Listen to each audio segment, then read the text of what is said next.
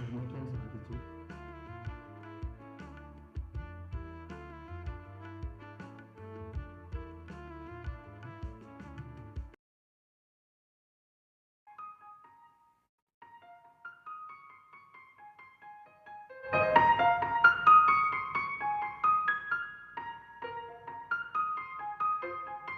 യുടെ നേതൃത്വത്തിൽ നടപ്പിലാക്കിയത്.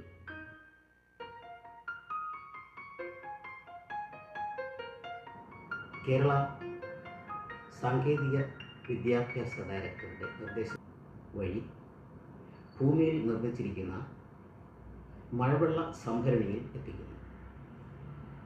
ആ മഴവെള്ള സംഭരണിയുടെ വേണ്ട സ്ഥലങ്ങളിൽ മണ്ണുകൊണ്ടുള്ള ബണ്ടുകളും ചെറിയ ചാലുകളും റീചാർജിങ്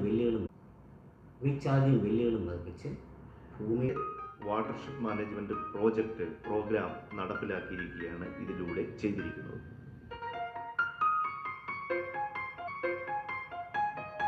ആയിരത്തി 1999 ശ്രീകൃഷ്ണപുരത്ത് ഡോക്ടർ ഇന്ദിരാദേവി, ഇപ്പോഴത്തെ ഡയറക്ടർ ഡോക്ടർ ബൈജുഭായി എന്നിവരുടെ സഹായം പ്രത്യേകം സ്മരണീയമാണ്. ഈ സൗകര്യം നമുക്ക് ഒരുക്കി തന്ന CED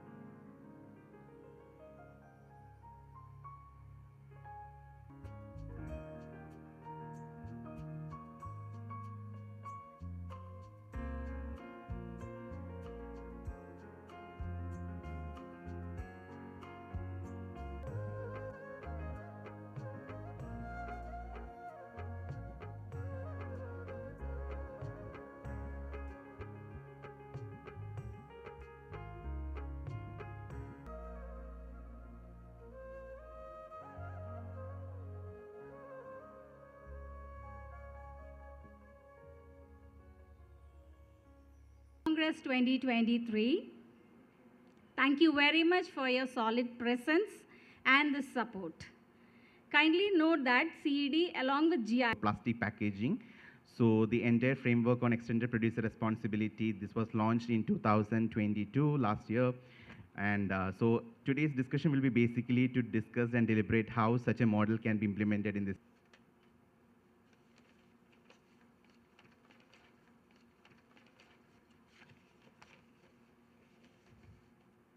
A very good morning to all of you.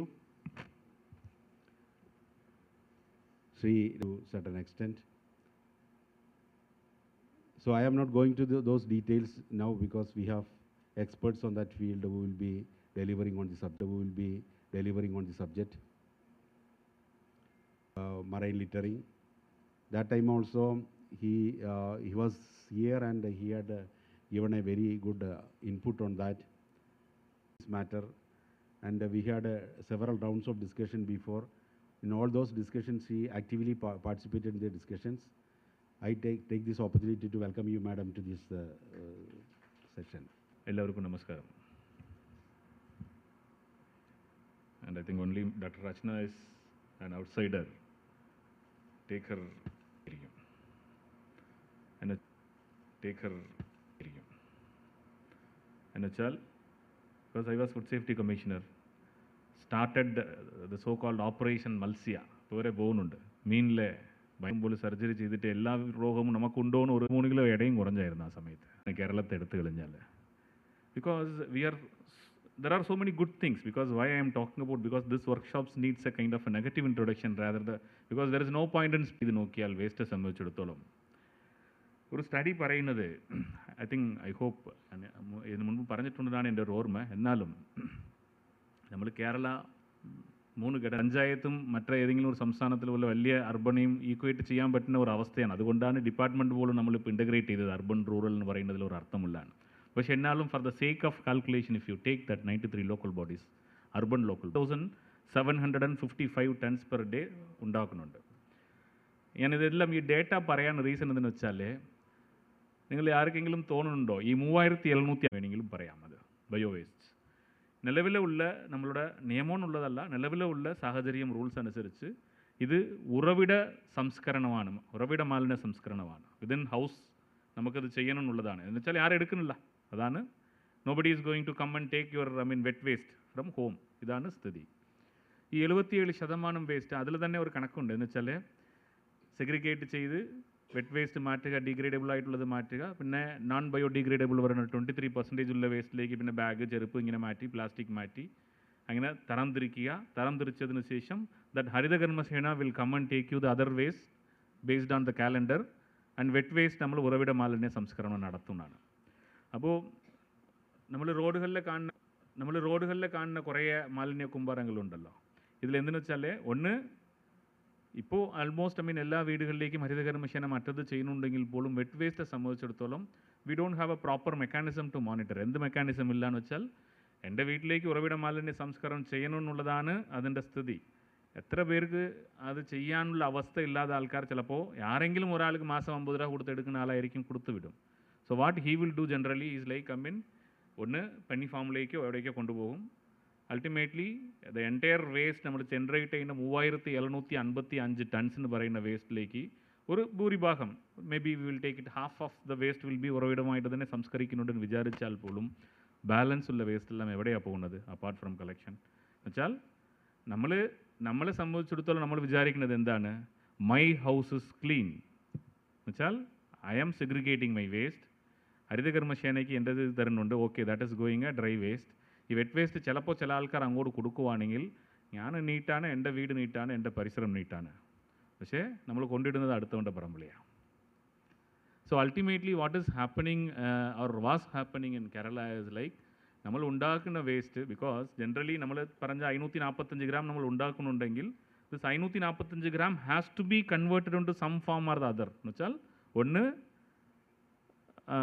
വളമായിട്ട് മാറും, whatever this we are doing. Other ഒന്ന് RDF ആയിട്ട് മാറ്റണം, അങ്ങനെ അല്ലെങ്കിൽ വേസ്റ്റ് ടു എനർജി ആയിട്ട് മാറ്റണം എന്നുള്ളതാണ് 545 ഗ്രാം. ഈ 545 ഗ്രാം നമ്മൾ വീട് വിട്ട് പുറത്ത് പോകുന്നുള്ളതിനപ്പുറം nothing is generally happening, because otherwise facility വേണ്ടേ? ഫെസിലിറ്റി എവിടെയാണ് ഉള്ളത്? അപ്പോൾ അതാണ് ഞാൻ ആദ്യം പറഞ്ഞ ഒരു ചോദ്യത്തിനുള്ള ഉത്തരം. എന്ന് വെച്ചാൽ നമ്മളെല്ലാം നീറ്റായിട്ട് ഡ്രസ്സ് ചെയ്തിട്ടുണ്ട്, പക്ഷേ ഇൻസൈഡ് വി ആർ ഡേർട്ടിനുള്ളതുപോലെ. Kerala is a God's own country. പുറത്തിരുന്ന് വരണം. ഞാൻ ഡൽഹിയിൽ നിന്ന് വരുമ്പോൾ there were 2 foreigners, they are talking about the God's own country എന്നുള്ള. അതാണ് again within the quote I am saying that Kerala is good, അതിൽ ഒരു സംശയം ആർക്കും വേണ്ട. പക്ഷേ ഇൻട്രോസ്പെക്ട് ചെയ്ത് നോക്കിയാൽ നമ്മൾ ബെസ്റ്റ് ആകേണ്ട ആൾ ഇപ്പോഴും ഗുഡായിട്ടിരിക്കുന്നത്, because good is the enemy for the best അല്ലേ? ബെസ്റ്റായിട്ടിരിക്കേണ്ട ആൾ ഗുഡായിട്ടിരിക്കുമ്പോൾ ബെസ്റ്റ് ആകാൻ പറ്റുന്ന ഒരു സാഹചര്യം നമുക്ക് ഉള്ളപ്പോൾ we are all literate, all educated, ഭയങ്കര റെസ്പോൺസിബിലിറ്റി ഉള്ള ഒരു സമൂഹമാണെന്ന് പറയുമ്പോഴും ഈ വേസ്റ്റെ സംബന്ധിച്ചിടത്തോളം ഇത് ആരുടെ കുറ്റവുമല്ല, ബിക്കോസ് ഇറ്റ് ഇസ് ആൾ ഒരു വിസിയസ് സർക്കിളാണ്. എല്ലാവരോടും ഗവൺമെൻറ്, പബ്ലിക്, ലോക്കൽ ബോഡീസ് എല്ലാവരും കമ്പൈൻഡ് ചെയ്ത് നമ്മൾ റെസ്പോൺസിബിലിറ്റി മാറ്റിയപ്പോൾ ഉണ്ടായ ഒരു ദുരന്തമാണ് ഈ വേസ്റ്റ്. അപ്പോൾ ഞാൻ പറഞ്ഞു വരുന്നത്, ഇതിൻ്റെ എക്സ്റ്റെൻഡഡ് പ്രൊഡ്യൂസർ റെസ്പോൺസിബിലിറ്റി നിന്ന് ടോപ്പിക് എന്താണെന്ന് വെച്ചാൽ already they must have mentioned it. നമ്മൾ ചെയ്യുന്ന ഈ വേസ്റ്റ് എല്ലാം ഉണ്ടല്ലോ, even leave the biodegradable, non biodegradable എടുത്തു കഴിഞ്ഞാൽ ഒരു കണക്ക് പറയുന്നത് നമുക്ക് 570 കിലോമീറ്റർ കോസ്റ്റ് ലൈനാണ് അല്ലേ? അറിയാം. ഈ 570 കിലോമീറ്റർ കോസ്റ്റ് ലൈനിലെയും ഈ പ്ലാസ്റ്റിക് വേസ്റ്റ് ഉണ്ടല്ലോ, മൈക്രോ പ്ലാസ്റ്റിക്സ് ആയിട്ട് പോകുന്ന പ്ലാസ്റ്റിക് വേസ്റ്റോ കാര്യങ്ങളോ ആക്ച്വലി 1.6 ബില്യൺ പീസസ് ഉണ്ടെന്നുള്ളതാണ് കണക്ക്. ഇതെല്ലാം കണക്ക് വായിച്ചതാണ്. I don't know what is the evidence for that. എന്നുവെച്ചാൽ ഒരു ഓത്തറ്റിക് എവിഡൻസ് ഇത്ര ഉണ്ടോ എന്ന് എനിക്ക് പറയണമെങ്കിൽ പറയാൻ പറ്റില്ല. പക്ഷേ this is one of the paper I read. 1.6 billion pieces of plastic waste in 570 kilometre കോസ്റ്റിലേക്ക്. കോസ്റ്റ് എന്ന് വെച്ചാൽ ഈ കോണ്ടിനെൻ്റൽ ഷെൽഫ് ആയിരിക്കാം, അല്ലെങ്കിൽ ഏതെങ്കിലും വാട്ടർ ബോഡി ആയിരിക്കാം. നമ്മൾ ഇങ്ങനെ 570 കിലോമീറ്റർ കോസ്റ്റ് ലൈനിലെയും കെട്ടിക്കിടക്കുന്ന ആ പ്ലാസ്റ്റിക് എന്ന് പറയുന്നത് 1.6 ബില്യൺ പീസസ് ആണ്. എന്നുവെച്ചാൽ ഏകദേശം 1000 ടൺ, 1040 50 ഏതോ കണക്കുണ്ടത്, 1000 ടണ്ണാണ് ഇത് മാത്രം ഉള്ളത്. ഇതിൽ 53% സിംഗിൾ യൂസ് പ്ലാസ്റ്റിക്സ് ആണ്. ആൻഡ് എല്ലാവർക്കും അറിയാം what is the problem with the single use plastics. ബാൻഡാണ്, എന്നാൽ പോലും സിംഗിൾ യൂസ്ഡ് പ്ലാസ്റ്റിക് ഇത് നമ്മളിപ്പോൾ ഉദാഹരണത്തിന് നമ്മൾ ട്രിവാൻഡ്രം എടുത്ത് നോക്കിയാൽ മൊത്തം തട്ടുകടകളാണ് അല്ലേ, നമ്മൾ കാണുന്നുണ്ട്. ഞാനൊക്കെ തട്ടുകടയിൽ പോയാണ് കളിക്കുന്നത്. അപ്പോൾ എളുപ്പത്തിന് പോയിട്ട് പൊറോട്ടയും ബീഫും പാർസൽ വാങ്ങിക്കുമ്പോൾ നമ്മൾ എന്ത് പറഞ്ഞാലും ഈ പയ്യൊക്കെ ഒന്നും കൊണ്ടുപോകത്തില്ല. അവിടെ പോയിട്ട് കവറുണ്ടോ ചേട്ടാ എന്നാണ് ചോദിക്കുന്നത്. എന്തായാലും ചോദിക്കും. ഇവിടെ വന്നിട്ട് നമ്മൾ ഇത്രയും സംസാരിക്കുന്നത് അത്ര പീസുണ്ട് ഇത്ര പീസുണ്ട് എന്നൊക്കെ.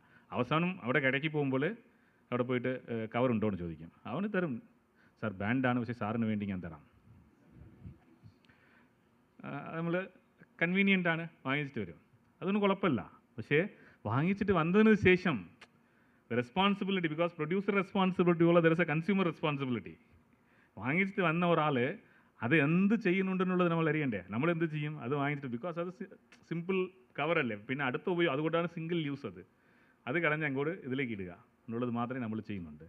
You know that single use plastic എന്ന് പറയുന്ന ഒരു സാധനം ഡിഗ്രേഡ് ആകാനായിട്ട് ദാറ്റ് 20 years എടുക്കുന്നുള്ളത് എല്ലാവർക്കും അറിയുന്ന കാര്യമാണ്. It varies. 20 വർഷം വരെ ആകും നമ്മൾ ഡേ ടു ഡേ ഉപയോഗിക്കുന്ന സാധനങ്ങളൊക്കെ. നമ്മൾ if you see the life of degradation എടുത്ത് നോക്കിയാൽ, അപ്പോൾ സിംപ്ലി ചേട്ടാ എന്ന് പറഞ്ഞ ഒരു ബീഫ് വാങ്ങിക്കുന്ന സാധനം 20 വർഷം, that one time you are creating a material where in that 20 വർഷം അത് നമ്മൾ ഇവിടെ തന്നെ എവിടെയോ കിടക്കാൻ പോകുന്നുണ്ടെന്നുള്ളതാണ് അതിനുള്ള വാസ്തവം. ഇപ്പോൾ ഇങ്ങനെ എത്ര ബീഫ് നമ്മൾ കളിച്ചിട്ടുണ്ട്, എത്ര കടകളിൽ പോയി എത്ര സാധനങ്ങൾ വാങ്ങിച്ചിട്ടുണ്ട്.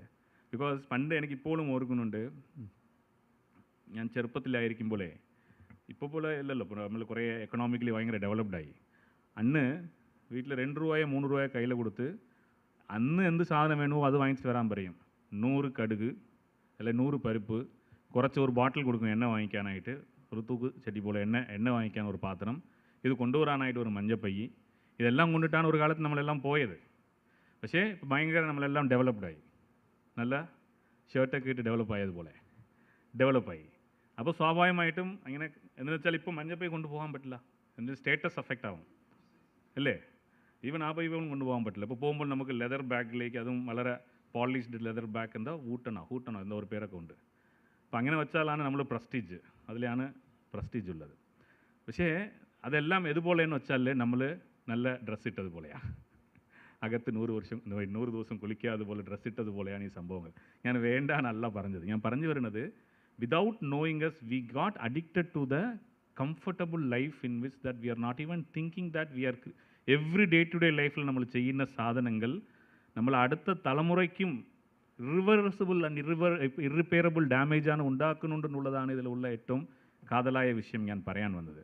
ഈ കുഫോസോടെ സ്റ്റഡി നമ്മൾ പറയുന്ന ഈ ബ്യൂട്ടിഫുൾ വേമ്പനാട് ലേക്ക്, കുഫോസോടെ സ്റ്റഡി പറയുന്നത് 4276 ടണ്ണാണ് അടിയിൽ വേമ്പനാട് കായലിലേക്ക് മൈക്രോ പ്ലാസ്റ്റിക്സ് ആയിട്ട് ഉണ്ടെന്നും, 1 സ്ക്വയർ കിലോമീറ്ററിൽ 60 ടൺ മൈക്രോ പ്ലാസ്റ്റിക് ഉണ്ടെന്നാണ് കുഫോസോടെ ഒരു സ്റ്റഡി. വേമ്പനാട് കായൽ മാത്രമാണ് ഞാൻ പറഞ്ഞത്. അപ്പോൾ അങ്ങനെ നമ്മൾ ചെയ്യുന്ന ഇത് നമ്മൾ വിചാരിക്കാം ഇതെന്താ കണക്കെന്ന്. ഇതെല്ലാം നമ്മളെല്ലാവരും ഇവിടെ ഇരിക്കുന്ന എല്ലാവരും മേ ബി ഈ 1.6 ബില്യൺ ടണ്ണാവട്ടെ, അല്ലെങ്കിൽ വേമ്പനാട് കായലിൽ ഒരു ചെറിയ മൈക്രോ പ്ലാസ്റ്റിക് ആവട്ടെ, we must be contributor for that. അതിൽ ഒരു സംശയം ആർക്കും വേണ്ട. ഇവിടെ ആരും കുമരകമോ വേമ്പനാട് കായലോ പോകാതെ ആൾക്കാരെ ആരുമില്ല. അവിടെ പോയി ഈവൻ ഐസ്ക്രീം പേപ്പർ റാപ്പർ വാങ്ങിച്ച് കളിച്ച ആൾക്കാരൊക്കെ ഉണ്ടായിരിക്കും. ആ പേപ്പർ പോയിരിക്കും, പ്ലാസ്റ്റിക് ആ ലൈനർ പോയിരിക്കും. അപ്പോൾ every one, each one of us is a contributor for whatever has happened. ഈ കണക്കൊക്കെ ഓക്കെ എല്ലാം നോക്കുക, ഏതോ ഒരു കണക്ക് ആരോ ഇട്ടതാണെന്ന്.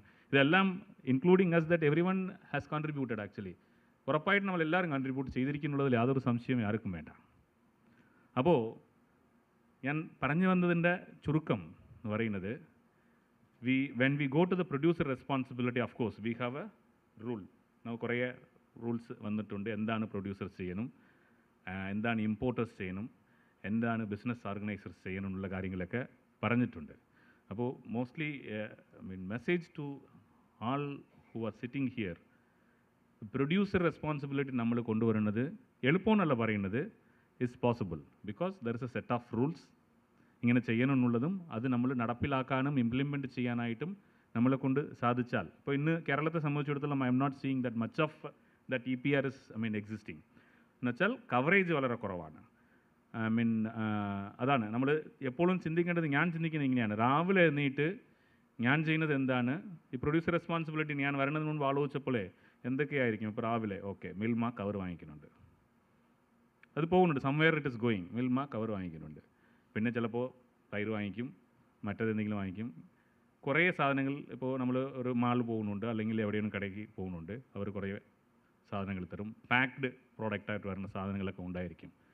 അപ്പോൾ ഇതെല്ലാം എവിടെ പോകുന്നുണ്ട് നമ്മൾ ചിന്തിച്ചാൽ തന്നെ, because ultimately these are all ഒരു എന്ത് പറയാൻ ഒരു സപ്പോർട്ടിംഗ് ടൂളിന് വേണമെങ്കിൽ പറയാം. ഈ EPR ആവട്ടെ, ഇതെല്ലാം സപ്പോർട്ടിംഗ് ടൂളാണ്. മെയിൻ ടൂൾ എന്ന് പറയുന്നത് എന്തെന്ന് വെച്ചാൽ you have to think back how we lived in older generations എന്നുള്ളതാണ്. എന്നുവെച്ചാൽ റെഡ്യൂസ് റീയൂസ് എന്നുള്ളതാണ്. എന്നുവെച്ചാൽ ഇന്ന് നമ്മൾ എടുത്തു നോക്കിയാൽ എല്ലാവരും വീട്ടിലേക്ക് ഒരു ഗസ്റ്റ് വിളിക്കുന്നുണ്ട്. How much food we are producing, preparing, എത്ര ഫുഡ് ഉണ്ടാക്കുന്നുണ്ട്. ബിക്കോസ് എൻ്റെ വീട്ടിലേക്ക് ഞാൻ ഒരു പാർട്ടിക്ക് ആളെ വിളിക്കണമെങ്കിൽ ഒരു 20 അങ്ങനെ ഒരു ലൈനായിട്ട് അങ്ങനെ അടുക്കി അങ്ങനെ വെച്ചാൽ അവരൊന്ന് പറയണം എൻ്റെ അടുത്ത്, അയ്യോ ഇത്ര ഉണ്ടോന്ന്. ഒരുത്തരം ഒന്നും കളിക്കത്തില്ല, അവസാനം ഒന്നൊന്ന് എടുത്തിട്ട് ഇട്ടിട്ട് പോകും. So it is not about the food I'm talking about. To generate ആ ഫുഡ് എത്ര വേസ്റ്റ് ജനറേറ്റ് ചെയ്തിരിക്കും, ഞാൻ എത്ര പാക്ക് കൊണ്ടുവന്നിരിക്കും.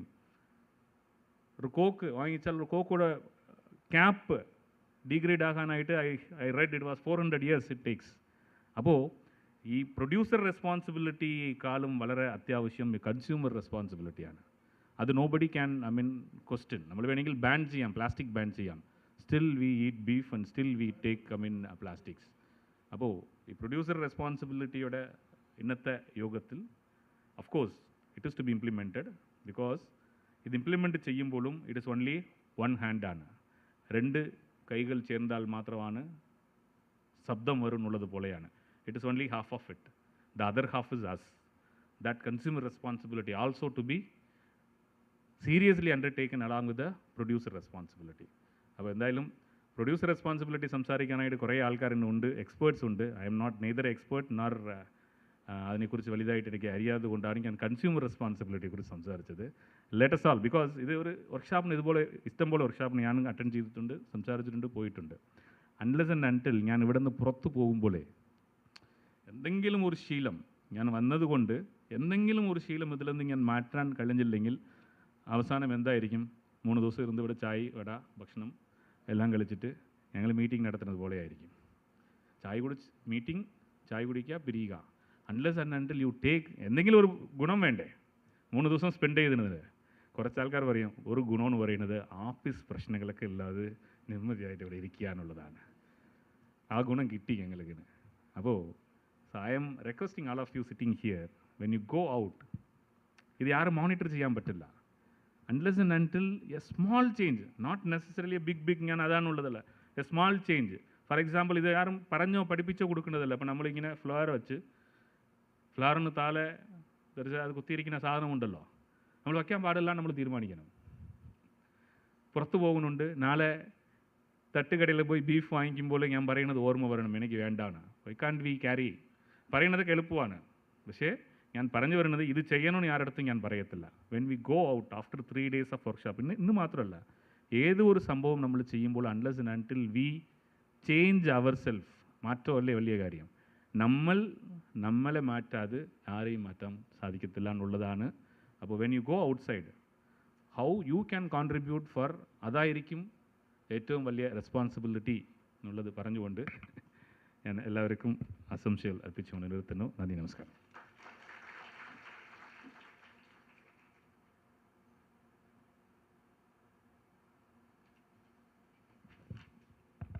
താങ്ക് യു സർ, വളരെ നന്ദി സർ. പ്രൊഡ്യൂസർ റെസ്പോൺസിബിലിറ്റി കൂടാതെ കൺസ്യൂമർ റെസ്പോൺസിബിലിറ്റി എന്നുള്ളൊരു ശബ്ദവും കൂടെ സാർ ഇവിടെ ഉയർത്തിക്കൊണ്ട് വന്നതിൽ വളരെയധികം സന്തോഷം. Thank you so much for introducing that. And moving on to the next session, that is Introduction to the EPR Implementation in the Indian Context. I welcome Dr. Rachna Arora, Program Manager, GIZ India, to the stage. Thank you.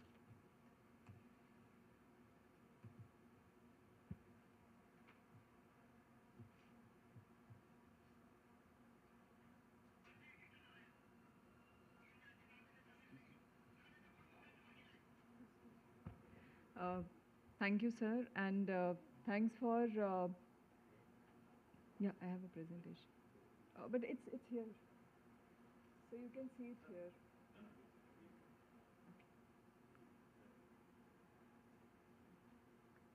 Yeah, thank you, sir.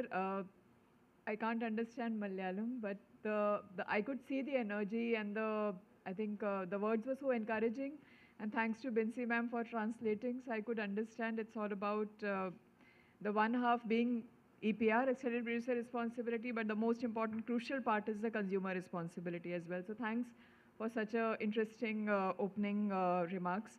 I will go a bit in details on today, at least on what EPR is all about. Yesterday we spoke about this as being only one policy instrument, only one of the policy instruments. There are many that can actually bring circular economy in the plastics sector as such.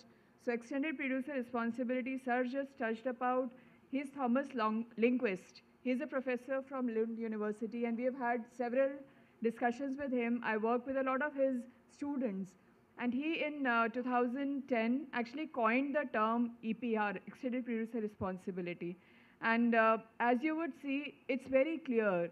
What mentions as a definition is why we are making a producer responsible is only because not to manage the waste that it is producing, but to think and rethink that the product that it is packaging, or a product like you use electronic phones, it's all across in different sectors that EPR is implemented.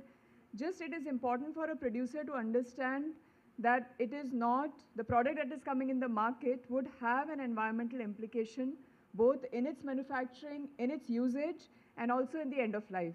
So rather than making only end of life responsibility for a producer, which is currently there, also the producers should be encouraged to think about, if I'm making a mobile phone, or sir mentioned about making a plastic bag, or the packaging, any form of a packaging that we actually talk about, multi-layered, 17 to 20 layers that you see, aluminum to plastic to inks, is just not possible in any state-of-art recycling technology to actually recycle a multi-layered plastic packaging. It is a problem. And today we see the problem that it is all around into the ecosystem, and of course, degradation rates and microplastics and everything I think sir tried to highlight about. Yesterday someone mentioned, when I was talking about EPR, very generic about, is it related to polluter pays? So of course, earlier the entire dialogue globally as well as locally was to actually talk about polluter pays. It's been all across, whether you talk about water, plastics, waste. So basically, it is a responsibility of a producer to actually think about, as I mentioned, the entire life cycle costing and the responsibility that the producer is covering. The other is also an additionality that why should a municipal government be responsible to pick up your waste at its end of life? So that's why the cost for waste management should be covered by EPR. In India, and I think sir hinted towards it, in India this is just taking in shape. But what is the ideal scenario, as we see in Germany and other countries, that the municipalities recover the cost of waste management through the EPR cost. And this is where we are as a country also heading towards, that how can EPR costs be embedded in the fees that municipalities actually look at charging in terms of waste management. So of course, that should be there. No additional cost on municipalities to manage the plastic which is littered all across is not the cost that municipalities should actually bear. And also for the producers to finance entire collections of physical responsibility as well as the financial responsibility, collection, sorting, and recycling. This is all across to be covered by the producers. That's a very generic principle. When it comes to EPR, this is a global EPR framework that I actually refer to. Basically, EPR has been seen on plastic packaging, electronic waste management, batteries, end-of-life vehicles, and also even some countries are talking about discarded fishing nets under the EPR. And in India also, a bit of a good news, it's also being thought of, can we talk about EPR even for fishing nets? But this is a very new stream. Textiles. We have seen in India also about oil. Just last year in 2022, when the plastic packaging EPR was released, we had 3 other like batteries, electronic waste, as well as oil and tires, which has also been released. So in India also, it's taking an entire regulatory framework very strongly, largely considering that the producers have to be made responsible for the design of the product so that it has a longer life. It is not a single use, or in electronics, it doesn't have a planned obsolescence that after 5 years, a mobile phone or a television just stops to work. That's like a global dimension also, where every company has been asked to check on their planned obsolescence. So how does a producer invest a lot of R&D on product design, on material sourcing, where are the products coming from. For instance, for making a mobile phone, of course, we are fully reliable on critical materials and rare materials, which is not present in the country. But how can you recover all of that is important. And we heard some, yesterday also, some discussion on electronic waste. Coming back to plastics, it is all a carbon economy that we talk in plastics. So how do you achieve the GHG mitigation potential that India is looking at if your economy is fully carbon dependent? So that's why decarbonizing the plastic sector is quite difficult. But when we talk about alternatives in plastics, a lot of non-carbon sources are also being thought of. So I think that's where the companies are made liable that don't design a product, like I took an example of multi-layered packaging, which is your chips packet and others, which is just very, very difficult. And there are recyclers present here who will actually admit that it's just not possible to recycle. Even globally, chemical recycling is a big issue as we see.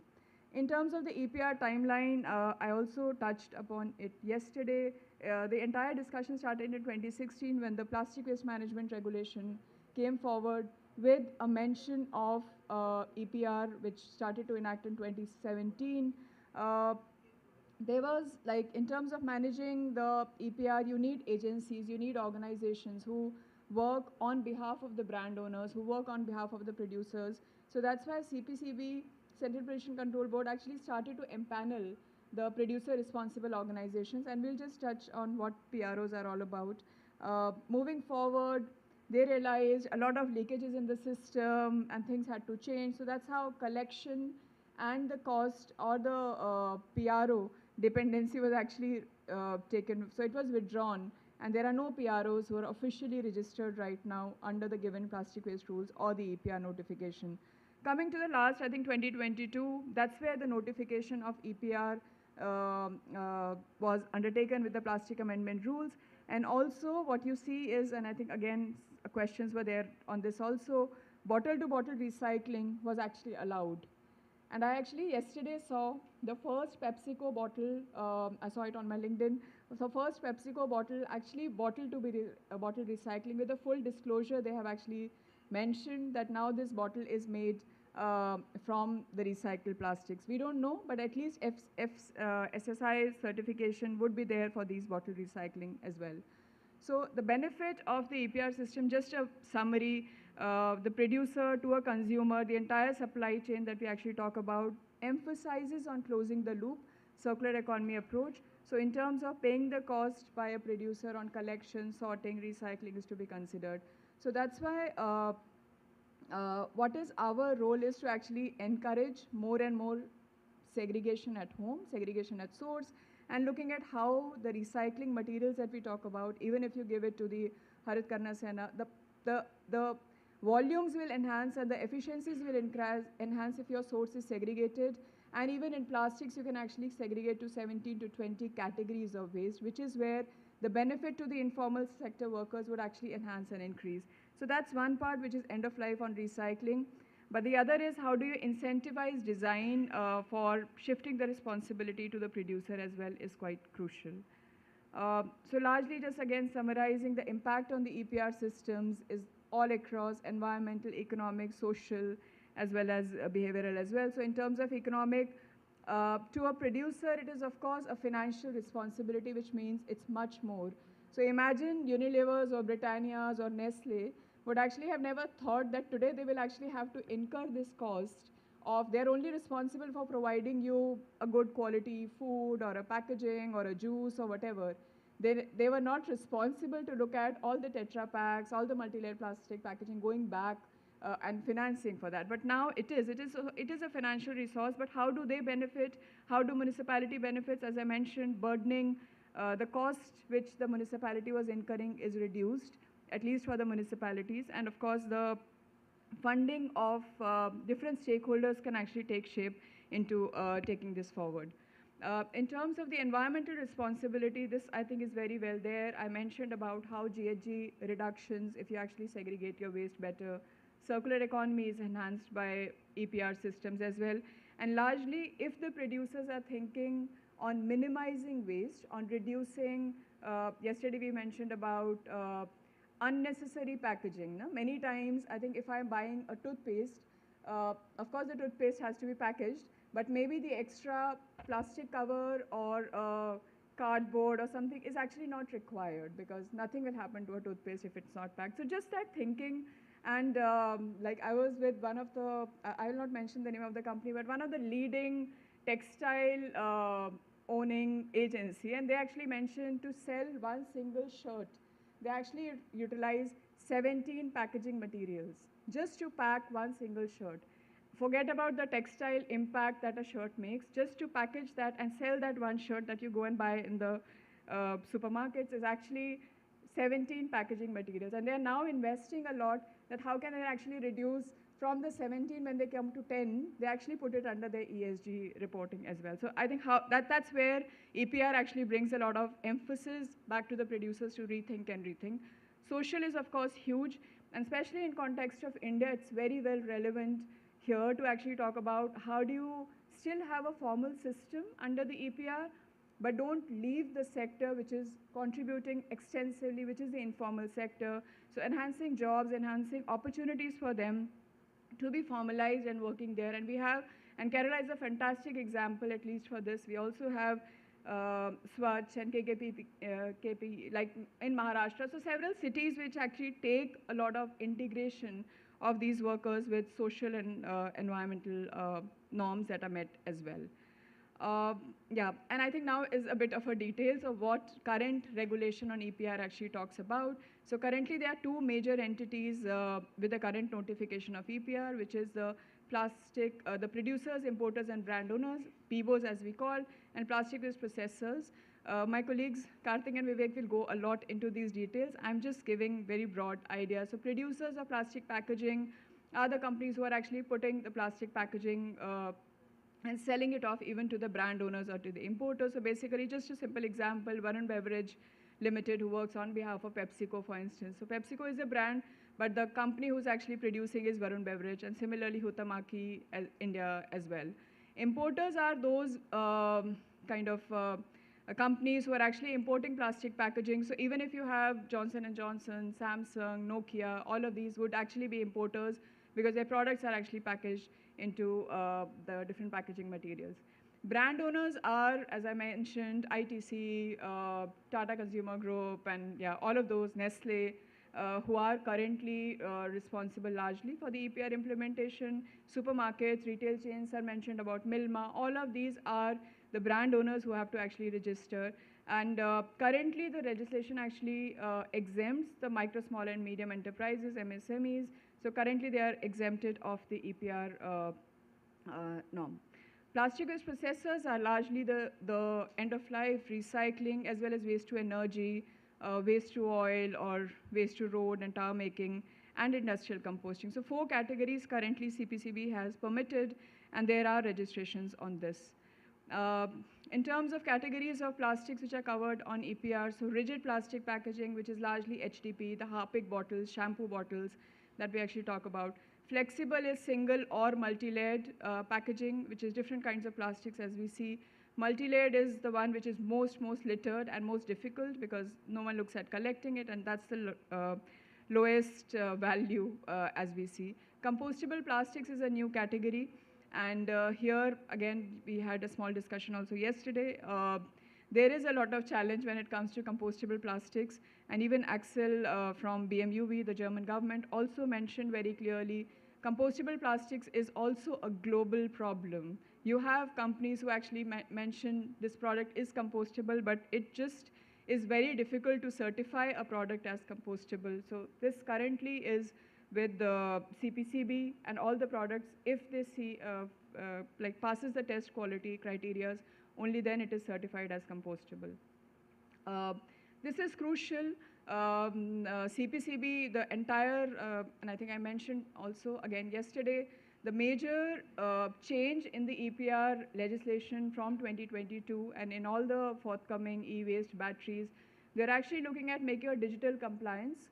And this is a very new, like I think from last year till now, the way CPCB and MOEF have CCF put forward, they've actually made it a major showcase in the G20 that began from February this year, that this is how India has achieved from last year till this year a huge success in terms of digitalizing compliance onto this portal. And currently, both these PBOs as well as plastic waste processors have been registered, and huge set of data, but also a lot of explanatory material, currently all in English. And I think that's where the role of projects like Agavers comes in, where we actually look forward to supporting the state governments and also associations to actually register, because once you register, you're part of the formal network, but you're also part of the process where you can generate plastic credits as well. So this is how the system works. Very simple, because I know it's quite complicated. As the day proceeds and as Karthik goes into details, it gets a bit complicated. It's a very simple version on the EPR portal. Currently, through the form applications, PBOs, which is producer, importer, brand owner, as well as on the other hand, PWPs would actually register. Plastic waste processors would actually consider recycling or end-of-life operations. And once they recycle, so the brand owners or the PBOs will actually declare how much is there put on market plastic packaging in a particular year. And from 23, like from this year onwards, these targets will be monitored by the CPCB as well as the State Pollution Control Boards clearly. It's all available on the portal. Of course, the local, like the consumer waste management remains the same. So that's why urban local bodies will still get a lot of material. And they are responsible under the plastic waste rules to actually register onto the portal. On this portal also there is a mechanism, all the ULBs actually can register and generate plastic credits. And yeah, there's also a discussion that they can actually work in the existing systems with the PBOs, or they can also work with the informal sector groups as per their state or city functioning. So broadly, this is how it happens. Mixed municipal solid waste. When I say mixed, I'm referring to the dry waste right now, municipal solid waste. So in terms of the material sorting facilities, which is largely done by the urban local bodies in specific locations, you can actually do, so 3 forms. One is the inerts, glass, inert material can actually go for removal, rejects. The other is largely the co-processing route, where the waste actually ends up to largely the MLP, ends up into the cement factories, which is one registered category as plastic waste processor. And the other is a recycling plastic waste processing, wherein extrusion, plastic granules, recycled plastic granules and all could actually be done with PET, PVC and HDP forms of plastics. These certificates, once the plastic waste processor is actually recycling, they are generating certificates. These certificates are available like we do the stock exchange. They would be available on the portal, which the PBOs could actually procure, and there is an exchange. So like this started with the carbon market globally as well as in India. Similarly, this market would also function in terms of trading of the certificates between cement companies or the plastic waste processors, and recycling certificates also would be traded in the similar way. This is the forms, the different forms of recycling certificates that can be generated. So there's a recycling certificate, then the end-of-life certificate as well, use of recycled. This is the use of recycled content is from 25 onwards, and the reuse as well, as I mentioned, is largely for the brand owners, where they have to mention how much, as per the targets, how much are they meeting the reuse criteria in terms of utilizing the plastic, the recycled plastic back into the system. So for instance, this example I mentioned about PepsiCo already having 100% recycled content bottles would be something that they can actually start to generate. Even though it starts from 24, they can still mention it, and the surplus remains with PepsiCo even if the target starts from 24 onwards. So it's a bit complicated, but it's functioning. At least it will start in this year itself. The trading between the PBOs as well as PWPs will start.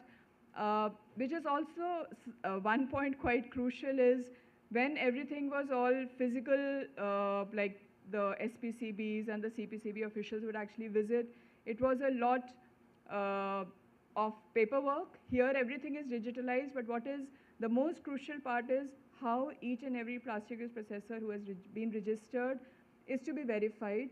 So one is of course the SPCB officials, the ROs and the officials to visit each and every processing facility, because that's the most crucial point.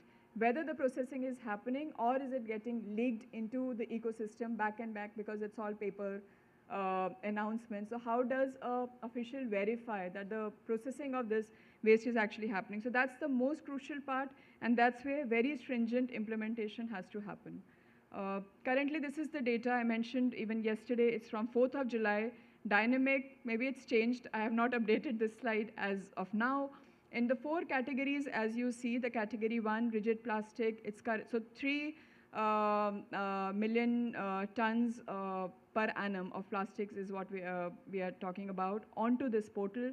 And currently the generation, and I was just seeing the CAG report of plastic, which has been audited, it's close to 3.8 million tons, which is the generation in India. So 3.1 already on the portal, being available for the government, for the private sector to actually monitor where are the targets and how does these targets actually look at. So category 1, close to 1 million tons per annum. Category 2 is the largest, the flexible plastic, as we talk about, 1.6, 1.7. And MLP is the smallest fraction currently, which has been disclosed. Yeah, there would be reasons for that. And category 4 is, the compostable plastic, which can go for industrial composting. So the figure on the left, this is something which is available on the CPCB portal, and this keeps getting updated, how many applications they have, how many has been received, what has been rejected, reasons for rejection is available. In-house, it's not available upfront, but you can still monitor where are the applications struck, because there is a lot of hue and cry between the like PBOs, because if their applications just say. So there is a reporting time, the full trail of audit you can actually see on the portal, that how much time an official is spending on reviewing that application, and how does it get processed, and where is it actually struck. And if it is rejected, the reasons of rejections are also very clearly mentioned to the agency who's applying. So the total number is close to 21,000 PBOs who have registered from April last year till now. And the plastic waste processing is currently 2,000, and maybe it's increased further. The applications can go to CPCB or to SPCB, depending on if you're working in more than 2 states, your application could actually go to CPCB. That's why a bit higher number on that side. And currently, Maharashtra has the leading PBOs registration there, and Gujarat has the highest plastic waste processing facilities who have registered. These are the annual targets. I think I can just go over quickly this slide. These are, again, a crucial element that currently what is the capacity of plastic waste processing that we talk about when we say 3 million tons available, how much of that under each category is registered, and the certificates available, the certificates which are already starting to get transferred, is again all information available there as well. So we try to analyze this data quite thoroughly, and I think when you see all this, I really feel for the students present here, this is one of the most fascinating time to do your PhDs if you guys are interested, because this data on such high level would just not be available on this regular basis. So 4 categories, APR target 3.1 metric tons, as I mentioned. The EPR generated is close to 17 lakhs. So there is a gap, and this 54% gap is largely because, of course, the capacities of SPCBs, the staff availability, the physical verification is a huge process, and that requires everyone to run around to these each and every processing site, which is geotagged. And then, of course, that entire verification requires time. So that's where you see that gap of 54%. And yeah, I think here, we are willing to support the state governments to take this action forward. So in terms of just a summary, and also this is not just from India, this is also how globally, especially in Europe, they still find a lot of challenges on EPR implementation across different sectors. So it actually requires very specific monitorable targets to be included. So set smart targets, and of course clear roles and responsibilities. We'll hear from Karthik, each and every stakeholder, what's their responsibility. Set equitable rules. So that's how, like, MSMEs are currently out, but still, even in terms of the players who registered, how do you actually do level playing field as well? And of course, promoting research and development, educating consumers. Sir already mentioned about consumer responsibility, and a very, very strong, robust enforcement. Only then it will be like a bit success as we see. So yeah, that's there in a snapshot, and thanks for your attention.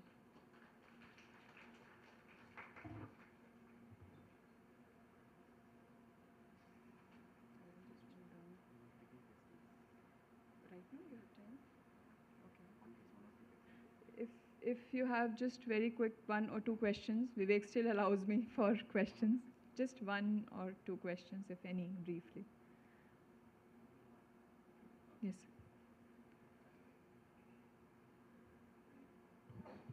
Which group is exempted from the certification? From the, so it's micro, small and medium enterprises. The brand owners are exempted currently. So the local... No, there are institutions and individuals involved in the collection of raw material, waste raw material, Right. whether they are exempted or not. No, the institutions, I didn't get the question. Like they, yeah. No, the organization And that the labor part I am asking. Yeah.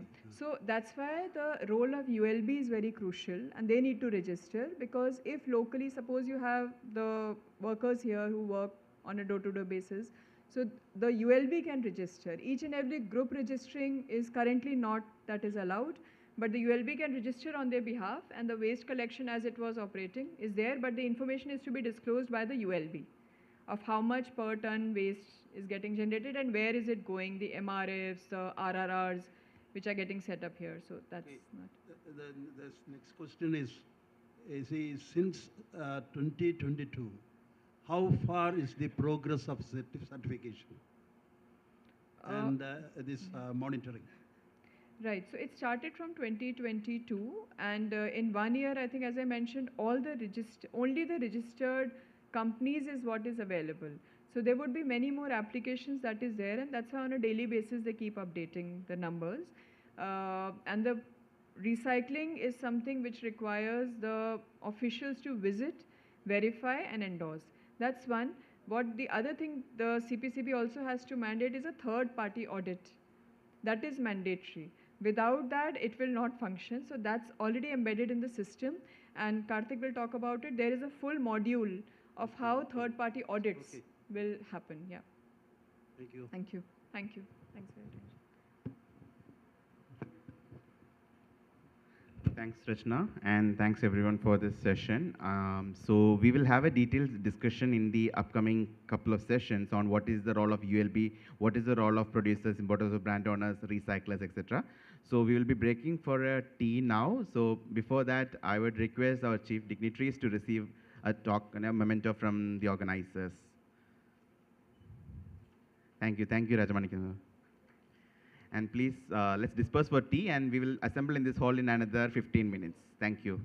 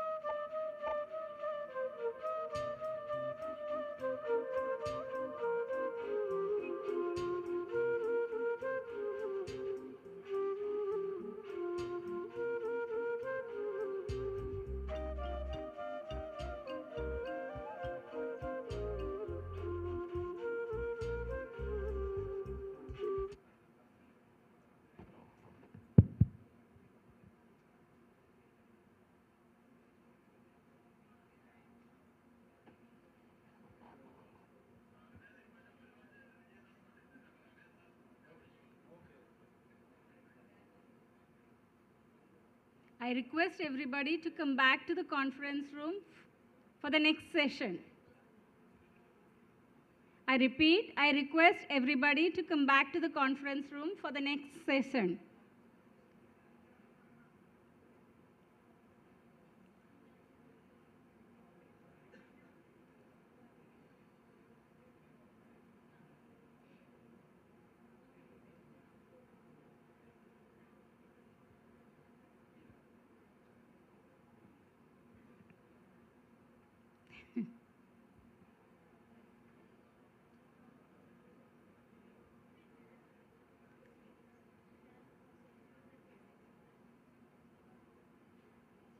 May I have your attention, please? We are going to start the next session.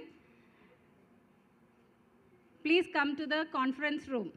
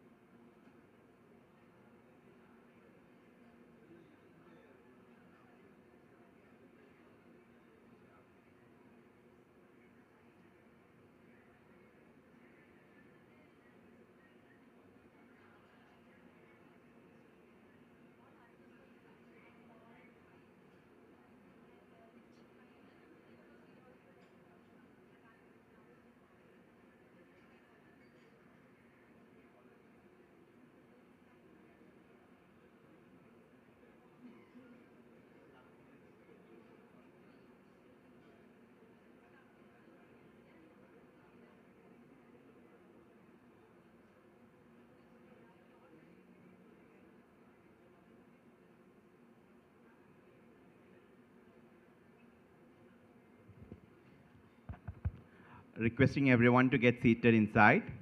May I request everyone to get seated? We'll be starting the session in another 2 minutes.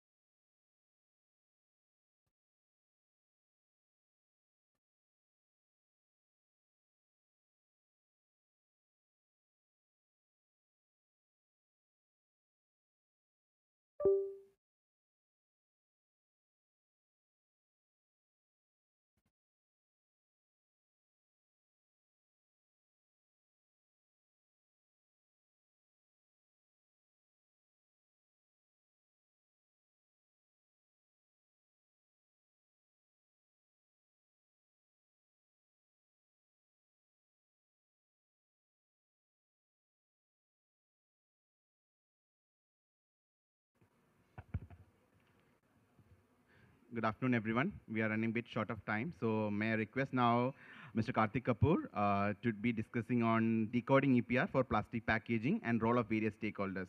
So this will give an overview about what are the various stakeholders involved, role of different stakeholders in implementing the framework, and what is to be done.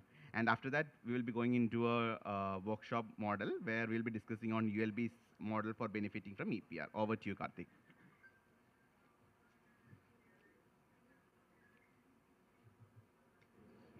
Thank you.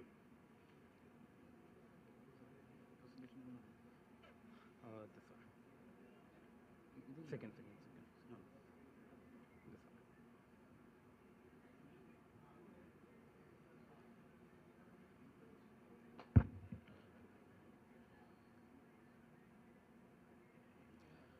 one. Good afternoon, everyone. So I hope the energy levels are high after the tea now. In the previous session, we talked about the EPR as a policy tool in the Indian context. And in this coming session, we would be decoding what Indian EPR for plastic packaging actually means. We'll be looking at some important terms. How different? Yeah. My friend Vivek just informed me that if anyone needs translation support for Malayalam, please let us know.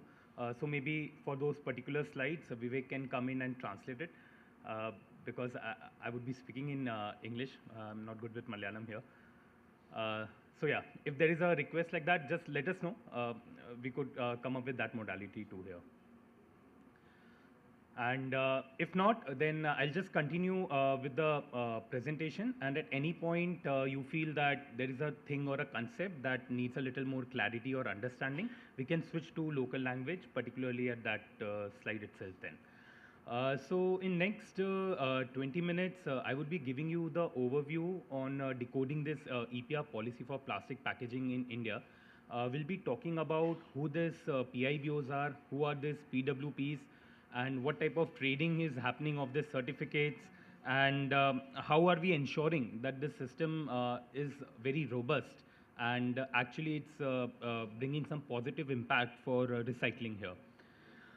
So firstly, I'll start with some very basic definition. We all know this, but it's still important to just give a moment to this to understand that according to policy, how are we really defining recycling, reuse, use of recycled content? Because it happens sometimes that we happen to know different definition or understanding of that. So recycling very clearly here means transforming of segregated plastic waste into a new product or a raw material. Just give me a heads up if you agree with that. Do you agree or do you feel something else should be here? Agreed? Great. Nice to hear that.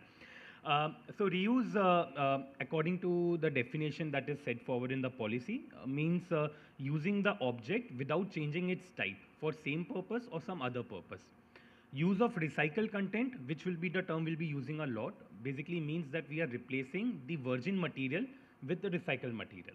And when we talk about waste to energy, that means that plastic waste is used in some form of energy recovery. It can be for production of cement, making of oil, or any other purpose that can come. So the whole EPR policy, so we looked at in the earlier session that there are 4 plastic packaging types that we are focusing. So the compliance here for this policy is only on plastic packaging and not on all the types of plastics. So as you see on the screen, the chairs, buckets, and those commodity plastics that we are using, those things are not under the EPR. We are only talking about plastic packaging here. Rigid packaging, which is category 1. Category 2 is flexible packaging. Category 3 is multi-layered packaging. And category 4 are the compostable packaging. So the first entity, the impacted entity, are basically producers, importers, and brand owners. According to this policy, the brand owners which are having the turnover less than rupees 50 crores, i.e. they fall under micro and small enterprises, they are exempted from this compliance. They don't have to participate in the EPR. Then PIBOs who are basically operational in more than 2 states, they would have to register directly with Central Pollution Control Board. And if they are operating in less than 2 states, they would be registering with State Pollution Control Board. The entities who are in exports of plastic packaging or any product which uses plastic packaging and they are exporting, even they are not under the compliance of EPR. And all the third-party manufacturers who are doing the job work, they are also not under the EPR. To just give a little schematic of that how the PIBO flow looks like. So the raw material suppliers, they are not under the EPR policy. Producers who are making plastic packaging, who are manufacturing plastic packaging and selling it to any producer, brand owner or in the market, they are liable under the EPR. All the brand owners who are using plastic packaging, they are liable under the EPR. And any manufacturer who's doing the job work as a third party agency who's producing and directly supplying it to the producer or a brand owner, they are also not liable under the EPR. Their EPR would be taken care by the producer or the brand owner for whom they are working. So to this PIBOs, producer, importers and brand owners, there are targets. We tell them EPR targets, and there are basically 4 types of targets that they would have to follow. The first target is basically on level of recycling. There is a target that from some time, which I'll be discussing later, they have to start recycling this much percentage of plastic that they are putting in the market. Then there is target for end of disposal. That means that the material that you are not recycling has to be disposed in a scientific approved manner. And then there is the target on use of recycled content. So I discussed the definition of use of recycled content. So that is replacement of virgin plastic. So that is a standard mandate that is coming under this policy. And other than that, there is a target for minimum level of reuse. Let's look how this target basically looks like. So often you will come under this discussion where someone will be saying A plus B minus C. So this is basically the formula that policy brings forward for calculation of the target, where A means the packaging material that you are putting in the market.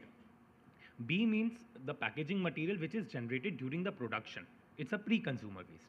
And C here is the minus part, that the packaging material that you are selling to another brand owner or a producer.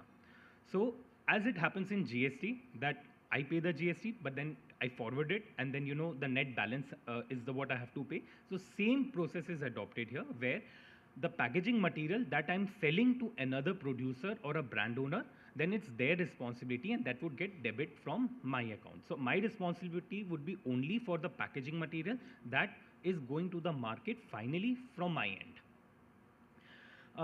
So to start with, that is how the target is calculated, to which I will say Q value. So this is the target. Target could be anything for different brand owners and producers, 100 tons, 1,000 tons, 2,000 tons, depending on how much plastic packaging they are actually using. And that's one of the core aim also, that once there is a target, the brand owners would be having some incentive that let's reduce some plastic packaging also. So okay, if they're not reducing and still they're putting it in the market, so how this target basically translates into the recycling and other parts. So as you see below here in the table, so when we started with this policy in year 21-22, government said that of total material that you are putting on the market, which is Q, only 25% is the amount on which you have to do the EPR. Then they told, okay, for 22-23, now you are accustomed to it, you have to do it for 75%. And from this year, which is year 23-24, on 100% of the plastic packaging that I'm putting on the market, I have to do EPR on it. And what type of EPR would I be doing? So these are basically the specific targets that are given for it. The first target is minimum level of recycling. So as you see, for all the PIBOs, from year 24-25 onwards, there are these targets given. So if you look at category 1 rigid plastic, 50% is the target. So that means for whatever material I'm putting of category 1, which is like PET bottle or HDB bottle as a packaging material, I have to get 50% of that material recycled. And this target would be increasing every year till year 27-28, and then it would become constant. So as you see, the target increases from 50% till 80%. When we look at flexible packaging, it's hard to recycle. And for that, target is also a little less. It starts from 30% and goes till 60%.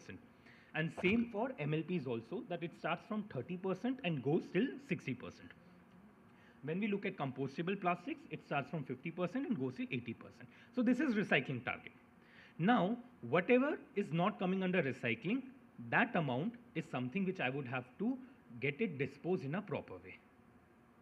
So if 50% is my recycling target, I can go beyond 50 also, but that 50% is a minimum. And whatever is left from my total material that I put on the market, that is something which I have to get the disposal certificate or get that plastic disposed in some safe manner. Then we have obligation of use of recycled content. This is something like a great initiative by Government of India towards circular economy, because globally very few countries are actually practicing this, and having a specific standard stating how much of the recycled content should now be brought under the system is a very great initiative to achieve circular economy. And when you see that, it's not very scary or rigid numbers here.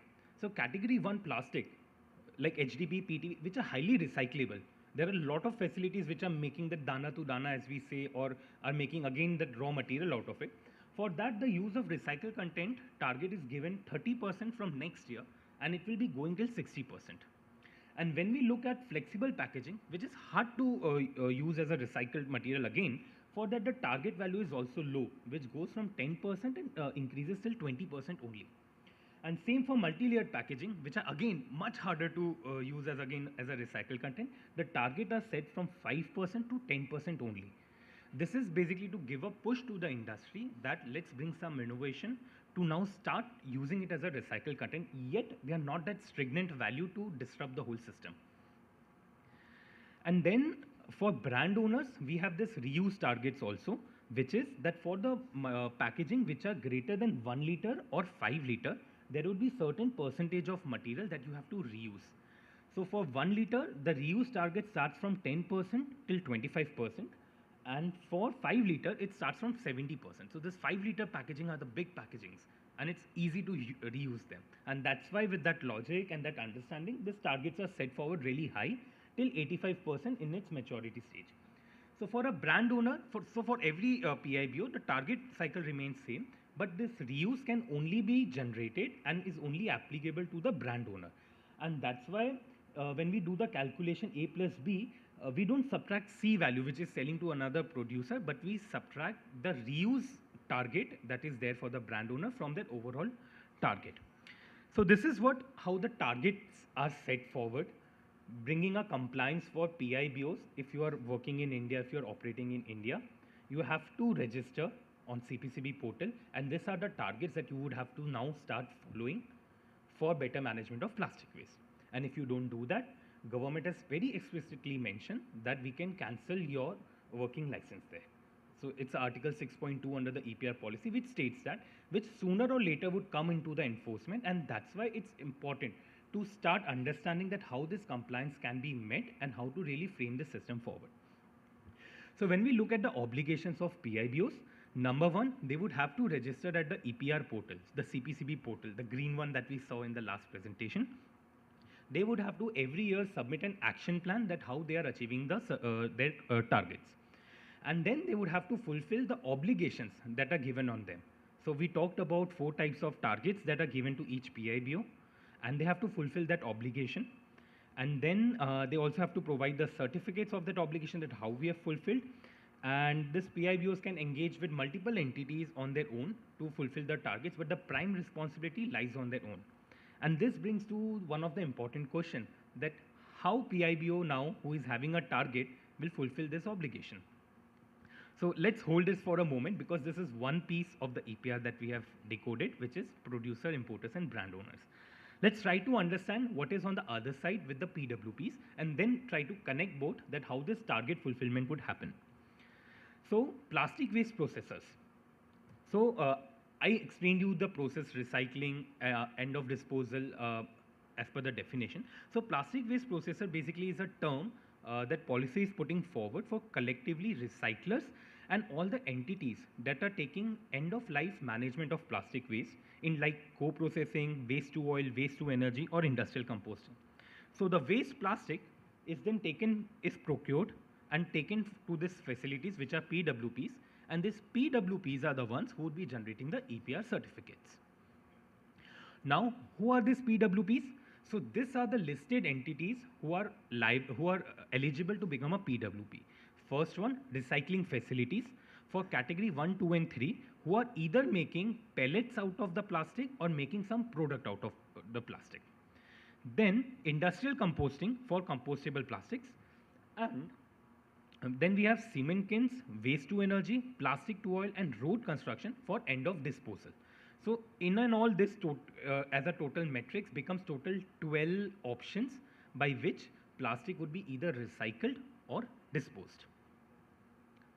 And ULBs, I would just like to make a note, we'll be discussing in more detail in the later session of ULB engagement, but ULBs can also register themselves as a PWP if they have any of such facility that they are operating or they are operating with some of their partners.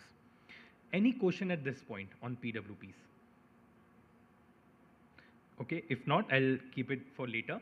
But I'll just bring one context here on category 4, which is compostable plastic. That compostable and biodegradable are not the same thing. So often in the market we hear that is biodegradable plastic also coming under the EPR. So we don't know what biodegradable is. Technically, a biodegradable is something that if you put it in air, it would start decomposing like a banana does. And if you have such a packaging, you can get your approvals from Central Pollution Control Board, CPET, and you can sell it. But if not, you are in the compostable plastic category, and then you have to register for the EPR portal here. So compostable plastics are basically the ones that undergo decomposition only in the industrial composting facility, in which they are subjected to higher temperature of 80 to 90 degrees Celsius, and those are called compostable plastic, and that is the category 4 of EPR categories that we see. So now these PWPs, you all understand what these PWPs are, right? There are 12 PWPs, recycling PWPs and end-of-life PWPs. So all these PWPs basically have to be verified by State Pollution Control Board. So once they register on the portal, an RO officer from State Pollution Control Board from the district would be coming, doing the necessary checks of the PWP as it is defined in the policy, which is like how much is their processing capacity, what is their exact location, what are the environmental control measures, and some other things that were reported. Once they get this approval, they can generate the EPR certificates.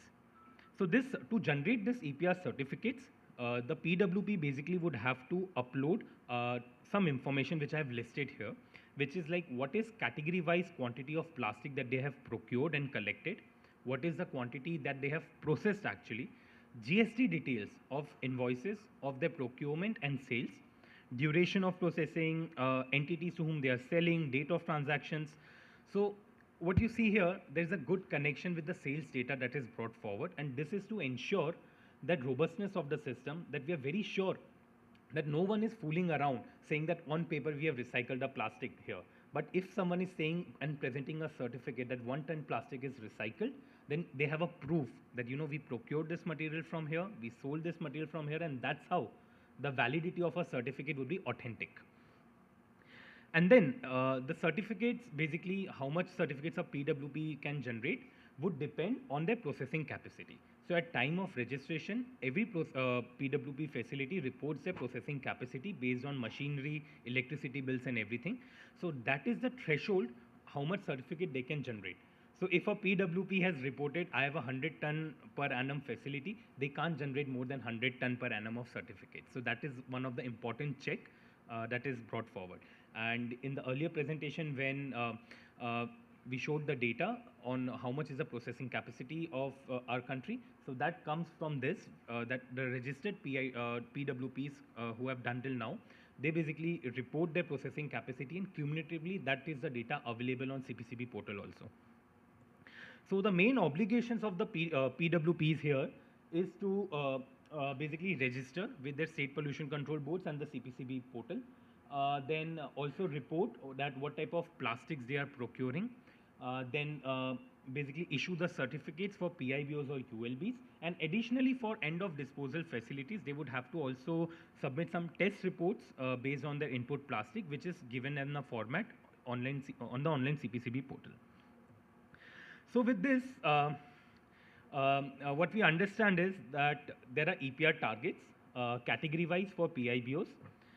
These targets, currently what CPCB has said is fixed, but they would be reviewed after 5 years based on available technologies and could be revised.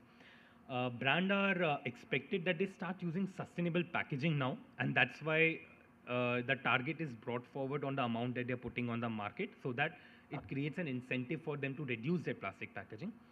And if any brand claims that they are bringing 100% biodegradable material, they are not under the EPR. They can do that work, but they need certification separately, for which we are not concerned here. So these certificates are generated by PWPs, and then these PIBOs are the one who are given the targets to fulfill the EPR. So this is where the common link comes, that PWPs and ULBs becomes the entity now who would be recycling the plastic packaging and producing certificate. And because of those targets that are given on PIBO, a market is created where PIBOs now need to procure these certificates to fulfill their obligation. And that is where this trading would be happening, where PWPs and ULBs can sell these EPR certificates to PIBOs, and PIBOs in exchange can pay some money or can have some agreements depending on whatever condition or modality of agreement is between them. And this is what we call the trading system of our Indian EPR system. Any questions at this point? A role of ULB? So ULB here, as I told, can also become a PWP and register themselves because they recycle plastics also. So if they're recycling certain plastic packaging, then they can become a PWP, register themselves on the CPCB portal and issue the certificates. Going in more detail that how this trading is basically happening between different entities. So the certificates on recycling and end-of-life disposal are generated only by PWPs or urban local bodies, and they would be then selling this certificate to a PIBO. When we look at the recycle content certificate, this is generated by a brand owner or a producer itself. And when we look at the reuse certificate, it can be generated only by a brand owner only. Now, a PIBO who has target, he would be buying these certificates from a PWP or a ULB. If they have additional certificates with them, like for example, if any PIBO invested in a recycling facility and they started generating certificates much more than what they need, so it is a surplus certificates. And what they can do of this surplus certificate is that they could use it for their own self for future obligation for next year, or they can also come and sell these certificates to other PIBOs. So for that, end-of-life certificate can be only sold for end-of-life need. Recycling certificate, it's like a higher end certificate which can be sold for recycling certificate or even for end-of-life need. And same for reuse certificate. If any brand owner is having excess reuse certificate, they could use it for their obligation of recycling, end-of-life or reuse itself. And the UREP certificate, like the recycle content certificate, can be used only for recycle content certificate obligations. So for example, importers who are under the obligation, even they have use of recycled content obligation. Now those people can't produce the certificate because they don't have their facility. So it would be a mandate for them to fulfill the obligation. They would have to buy that certificate from the market. And now the brand owners and the producers who would be engaging themselves with extra technology and innovation to use this recycled content, they are having one additional revenue stream by selling this certificate to the importers. So how basically the question was that how PIBOs can actually fulfill their targets. Now they have obligation, they know that PWPs, yes. Yes. So any entity, PWPs are the private entities. Any entity who has their processing capacity, based on the 12 options that I showed, like either they are making plastic to pellets or plastic to raw material or waste to energy, they can register them as a PWP. It can be government body, it can be private player, it can be also a PIBO, but it would require a separate registration. So now when we know that certificates are generated in our India somewhere by this PWPs, and if I'm a PIBO who has a target and I need these certificates, so how will I get that? So PIBOs basically can fulfill their targets in two ways. So one is that they can contract with ULBs or PWPs directly. So a PIBO can come to a ULB and say, see, I have this much demand of certificates, let's agree on this price, or let's agree that, I'll give you this additional inputs or infrastructure investment, but you give me this much credits every year. So that is one type of engagement that they can directly reach out to ULBs, or they can find PWPs and reach out to them and procure the certificates from them. this entire tracing happens on the CPCB portals so that there is no duplication. The second way how PIBOs are organizing themselves are through third-party agencies also in current market, where they don't get into the headache of coordination and finding right PWPs, but they hire someone who finds the PWPs on their behalf and charges them the fee. But in this whole arrangement, the responsibility stays on the PIBO only. So if my third-party agency makes a scam or does something faulty, government won't be coming to them, but it would be PIBO who's liable for it, and whatever environmental compensation comes because he's not fulfilling his targets would be on him only. So PIBOs and PWPs when we look at, as I told earlier that PIBOs can engage with plastic waste processors directly. The certificates generated by PWPs can be issued under the name of PIBOs, and that's how they can fulfill their obligation. Other than that, PIBOs, as sir mentioned here, can they become the plastic waste processor? Of course, yes. This is like a new incentive for them that they can invest in their recycling facilities also and register themselves as a PWP, or they can also start working on eco-design elements in which they can reduce the overall load of their plastic packaging so that the target gets reduced too. But in this whole system, where we have PWPs, PIBOs, ULBs, and the trading is happening, in our policy, the most important and component that is brought forward here is third-party audit, which is to verify that everything runs smoothly and there is no cheating or fudging happening in the between. So this third-party audit is basically designed for PWPs and PIBOs. It is to ensure that our system is as robust as we have planned it forward. And also it would be used for correcting the mistakes that are happening overall in the system. So how this third-party audit basically works is that the third-party agencies would be selected and paneled offline by CPCB. Then CPCB issues them that which PIBOs and PWPs they have to visit and do the audit, and SPCB basically supports them and they do the audit. Now if you look what type of audit basically is done by these third-party agencies, so they would be looking at all the details of PIBO registrations or PWP registrations, that whatever they have submitted during the registration, which is how much is their processing capacity, the amount of plastic that they are putting on market. So they have to report it from their sales data. So have they reported it right or wrong? So all that fine details would be basically part of this audits. And when they have traded and settled their certificates, even that would be checked in the audit. Based on that, auditors would be giving a report to CPCB, and if any fudging is found there or if anything is wrong, a direct environmental compensation would be imposed, which is as high as 20,000 rupees per ton for every time such a mishap is found. So what are the cases in which such a PIBO or a PWP can be subjected to an environmental compensation? So the first and the foremost case is that if a PIBO is not able to fulfill the EPR target. So if I'm not registered, or if I register but I'm not fulfilling that target, environmental compensation would be coming on me. The second point is that if a PIBO fails to file the annual report within the time period, like every year he's doing his work, but he's not reporting to CPCB, then also EC would be coming. And the third case, that if there is any form of misreporting found there, misreporting in terms of false data, fudge data, or data not backed by some bills or authentic proof, which is already mentioned during the registration, so that would be considered as a non-compliance, and a EC would be issued, and also the registration of that PIBO would be cancelled. So for environmental compensation, which comes only for the shortfall, that means that if I'm not able to fulfill my credit target and EC is coming on me, government is giving a chance that okay, if you're not able to fulfill for this year, we are giving you 3 years time period in which you can fulfill and you can get your EC return. So if as a PIBO I fulfill my target in next year, I can claim 75% of my environmental compensation as a return value. If it's second year, then it would be 60%, and if it's third year, then it would be 40%. But after 3 years, all that amount would be fortified and would be used for infrastructure development project by the government.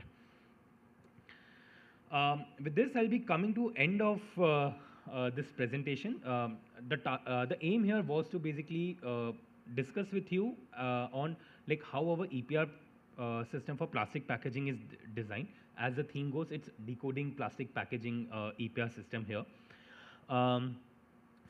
Before we move to next interesting presentation, that what is the relevance of EPR in Kerala and how actually we as in our job roles would be engaging with that, I'll just leave you on this slide, which kind of summarizes how this whole system is working, where there is a Central Pollution Control Board portal that you see in the center. In this portal, producers, importers, brand owners, plastic waste processors, ULBs all have to register and report their compliances. And CPCB and SPCB are mostly the monitoring agencies. There are 7 modules that are available on this portal. The first module is basically the registration of PIBOs. Second module is registration of PWPs. So like the first 2 steps are to register them. The third module here is basically generation and transfer of EPR certificates. So the same thing that we understood, that once PWP has certificate, they would be seeing it on their account on this portal, and then they can transfer it to any other PIBO. So that transfer and generation of certificate is one module. Then module 4 is basically on annual returns. Module 5 is on environmental compensation. Module 6 here is on third-party audit. So this is a complete module on the portal for auditors. And there is a 7th module, which you can see on the portal, which is on capacity building.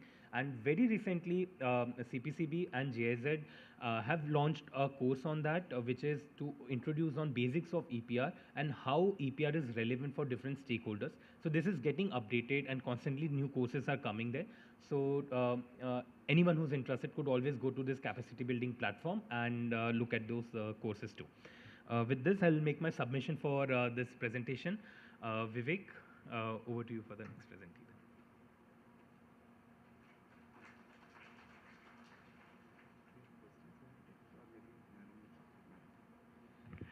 Thanks Karthik.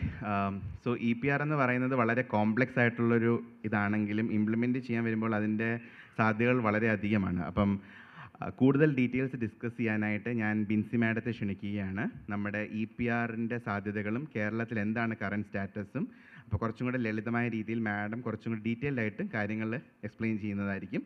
അത് കഴിഞ്ഞ് എന്തെങ്കിലും specific questions ഉണ്ടെങ്കിൽ നമുക്ക് എടുക്കാം. Thank you madam.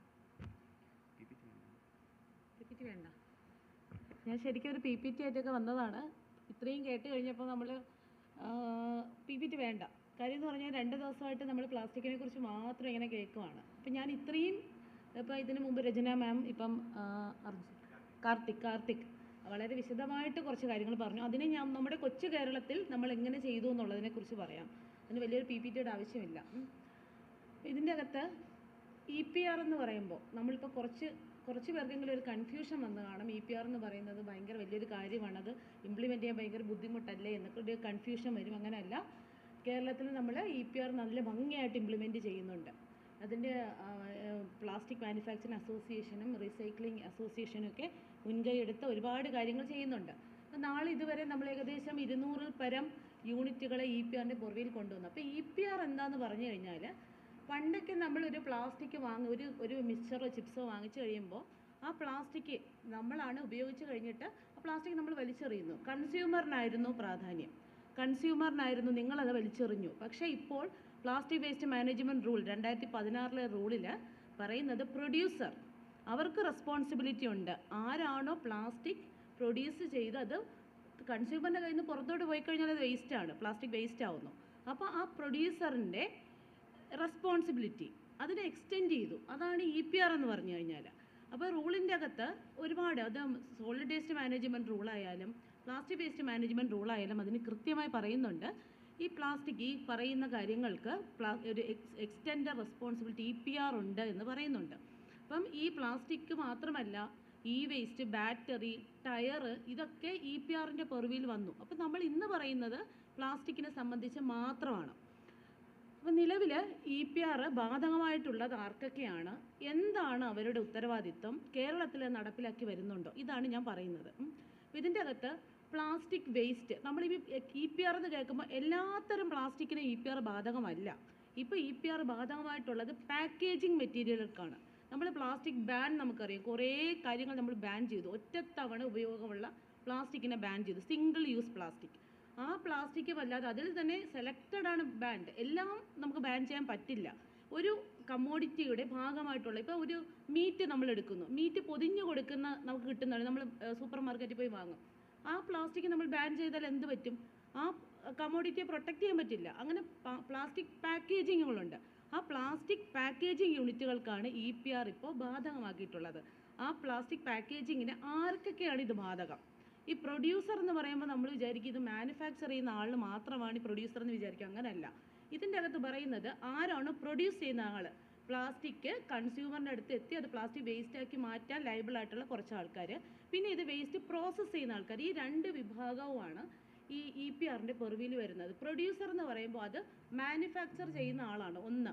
അതായത് ഷീറ്റോ അതുപോലുള്ള കമ്മോഡിറ്റീസോ packaging കവറുകളോ ഒക്കെ manufacture ചെയ്യുന്നതാണ്. P എന്ന് നമ്മൾ പറയും. PIBOS നമ്മൾ കുറേ നേരമായിട്ട് പറയുന്നതല്ല, പ്രൊഡ്യൂസർ എന്ന് പറയുന്ന P എന്ന് പറയുന്ന ആൾ. പിന്നെ ഇമ്പോർട്ട് ചെയ്യുന്ന ആൾക്കാരുണ്ട്. ഈ പ്ലാസ്റ്റിക് പാക്കേജിങ് ഇമ്പോർട്ട് ചെയ്ത് കൊണ്ടുവരുന്നു. അവരുടെ പ്രോഡക്റ്റിൻ്റെ ഭാഗമായിട്ടും അല്ലെങ്കിൽ ഈ ഷീറ്റുകളൊക്കെ വാങ്ങി മറ്റ് ബ്രാൻഡ് ഓണേഴ്സിന് കൊടുക്കാനൊക്കെ ഇമ്പോർട്ട് ചെയ്യുന്ന ആൾക്കാരുണ്ട്. അതേപോലെ ബ്രാൻഡ് ഓണേഴ്സ് ഉണ്ട്. PIBOSലെ ബ്രാൻഡ് ഓണറുകളുണ്ട്.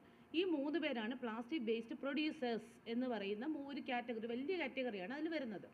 ഇനി വരുന്നത് PWP എന്ന് നേരത്തെ നമ്മൾ കണ്ട ആൾക്കാർ.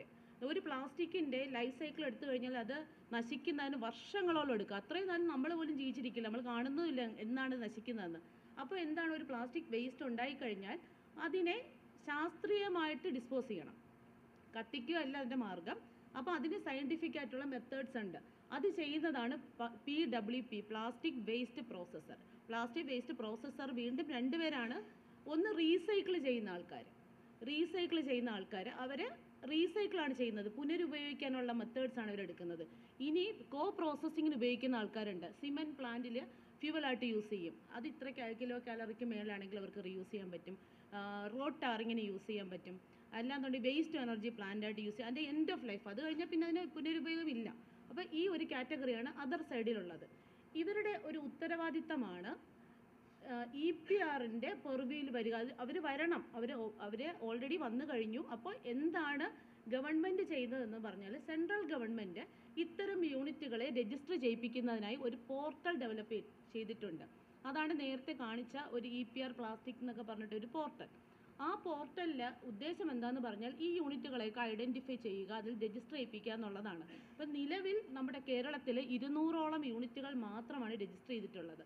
അതിൽ ഈ പറയുന്ന PIBOSും ഉണ്ട്, PWPയും കൂടെ ഇൻക്ലൂഡ് ചെയ്തിട്ട് ഏകദേശം 200 പേരേ ഉള്ളൂ. 250ഓളം PWP ഉള്ള കേരളത്തിൽ ഏകദേശം 12 പേരാണ് രജിസ്റ്റർ ചെയ്തിട്ടുള്ളത്.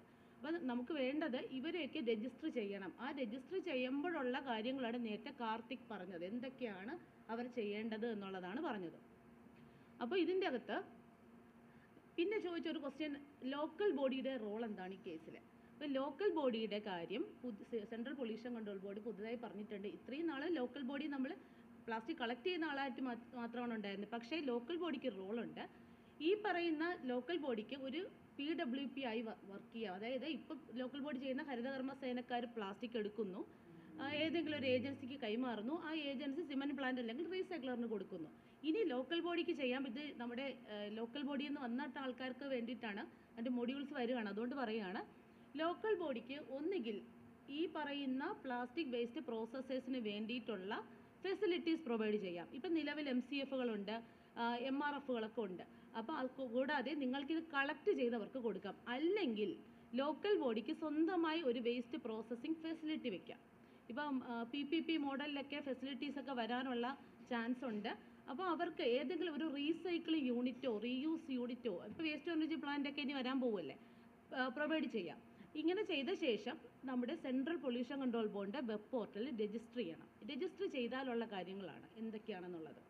ഇതെങ്ങനെയാണ് ഇതിൻ്റെ കൺസെപ്റ്റ്, EPR എങ്ങനെയാണ് വർക്ക് ചെയ്യുന്നതെന്ന് പറഞ്ഞു കഴിഞ്ഞാൽ, ഞാൻ ഒരു വേസ്റ്റ് പ്രൊഡ്യൂസ് ചെയ്യുന്ന ഒരു യൂണിറ്റ് ആണെങ്കിൽ എനിക്ക് കുറച്ച് ടാർഗറ്റുകളുണ്ട്. ഞാൻ ആ ജനറേറ്റ് ചെയ്യുന്ന വേസ്റ്റിൻ്റെ ഇത്ര പെർസെൻറ്റേജ്, അതാണ് നേരത്തെ കാർത്തിക് പറഞ്ഞത്, ഇത്ര പെർസെൻറ്റേജ് ഞാൻ ടേക്ക് ബാക്ക് ചെയ്യണം, റീയൂസ് കണ്ടൻറ്റോ PWPക്കൊക്കെ കൊടുക്കണം എന്ന് പറയുന്ന പോലെ, ഞാനിപ്പം ഒരു 100 ടൺ വേസ്റ്റ് പ്രൊഡ്യൂസ് ചെയ്യുകയാണെങ്കിൽ ആ 100 ടണ്ണ് വേസ്റ്റ് തിരിച്ചെടുക്കാനുള്ള ഉത്തരവാദിത്തം പ്രൊഡ്യൂസർ എന്നുള്ള നിലയിൽ എനിക്ക് ഇപ്പോഴത്തെ ഫിനാൻഷ്യൽ ഇയറിൽ എൻ്റെ ലയബിലിറ്റിയാണത്. അപ്പോൾ അതിന് ഞാൻ എന്ത് ചെയ്യണം, ഈ വേസ്റ്റ് ജനറേറ്റ് ഇത്ര ക്വാണ്ടിറ്റിയാണ് ഞാൻ അസസ് ചെയ്യുന്നു, അതിന് വേണ്ടിയിട്ട് അത് ഡിസ്പോസ് ചെയ്യാൻ വേണ്ടിയിട്ട് ഒരു പ്ലാസ്റ്റിക് വേസ്റ്റ് പ്രോസസ്സറിൻ്റെ അടുത്ത് പോകുന്നു, അവരുടെ കയ്യിൽ നിന്നൊരു സർട്ടിഫിക്കറ്റ് വാങ്ങുന്നു. ആ സർട്ടിഫിക്കറ്റ് വാങ്ങുമ്പോൾ നമ്മൾ നോക്കേണ്ടത് ആ വേസ്റ്റ് പ്രോസസ്സർ ഒരു രജിസ്റ്റേർഡ് CPCBയുടെ രജിസ്ട്രേഷൻ അല്ലെങ്കിൽ കേരള സ്റ്റേറ്റ് പൊല്യൂഷൻ കൺട്രോൾ ബോർഡിൻ്റെ രജിസ്ട്രേഷൻ ഉള്ള ആളാണോ എന്നാണ് നോക്കേണ്ടത്. അപ്പോൾ ആ ആൾക്ക് ഞങ്ങൾ അവരുടെ കയ്യിൽ നിന്ന് പർച്ചേസ് ചെയ്യേണ്ടത്. ഇപ്പം ഞാൻ PIBOയിൽ വരുന്ന ആളാണെങ്കിൽ ആ പറയുന്ന വേസ്റ്റ് പ്രോസസ്സറിൻ്റെ കയ്യിൽ നിന്ന് സർട്ടിഫിക്കറ്റ് പർച്ചേസ് ചെയ്യണം. ആ സർട്ടിഫിക്കറ്റ് പർച്ചേസ് ചെയ്താൽ മാത്രമേ എനിക്ക് ഫർദറായിട്ട് മറ്റു കാര്യങ്ങൾ ചെയ്യാൻ പറ്റൂ. അപ്പോൾ എൻ്റെ ലയബിലിറ്റി അവിടെ മീറ്റ് ചെയ്തു. ഞാൻ 100 ടൺ പ്ലാസ്റ്റിക് വേസ്റ്റ് ജനറേറ്റ് ചെയ്യുന്നെങ്കിൽ ഞാൻ 100 ടണ്ണിന് ഇക്വലൻ്റ് ആയിട്ടുള്ള സർട്ടിഫിക്കറ്റ് അവരുടെ കയ്യിൽ നിന്ന് പർച്ചേസ് ചെയ്യണം. അതിന് PWP എന്ത് ചെയ്യണം? ഈ പറയുന്ന പോലെ EPR രജിസ്ട്രേഷൻ എടുത്ത് സർട്ടിഫിക്കറ്റ് ജനറേഷൻ ചെയ്യണം. അല്ലാതെ ഇവർക്ക് അവരുടെ റിക്വയർമെൻറ്റ് പിന്നെ അവർക്കും ഉണ്ട്, ഒരു ടാർഗറ്റ് ഉണ്ട്, നിങ്ങൾ ഇത്ര പെർസെൻറ്റേജ് റീസൈക്കിൾ ചെയ്യണം എന്നൊക്കെ ഉണ്ട്, ഇത്ര റീയൂസ് ചെയ്യണം എന്നൊക്കെ ഉണ്ട്. അപ്പോൾ അതാണ് ഇതിൻ്റെ ഒരു വർക്ക് ഫ്ലോ. അതാണ് ഇത്രയും നേരം നമ്മൾ കേട്ടുകൊണ്ടിരുന്ന കാര്യം. അപ്പം നിലവിൽ നമ്മുടെ ഇപ്പോൾ പറഞ്ഞപ്പോൾ ലാസ്റ്റ് കാർത്തിക് കാണിച്ച ഒരു മൊഡ്യൂൾ, ആ മൊഡ്യൂൾ വെച്ച് ഞാൻ പറയാം. ഒരു സെൻട്രൽ പൊല്യൂഷൻ കൺട്രോൾ ബോർഡ് ഒരു പോർട്ടൽ ഡെവലപ്പ് ചെയ്തിട്ടുണ്ട്. അതിൻ്റെ അകത്ത് ഫസ്റ്റ് ഒരു രജിസ്ട്രേഷൻ ആണ് പറയുന്നത്. ഈ പറയുന്ന PIBOയും വേസ്റ്റ് പ്രോസസ്സറും രജിസ്റ്റർ ചെയ്യണം. രജിസ്റ്റർ ചെയ്ത ശേഷം PIBO ഒരു ടൈം കൊടുത്തിട്ടുണ്ട്. ഈ സർട്ടിഫിക്കറ്റ് പർച്ചേസ് ചെയ്യാനൊക്കെ ഒരു ടൈം കൊടുത്ത് അതനുസരിച്ച് ചെയ്യണം. പിന്നെ ഓഡിറ്റിങ്, ഇതൊക്കെ ഇനി വരുന്ന മൊഡ്യൂളുകളാണ്. അതൊക്കെ ഇനി ഇംപ്ലിമെൻറ്റ് ചെയ്ത് വരുന്നതേ ഉള്ളൂ. അതൊക്കെ ചെയ്ത് വരുമ്പോൾ മാത്രം നമ്മൾ നോക്കിയാൽ മതി. ഇപ്പോൾ ചെയ്യേണ്ടത് രജിസ്ട്രേഷൻ എടുക്കണം എന്നുള്ളതാണ് ഫസ്റ്റ് ചെയ്യേണ്ടത്. പിന്നെ എന്താണെന്ന് പറഞ്ഞു കഴിഞ്ഞാൽ ഈ പറയുന്ന രജിസ്ട്രേഷൻ അപ്ലൈ ചെയ്യുമ്പോൾ എന്താണ് നോക്കേണ്ടതെന്ന് പറഞ്ഞു കഴിഞ്ഞാൽ ഒരു പ്രൊഡ്യൂസർ അയാൾ സെയിൽ ചെയ്യുന്ന പ്ലാസ്റ്റിക് 1 or 2 സ്റ്റേറ്റ് ആണെങ്കിൽ കേരള സ്റ്റേറ്റ് പൊല്യൂഷൻ കൺട്രോൾ ബോർഡിന് സ്റ്റേറ്റ് PCBയിൽ നിന്നാണ് സർട്ടിഫിക്കറ്റ് എടുക്കേണ്ടത്. ഇതിനും അപ്ലൈ ചെയ്യേണ്ടത് ഒരു പോർട്ടൽ വഴിയാണ്. ഇപ്പം ഇന്ത്യയിൽ മൊത്തം അവർ സെയിലുണ്ടെങ്കിൽ സെൻട്രൽ പൊല്യൂഷൻ കൺട്രോൾ ബോർഡിൽ നിന്നാണ് എടുക്കേണ്ടത്. അപ്പോൾ ഇത് രണ്ടും ഓട്ടോമാറ്റിക്കായിട്ട് നടക്കുന്ന കാര്യങ്ങളാണ്, അതിനെക്കുറിച്ച് ബോധർ ചെയ്യേണ്ട. ഇപ്പം നിലവിലുള്ള സാഹചര്യത്തിൽ EPR രജിസ്ട്രേഷൻ ഉള്ള യൂണിറ്റുകൾ ഇപ്പോൾ EPR രജിസ്ട്രേഷൻ മാത്രമാണ് എല്ലാവരും ചെയ്തിരിക്കുന്നത്. ബാക്കി ആക്ടിവിറ്റീസ് എല്ലാം നടന്നുകൊണ്ടിരിക്കുകയാണ്. അതിന് വേണ്ടിയിട്ട് ഇപ്പോൾ ഉള്ള വേസ്റ്റ് അസോസിയേഷൻകാരെല്ലാം മുന്നോട്ട് വരണം. അതുപോലെ ലോക്കൽ ബോഡിയിലുള്ള ആൾക്കാർ ഇവർക്ക് EPR എടുക്കുന്നതെന്ന് ഒന്ന് വെരിഫൈ ചെയ്യാൻ വേണം. ഇനി വേറെ എന്തെങ്കിലും ഡൗട്ടുകളുണ്ടെങ്കിൽ ചോദിച്ചു കഴിഞ്ഞാൽ അതനുസരിച്ച് നമുക്ക് മുന്നോട്ട് പോകാം. കാര്യം എന്ന് വെച്ചാൽ ഈ പ്രസൻറ്റേഷനിൽ ഞാൻ പറയാൻ വന്നതിനേക്കാളും ഓൾറെഡി എടുത്തു കഴിഞ്ഞു. അപ്പോൾ അതിൻ്റെ അകത്ത് എന്തെങ്കിലും കൺഫ്യൂഷൻ ഉണ്ടെങ്കിൽ നമുക്ക് മുന്നോട്ട് പോകാം. വിവേക്, അത് പോരെ? അതല്ലേ നല്ലത്? അത് സാർ, അത് ആ ഓൺലൈൻ നമ്മളിപ്പോൾ കണ്ടല്ലോ, EPR പോർട്ടലിൽ കണ്ടല്ലോ. ആ EPR പോർട്ടലിനകത്ത് ഓൾറെഡി രജിസ്റ്റേർഡ് ആയിരിക്കും. ഇപ്പോൾ PWP ഒരു X എന്ന് പറയുന്ന യൂണിറ്റ് PWP രജിസ്റ്റർ ചെയ്തിട്ടുണ്ടാവും. അവർക്കൊരു മൊഡ്യൂളുണ്ട് സർട്ടിഫിക്കറ്റ് ജനറേഷൻ. ഇപ്പം എനിക്ക് 100 ക്വാണ്ടിറ്റി, അത് അവരുടെയാണ് തീരുമാനിക്കുന്നത് എത്ര രൂപയ്ക്ക് എൻ്റെ സർട്ടിഫിക്കറ്റ് അങ്ങോട്ട് കൊടുക്കണം എന്നുള്ള തീരുമാനിക്കുന്നത് PWP ആണ്. അതിന് ഗവൺമെൻറ് പ്രത്യേകിച്ച് നിയമങ്ങളൊന്നുമില്ല. ആ സർട്ടിഫിക്കറ്റ് കൊടുക്കണം. അതായത് ഇപ്പം ഞാനൊരു വേസ്റ്റ് പ്രോസസ്സർ ആണെങ്കിൽ എനിക്ക് 100 ടൺ വേസ്റ്റ് പ്രോസസ്സ് ചെയ്യാനുള്ള കപ്പാസിറ്റി എൻ്റെ പ്ലാന്റിനുണ്ടെങ്കിൽ എനിക്ക് 50 ടൺ പ്രോസസ്സ് ചെയ്യുന്ന ഒരാൾ എന്നെ അപ്രോച്ച് ചെയ്താൽ 50 ടൺ ഇക്വലൻ്റ് ആയിട്ട് സർട്ടിഫിക്കറ്റ് ഇഷ്യൂ ചെയ്യാം. അതെല്ലാം ആ പോർട്ടൽ വഴിയാണ് ചെയ്യുന്നത്. അതാണ് നേരത്തെ കാർത്തിക് പറഞ്ഞ കാര്യം. അത് പർച്ചേസ് ചെയ്യാണ് ചെയ്യേണ്ടത്. PIBO പർച്ചേസ് ചെയ്യണം, അവരുടെ കയ്യിൽ നിന്ന് പർച്ചേസ് ചെയ്യണം. കൈൻഡ് ഓഫ് ഒരു സ്റ്റോക്ക് മാർക്കറ്റ് ട്രെയിനിങ് പോലെ നമ്മുടെ ഈ സർട്ടിഫിക്കറ്റ്സ് ഈ CPCB EPR പോർട്ടലിലായിരിക്കും അക്യുമുലേറ്റ് ചെയ്യുന്നത്. അപ്പം ആ പോർട്ടലിലായിരിക്കും ട്രേഡിംഗ് നടക്കുന്നത്. പ്രൊഡ്യൂസർ, ഇമ്പോർട്ടർ, ബ്രാൻഡ് ഓണർ അവരും പ്ലാസ്റ്റിക് വേസ്റ്റ് പ്രോസസ്സേഴ്സും തമ്മിലായിരിക്കും ട്രേഡിംഗ് നടക്കുന്നത്. ഇപ്പം മാഡം പറഞ്ഞതുപോലെ ULBs ഇതിലൊരു കീ റോൾ വന്നു കഴിഞ്ഞു. അപ്പം ഈ ട്രാൻസാക്ഷനിൽ ഇനി ULBസിനും ഒരു റോൾ ഉണ്ടാകും ഈ സർട്ടിഫിക്കറ്റ് ട്രാൻസാക്ഷന്. പക്ഷേ ULBയുടെ കേസിൽ നമ്മളൊരു സ്റ്റേറ്റ് ലെവൽ ഒരു പോളിസി നമ്മളിനി നടത്തണം. എന്താണ് ചെയ്യേണ്ടതെന്നുള്ളത് നടത്തണം. കാര്യം എന്ന് വെച്ചാൽ നിലവിൽ ULBയിൽ ഒരു ഇപ്പോഴത്തെ ഒരു എന്താണ് ഡയറക്ഷൻ, സെൻട്രലിൽ നിന്നുള്ള ഡയറക്ഷൻ എന്താണെന്ന് പറഞ്ഞു കഴിഞ്ഞാൽ ലോക്കൽ ബോഡിക്ക് ഒരു അഡ്മിനെ വേണം. ഒരു അഡ്മിനെ ക്രിയേറ്റ് ചെയ്യണം. എന്ന് മാത്രമേ നമ്മുടെ സ്റ്റേറ്റിലുള്ള ലോക്കൽ ബോഡീസിനെ രജിസ്റ്റർ ചെയ്യാൻ പറ്റുള്ളൂ. അപ്പം അഡ്മിൻ നമ്മൾ കൊടുത്തു, ഒരു നോഡൽ ഓഫീസറിനെ നമ്മൾ കൊടുത്തു. അത് വെച്ചിട്ട് എല്ലാ ലോക്കൽ ബോഡിയും രജിസ്റ്റർ ചെയ്യും. അർബൻ ലോക്കൽ ബോഡീസിനെല്ലാം രജിസ്റ്റർ ചെയ്യും. അതിനുശേഷം അവർക്ക് എന്ത് ഫെസിലിറ്റിയാണോ ഉള്ളത്, അത് PWP ആണോ എന്നാൽ അല്ലാതെ നിങ്ങൾ ടിപ്പിംഗ് ട്രാൻസ്പോർട്ടേഷൻ ഫെസിലിറ്റി ആണോ കൊടുക്കുന്നതെന്നുള്ളത് വെച്ചിട്ട് ഈ ലോക്കൽ ബോഡിക്കും EPR ബാധകമാണ്. അപ്പം അതുകൊണ്ടുള്ള ബെനിഫിറ്റ് എന്താണെന്ന് പറഞ്ഞു കഴിഞ്ഞാൽ ഒരു ലോക്കൽ ബോഡി ഒരു PIBO ഏതെങ്കിലും ഒരു ഷോപ്പിംഗ് മോളാണെന്ന് വെച്ചോളൂ. ആ ഷോപ്പിംഗ് മാളിലെ വേസ്റ്റ് കളക്ട് ചെയ്ത് വേസ്റ്റ് പ്രോസസ്സറിന് കൊടുക്കുകയാണെങ്കിൽ ഈ പറയുന്ന വേസ്റ്റ് പ്രോസസ്സറും അർബൻ ലോക്കൽ ബോഡിയുമായിട്ടാണ് ഒരു ട്രേഡിംഗ് വരുന്നത്. അപ്പോൾ ഈ സർട്ടിഫിക്കറ്റ് പർച്ചേസ് ചെയ്യുന്ന ലോക്കൽ ബോഡിയാണ്. ഈ ലോക്കൽ ബോഡിക്ക് ആ സർട്ടിഫിക്കറ്റ് ഈ പറയുന്ന ഷോപ്പിംഗ് മോളിൽ നിന്ന് ട്രേഡ് ചെയ്തെടുക്കാൻ പറ്റും. അതാണ് ലോക്കൽ ബോഡിക്ക് ഇതിനകത്ത് വരുന്ന ബെനിഫിറ്റ്. അതിനൊരു പോളിസി ഡെവലപ്പ് ചെയ്യേണ്ടതുണ്ട്. അത് ഇപ്പോഴുള്ള ലോക്കൽ ബോഡിയിലെ ആൾക്കാരുടെ ഇൻഫർമേഷന് വേണ്ടി പറയുവാണ്. ഒരു കാര്യം എന്താണ്? ഇപ്പോൾ നിലവിൽ വേസ്റ്റ് പ്രൊഡ്യൂസ് ചെയ്യുന്ന കമ്പനികളും അതെടുത്തിട്ട് വേസ്റ്റ് റീസൈക്ലിംഗ് ചെയ്യുന്ന കമ്പനികളും നേരിട്ടല്ല ഡീല്, ഈ പോർട്ടൽ വഴി ചെയ്യാൻ പറ്റുള്ളൂ. അതല്ല മാഡം പറഞ്ഞത്? എല്ലാം പോർട്ടൽ വഴിയാണ്. അതിനാണല്ലോ നമ്മൾ രജിസ്റ്റർ ചെയ്തത്. രജിസ്റ്റർ ചെയ്ത കമ്പനി ആണെങ്കിലും ഈ സർട്ടിഫിക്കറ്റ് ഇഷ്യൂ ആണെങ്കിൽ പോർട്ടൽ വഴി ചെയ്യാൻ പറ്റുള്ളൂ. പോർട്ടൽ വഴി മാത്രമേ പറ്റുള്ളൂ. റൈറ്റ്. പോർട്ടൽ അല്ലാതെ ഒന്നും പറ്റത്തില്ല. കാര്യം ഇനി നമ്മൾ GST ബില്ലൊക്കെ അപ്ലോഡ് ചെയ്ത് വരുമല്ലേ.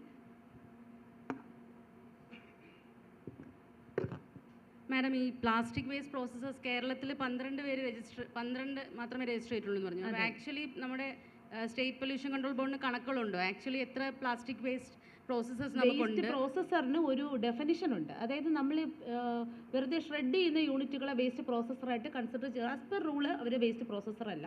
പെല്ലറ്റ്സോ അല്ലെങ്കിൽ എന്തെങ്കിലും റോ മെറ്റീരിയൽസ് ഒക്കെ ആക്കുന്ന ആൾക്കാരാണ് വേസ്റ്റ് പ്രോസസ്സറായിട്ട് വരുന്നത്. ഏകദേശം 200ഓളം ആൾക്കാരുണ്ട്. 200ഓളം ഡെഫിനിഷൻ മീറ്റ് ചെയ്യുന്ന 200ഓളം പ്ലാസ്റ്റിക് വേസ്റ്റ് പ്രോസസ് കേരളത്തിലുണ്ട്. അതിൽ ലോക്കൽ ബോഡീസ് ആരെങ്കിലും രജിസ്റ്റർ ചെയ്തിട്ടുണ്ടോ മാം? ലോക്കൽ ബോഡീസ് ഇതുവരെ ആരും രജിസ്റ്റർ ചെയ്തിട്ടില്ല. അതിന്റെ ആക്ടിവിറ്റി നടക്കുന്നതേ ഉള്ളൂ. Thank you ma'am.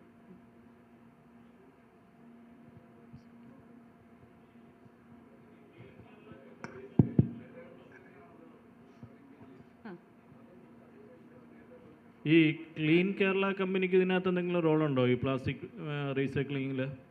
Clean Kerala കമ്പനിക്ക് റോളില്ല സർ. ഇപ്പം PRO എന്ന് പറഞ്ഞിട്ടില്ലല്ലോ. അവർ റീസൈക്ലിംഗിലോട്ട് കടക്കുകയാണ്. റീസൈക്ലിംഗിലോട്ട് കടക്കുകയാണെങ്കിൽ അവരെ PWP ആയിട്ട് ഇൻക്ലൂഡ് ചെയ്യാം.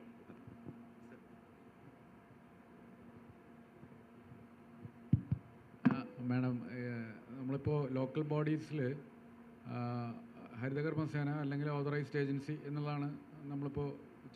അപ്പോൾ അവർ കളക്ട് ചെയ്യുന്നത് ഈ പറയുന്ന ഇപ്പോൾ കമേഴ്ഷ്യൽ കോംപ്ലക്സിൽ നിന്ന് ആണ് കളക്ട് ചെയ്യുന്നത് വെച്ചാൽ അതെങ്ങനെയാണ് ആ ലിങ്ക് വരുന്നത് എങ്ങനെയാണ്?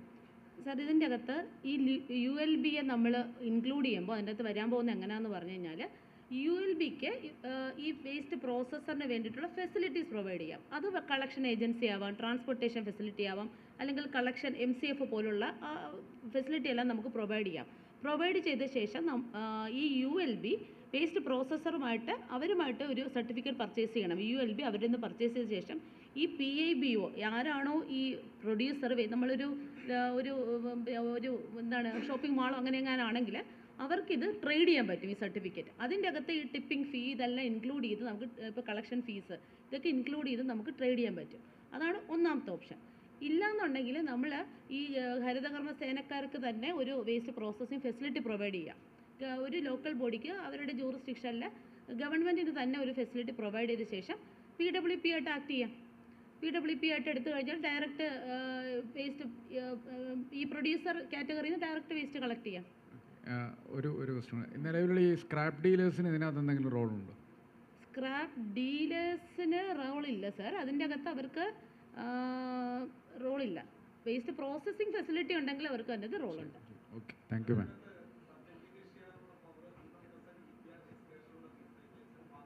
മാത്രമാണ്, വേറൊരാൾക്കും ഇല്ല. അത് ഇനി ഓഡിറ്റിംഗ് ഒക്കെ വരുമ്പോഴാണ്. അതാണ് നമ്മൾ ഈ പറഞ്ഞ കൂട്ടത്തിൽ ഒരു കാര്യം പറഞ്ഞു, എൻവയോൺമെൻറ്റൽ കോമ്പൻസേഷൻ എന്ന് പറഞ്ഞിട്ടൊരു കാര്യം പറഞ്ഞു. അപ്പോൾ ഈ ഓഡിറ്റിംഗ് നടക്കുമ്പോൾ ഈ പറയുന്ന EPR സർട്ടിഫിക്കറ്റിന് വിരുദ്ധമായി ചെയ്യുന്ന കാര്യങ്ങൾക്കാണ് ഈ കോമ്പൻസേഷൻ വരുന്നത്, പെനാൽറ്റീസ് ഇമ്പോസ് ചെയ്യുന്നത്. അപ്പോൾ അത് ആ മൊഡ്യൂൾസ് വരുന്നതേ ഉള്ളൂ. ഇപ്പം നമ്മൾ കേരളത്തിൽ ഒരു വർഷമായിട്ട് വളരെ എഫക്റ്റീവായിട്ട് കുറേ കാര്യങ്ങൾ ചെയ്യുന്നുണ്ട്. പക്ഷേ എല്ലാവരും എടുക്കണം, ഈ കാര്യം എടുക്കണം. ഈ പറയുന്ന നമ്മൾ പറയും പ്ലാസ്റ്റിക് വേസ്റ്റ് എന്നൊക്കെ നമ്മൾ ആദ്യം പറയും നമ്മൾ പ്ലാസ്റ്റിക് വേസ്റ്റ് ടാസ്ക് ഫോഴ്സ് പോയി പിടിക്കുന്നില്ല, അത് ചെയ്യുന്നില്ല എന്ന് പറയും. പക്ഷേ ഈ ബാനിങ് മാത്രമല്ല ഒരു സൊല്യൂഷൻ. ഈ പ്ലാസ്റ്റിക് എത്രമാത്രം ജനറേറ്റ് ചെയ്യുന്നു, അത് സയൻറ്റിഫിക്കായിട്ട് ഡിസ്പോസ് ചെയ്യാൻ പറ്റുന്നുണ്ടോ, അതിൻ്റെ അകത്ത് ഗ്യാപ്പ് എന്താണ്, ആ ഗ്യാപ്പ് കുറയ്ക്കാൻ എന്തൊക്കെ നടപടികൾ വേണം എന്നുള്ളതെല്ലാം EPRൽ രജിസ്റ്റർ ചെയ്താൽ മാത്രമേ നമുക്ക് അറിയാൻ പറ്റുള്ളൂ. അതാണ് ഇതിൻ്റെ അകത്തുള്ള ഏറ്റവും വലിയ കാര്യം. കാര്യം എന്ന് വെച്ചാൽ സിംഗിൾ യൂസ് പ്ലാസ്റ്റിക് പോലെ തന്നെയാണ് ഈ നമ്മളിപ്പം നിരോധിക്കാത്ത ഈ പറയുന്ന പ്ലാസ്റ്റിക് പാക്കേജിങ് യൂണിറ്റുകൾ. നമ്മൾ യൂസ് ചെയ്ത് കഴിഞ്ഞാൽ നമ്മളത് എടുത്ത് കളയുകയാണ് ചെയ്യുന്നത്. അതിൻ്റെ ലയബിലിറ്റിയാണ് ഇപ്പോൾ എന്താണ് പ്ലാസ്റ്റിക് പ്രൊഡ്യൂസേഴ്സിൻ്റെ മുകളിലുള്ളത്. അവരത് എടുക്കാൻ ബാധ്യസ്ഥരാണ്. അതിന് ആക്ടിവിറ്റി അവർ ചെയ്യുന്നുണ്ട്. അപ്പോൾ ഇതിൻ്റെ അകത്ത് ഈ പറയുന്ന സ്റ്റേക്ക് ഹോൾഡേഴ്സ് എല്ലാം അതിൻ്റെ മുന്നോട്ട് വരണം, എന്നാൽ മാത്രമേ ഇത് കറക്റ്റായിട്ട് ഇംപ്ലിമെൻ്റ് ചെയ്യാൻ പറ്റുള്ളൂ.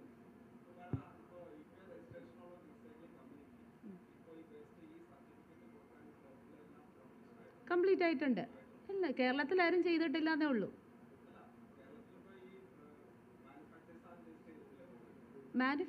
പ്രൊഡ്യൂസേഴ്സ് ഏകദേശം 100-ൽ പരം ആൾക്കാർ രജിസ്റ്റർ ചെയ്തിട്ടുണ്ടല്ലോ. ആ, അവരുണ്ട്, അവർ ചെയ്യുന്നുണ്ട്. നമുക്ക് വേസ്റ്റ് പ്രോസസ്സേഴ്സാണ് മുന്നോട്ട് വരാത്തത്. ഇപ്പോൾ ഇതിൻ്റെ അകത്ത് നമ്മൾ പിന്നെ തെറ്റിദ്ധരിക്കരുത്. ഇപ്പം ഈ കേരളത്തിൽ ജനറേറ്റ് ചെയ്യുന്ന വേസ്റ്റ് കേരളത്തിൽ തന്നെ ഡിസ്പോസ് ചെയ്യണമെന്ന് റൂള് പറയുന്നില്ല. അപ്പോൾ വേസ്റ്റ് പ്രോസസ്സേഴ്സ് ഔട്ട്സൈഡ് കേരളയ്ക്ക് ഈ വേസ്റ്റ് എടുക്കാം. ഇപ്പോൾ കേരളത്തിനുള്ളിൽ പ്ലാസ്റ്റിക് വേസ്റ്റ് പ്രൊഡ്യൂസേഴ്സ് എല്ലാവരും രജിസ്റ്റേർഡ് ആണ്. അവർക്ക് ഒരു ടാർഗറ്റ് ഉണ്ടാവും, ഇത്രയും അവർക്ക് മീറ്റ് ചെയ്യണം, അവരുടെ വേസ്റ്റ് ഇത്രയും അവർ കളക്ട് ബാക്ക് ചെയ്യണം എന്ന ടാർഗറ്റ് ഉണ്ടാവും. അത് കേരളത്തിൽ മീറ്റ് ചെയ്യുന്നില്ലെങ്കിൽ അവർക്ക് മറ്റ് സ്റ്റേറ്റിലോട്ട് പോകാം. അപ്പോൾ വേസ്റ്റ് പ്രോസസ്സ് അതെ. പക്ഷേ ആ ജനറേഷൻ വേസ്റ്റ് കൂടുതലായിരിക്കും. നമ്മൾ ഇതിനകത്ത് നോക്കുന്നത് ഈ വേസ്റ്റ് പ്രൊഡ്യൂസ് ചെയ്യുന്ന ആൾക്കാർ ഓൾറെഡി രജിസ്റ്റർ ചെയ്യുമ്പോൾ നമുക്കൊരു ക്വാണ്ടിറ്റി, അത് രചനാ മാം അതിനകത്ത് കാണിച്ചിട്ടുണ്ട്. ടോട്ടൽ ജനറേഷൻ ഓഫ് വേസ്റ്റ് ഇത്ര ക്വാണ്ടിറ്റിയാണ് നമ്മുടെ PWPയിൽ പോകുന്നത്. അപ്പോൾ ജനറേഷൻ കൂടുതലും നമ്മുടെ PWPയുടെ ക്വാണ്ടിറ്റി കുറവാണെങ്കിൽ ആ എക്സസ് വരുന്നത് പുറത്തോട്ട് പോയില്ലേ. പിന്നെ ഒരു കാര്യം കൂടെ ഞാൻ പറയട്ടെ, അത് ഞാൻ വിട്ടുപോയതാണ്, സോറി. ഈ പാക്കേജിങ് യൂണിറ്റുകളെന്ന് പറഞ്ഞു കഴിഞ്ഞാൽ നമ്മൾ 4 ടൈപ്പ് ഓഫ് കാറ്റഗറിക്കാണ് EPR ഇപ്പോൾ ബാധകം. ഒന്നെന്ന് പറയുന്നത് ബോട്ടിൽസ് പോലെ റിജിഡ് പ്ലാസ്റ്റിക്, റിജിഡ് ബോട്ടിൽ. അപ്പോൾ അതിൻ്റെ അകത്ത് ഈ കസേര, ചെയർ, ഇതൊന്നും കസേര, ടേബിള്, പ്ലാസ്റ്റിക് അങ്ങനത്തെ ഒരു കമ്മോഡിറ്റി അതിനകത്ത് വരുന്നില്ല. പാക്കേജിങ് മെറ്റീരിയലാണ് അത്. 1 rigid plastic, 2 flexible plastic. Flexible എന്ന് പറഞ്ഞാൽ സിംഗിൾ ലെയർഡ് പ്ലാസ്റ്റിക് കൊണ്ട് മാത്രം മിക്സ്ചർ, ചിപ്സ് ഇതിൻ്റെയൊക്കെ കവർ പോലെ വരുന്ന പാക്കേജിങ് മെറ്റീരിയൽ. 3 എന്ന് പറയുന്നത് മൾട്ടി ലെയർ, നമ്മുടെ ലേസിൻ്റെ കവർ പോലെ വരുന്ന ഒരു പ്ലാസ്റ്റിക് ലെയർ അല്ലെങ്കിൽ അതിൻ്റെ കൂട്ടത്തിൽ മറ്റൊരു കവർ, അതാണ് മൾട്ടി ലെയർ. 4-മത്തെയാണ് കമ്പോസ്റ്റബിൾ പ്ലാസ്റ്റിക്. ഇവർ 4 പേരും പാക്കേജിങ് മെറ്റീരിയൽ അവർ പ്രൊഡ്യൂസ് ചെയ്യുന്നുണ്ടെങ്കിൽ അവർ EPR എടുത്തിരിക്കണം. ഈ 4 കാറ്റഗറിയാണ്. ഇനി കമ്പോസ്റ്റബിൾ പ്ലാസ്റ്റിക്കിൻ്റെ കേസിൽ ഞാൻ പറയാം, ഒരുപാട് പേർക്ക് നമുക്ക് ജനറലി വരുന്ന ഡൗട്ടാണ്. ഞാനിപ്പോൾ ഒരു പ്ലാസ്റ്റിക്കിന് ഇത് കമ്പോസ്റ്റബിൾ എന്ന് പറഞ്ഞു കഴിഞ്ഞാൽ അത് കമ്പോസ്റ്റബിൾ അല്ല. അതിന് കുറച്ച് സ്പെസിഫിക്കേഷൻസ് ഉണ്ട്. അതിനൊരു IS കോഡ് ഉണ്ട്, IS 17088 എന്ന് പറയുന്ന ഒരു IS കോഡ് ഉണ്ട്. ആ IS കോഡ് പ്രകാരമുള്ള അതിൻ്റെ സ്പെക്കെല്ലാം കംപ്ലൈ ചെയ്ത് കഴിഞ്ഞാൽ അതിനെ നമ്മൾ കമ്പോസ്റ്റബിൾ എന്ന് പറയും. എന്നാലും പറ്റില്ല, ഈ സ്പെക്ക് കംപ്ലൈ ചെയ്ത് സെൻട്രൽ പൊല്യൂഷൻ കൺട്രോൾ ബോർഡിൻ്റെ സർട്ടിഫിക്കറ്റ് കിട്ടണം. ഈ മെറ്റീരിയൽ കമ്പോസ്റ്റബിൾ ആണ്. ഇനി അത് കമ്പോസ്റ്റബിൾ ആണെന്ന് ഒരു കൺസ്യൂമറായി ഞാൻ എങ്ങനെ അറിയും? ഇവർ ഇറക്കുന്ന മെറ്റീരിയലിൽ ഈ പറയുന്ന ആ QR കോഡും EPR സർട്ടിഫിക്കറ്റ് ആയിരിക്കും ആ QR കോഡ് റീഡ് ചെയ്യുമ്പോൾ നമുക്ക് കിട്ടുന്നത്. ഞാൻ പ്ലാസ്റ്റിക് അല്ല എന്നൊക്കെ പറഞ്ഞിട്ട് ഒരു സിമ്പലും ഇതെല്ലാം അതിൻ്റെ അകത്തുണ്ട്, കമ്പോസ്റ്റബിൾ ആണ് എന്ന് അതിൻ്റെ നമ്പരും ഒക്കെ ഉണ്ടാവുന്ന ഒരു എല്ലാം ആ മെറ്റീരിയലിനകത്ത് ഉണ്ടായിരിക്കണം. ഇതായിരിക്കണം കമ്പോസ്റ്റബിൾ. പിന്നെ ബയോഡീഗ്രേഡബിൾ എന്ന് നേരത്തെ കാർത്തിക് പറഞ്ഞു. ബയോഡീഗ്രേഡബിൾ ഇന്ത്യയിൽ ഇതുവരെ ഒന്നിനും ബയോഡീഗ്രേഡബിൾ എന്ന് പറഞ്ഞ കാറ്റഗറിയിൽ ഒന്നിനും സർട്ടിഫിക്കേഷൻ കിട്ടിയിട്ടില്ല. കമ്പോസ്റ്റബിൾ ഉണ്ട്. കമ്പോസ്റ്റബിൾ നമുക്ക് ഇങ്ങനെയാണ് നമ്മൾ തിരിച്ചറിയേണ്ടത്. ഇപ്പം ലോക്കൽ ബോഡിയിലെ ആൾക്കാർക്ക് എപ്പോഴും വരുന്നൊരു ഡൗട്ടാണിത്, എങ്ങനെ തിരിച്ചറിയും എന്നുള്ളത്. ഇതാണ്. ഉണ്ട്. കേരളത്തിലെ ആൾക്കാർക്ക് കമ്പോസ്റ്റബിളിന് CPCBയുടെ സർട്ടിഫിക്കേഷൻ കിട്ടിയിട്ടുണ്ട്. അത് നമ്മൾ QR കോഡ് റീഡ് ചെയ്യുക. ഞാൻ ഈ പറഞ്ഞ QR കോഡ് ഉണ്ടോ അത് റീഡ് ചെയ്ത് നോക്കുക. CPCBയുടെ സർട്ടിഫിക്കറ്റ് നമ്പർ ഉണ്ടോ, ഈ പറയുന്ന 17088 എന്നൊക്കെ എഴുതിയിട്ടുണ്ടാവും. QR കോഡ് റീഡ് ചെയ്താൽ മതി. റീഡ് ചെയ്യുമ്പോൾ നമുക്ക് ആ CPCBയുടെ സർട്ടിഫിക്കറ്റിൻ്റെ നമ്പർ കിട്ടും. അതാണ് അതിൻ്റെ അകത്തുള്ളത് കേട്ടോ. ഇനി എന്തെങ്കിലും ഉണ്ടോ? ഇപ്പോൾ ഒരുപാട് സംശയങ്ങൾ വന്നു EPRനെ പറ്റി. ഇതെന്ന് വെച്ചാൽ directorate of environment government of Kerala, pollution control board government of Kerala, GIZ India, CEDയും ചേർന്ന് EPR ഗൈഡ് ലൈൻസ് മലയാളത്തിൽ പുറത്തിറക്കുകയാണ്. അതിൻ്റെ നടന്നുകൊണ്ടിരിക്കുകയാണ്. അത് ഉടൻ തന്നെ മലയാളത്തിൽ ഒരു EPR സിംപ്ലിഫൈഡ് ഗൈഡ് ലൈൻ പ്രസിദ്ധീകരിക്കുന്നതും അത് വൈഡ്ലി സർക്കുലേറ്റ് ചെയ്യുന്നതാണ്. എല്ലാ ULBക്കും എല്ലാ സ്റ്റേക്ക് ഹോൾഡേഴ്സിനും ഞങ്ങൾ അത് സർക്കുലേറ്റ് ചെയ്യുന്നതാണ്. ഇതിൻ്റെ പ്രവർത്തനം നടന്നുകൊണ്ടിരിക്കുകയാണ്. ഉടൻ തന്നെ അത് പുറത്തിറങ്ങുന്നതാണ്. Thank you sir. ഒരു ചോദ്യം കൂടെ എടുത്തിട്ട് നമുക്ക് ക്ലോസ് ചെയ്യാം മാഡം. അത് കഴിഞ്ഞിട്ട് നമുക്ക് 3 സെഷൻസ് കൊണ്ടുണ്ട്. 5 മിനിറ്റ് വളരെ ബ്രീഫായിട്ടായിരിക്കും. ലഞ്ചിന് നിങ്ങളെ ഞാൻ നിർത്തത്തില്ല. ഒരു പ്രസൻറ്റേഷൻ നമ്മുടെ പ്ലാസ്റ്റിക് മാനുഫാക്ചറിങ് അസോസിയേഷൻ കേരളത്തിൽ ആദ്യമായിട്ട്, ഇന്ത്യയിൽ തന്നെ ആദ്യമായിട്ട് EPRനെ കുറിച്ച് കൂടുതൽ ഡിസ്കസ് ചെയ്യുകയും ഡെലിബറേറ്റ് ചെയ്യുകയും ഒരു അസോസിയേഷനാണ് കേരള പ്ലാസ്റ്റിക് മാനുഫാക്ചറിങ് അസോസിയേഷൻ. അവിടുന്ന് സെക്രട്ടറി സുനിൽ സാർ വന്നിട്ടുണ്ട്. സാർ EPRനെ കുറിച്ച് ഡിസ്കസ് ചെയ്യും. കൂടാതെ നമ്മുടെ റീസൈക്ലിംഗ് അസോസിയേഷൻ്റെ പ്രസിഡന്റ് സിയാദ് അലി ഉണ്ട്.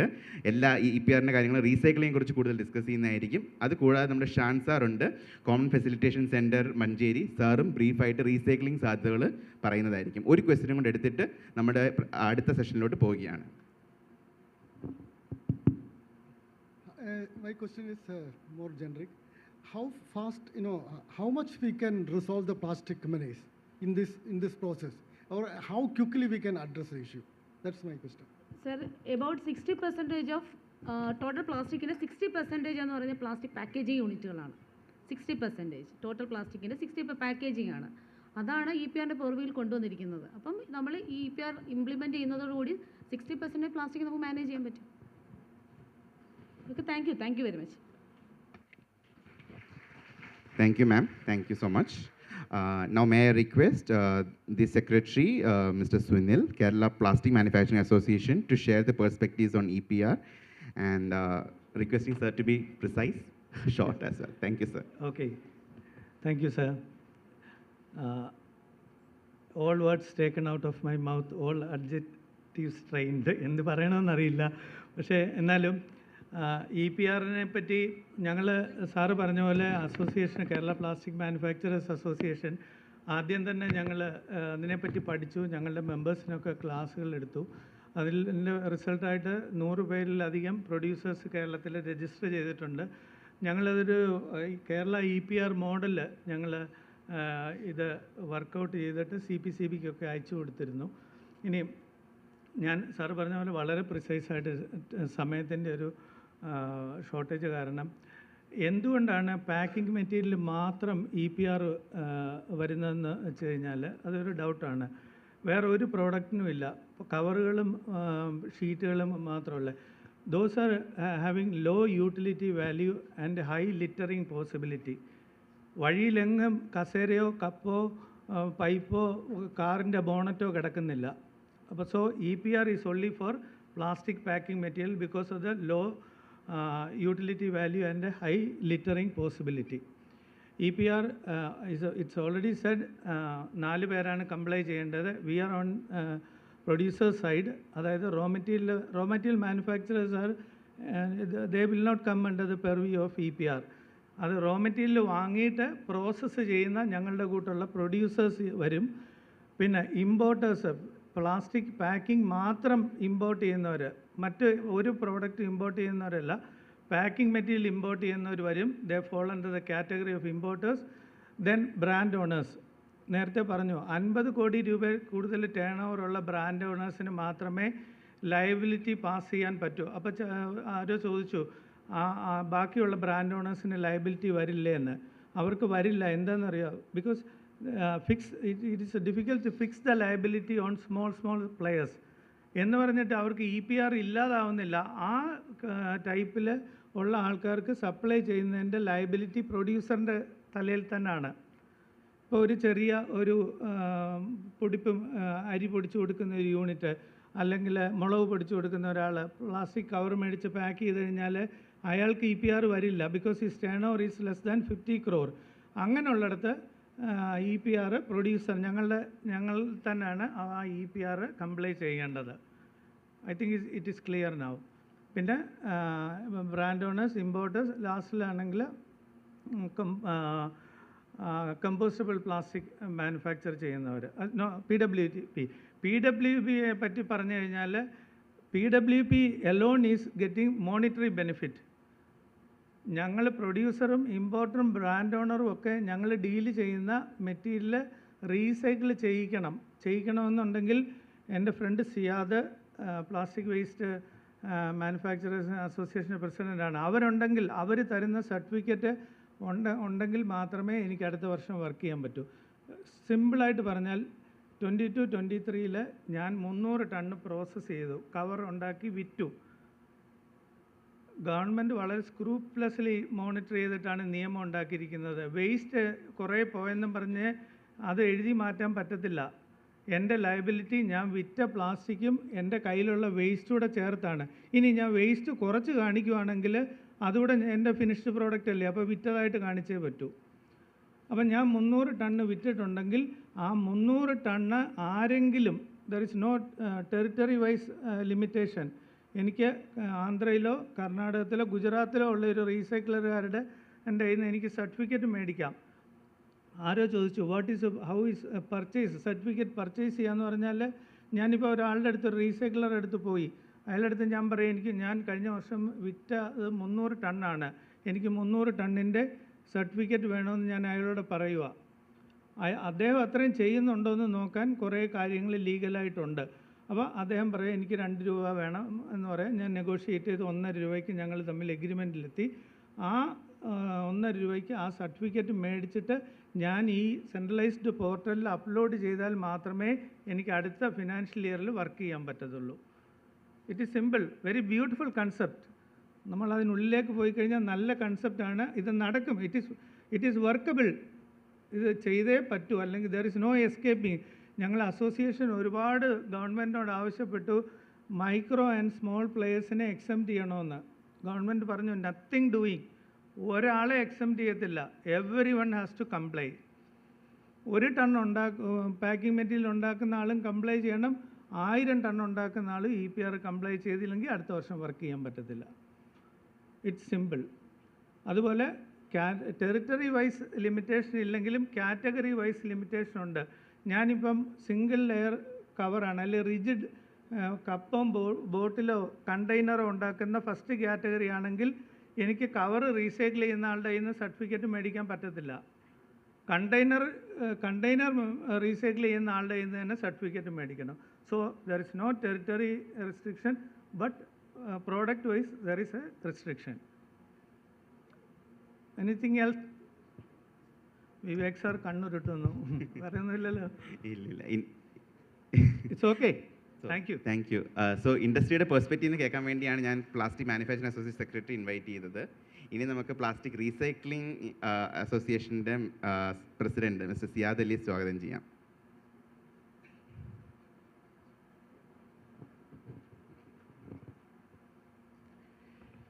Thank you, Vivek and everyone. അപ്പോൾ EPRുമായി ബന്ധപ്പെട്ട് ഇന്നലെ മുതൽ അല്ലെങ്കിൽ മിഞ്ഞാന്ന് മുതൽ നമ്മൾ കേൾക്കുന്നുണ്ട്. EPRൻ്റെ ഒരു കൺസെപ്റ്റ് ഇപ്പോൾ സുനിൽ സാറ് പറഞ്ഞ പോലെ അതിമനോഹരമായൊരു കൺസെപ്റ്റാണ്. ഒരു ചെറിയ ചുരുക്കത്തിൽ പെട്ടെന്ന് മനസ്സിലാകുന്ന രീതിയിൽ ഞാൻ ഒരു കാര്യം പറഞ്ഞുതരാം. ഒരു 6-7 വർഷങ്ങൾക്ക് മുമ്പ് നാം യാത്ര ചെയ്യുമ്പോൾ എവിടെയും നമുക്ക് കാണാമായിരുന്നു പെറ്റ് ബോട്ടിൽസ്. ഏത് റെയിൽവേ സ്റ്റേഷനാണെങ്കിലും ബസ് സ്റ്റാൻഡിലാണെങ്കിലും വലിച്ചെറിയപ്പെട്ട കുറേ പെറ്റ് ബോട്ടിൽസിൻ്റെ ഉള്ളിലൂടെയൊക്കെയായിരുന്നു നാം യാത്ര ചെയ്തുകൊണ്ടിരുന്നത്. ഇന്ന് നിങ്ങൾക്കറിയാം അത് എങ്ങും കാണാനില്ല.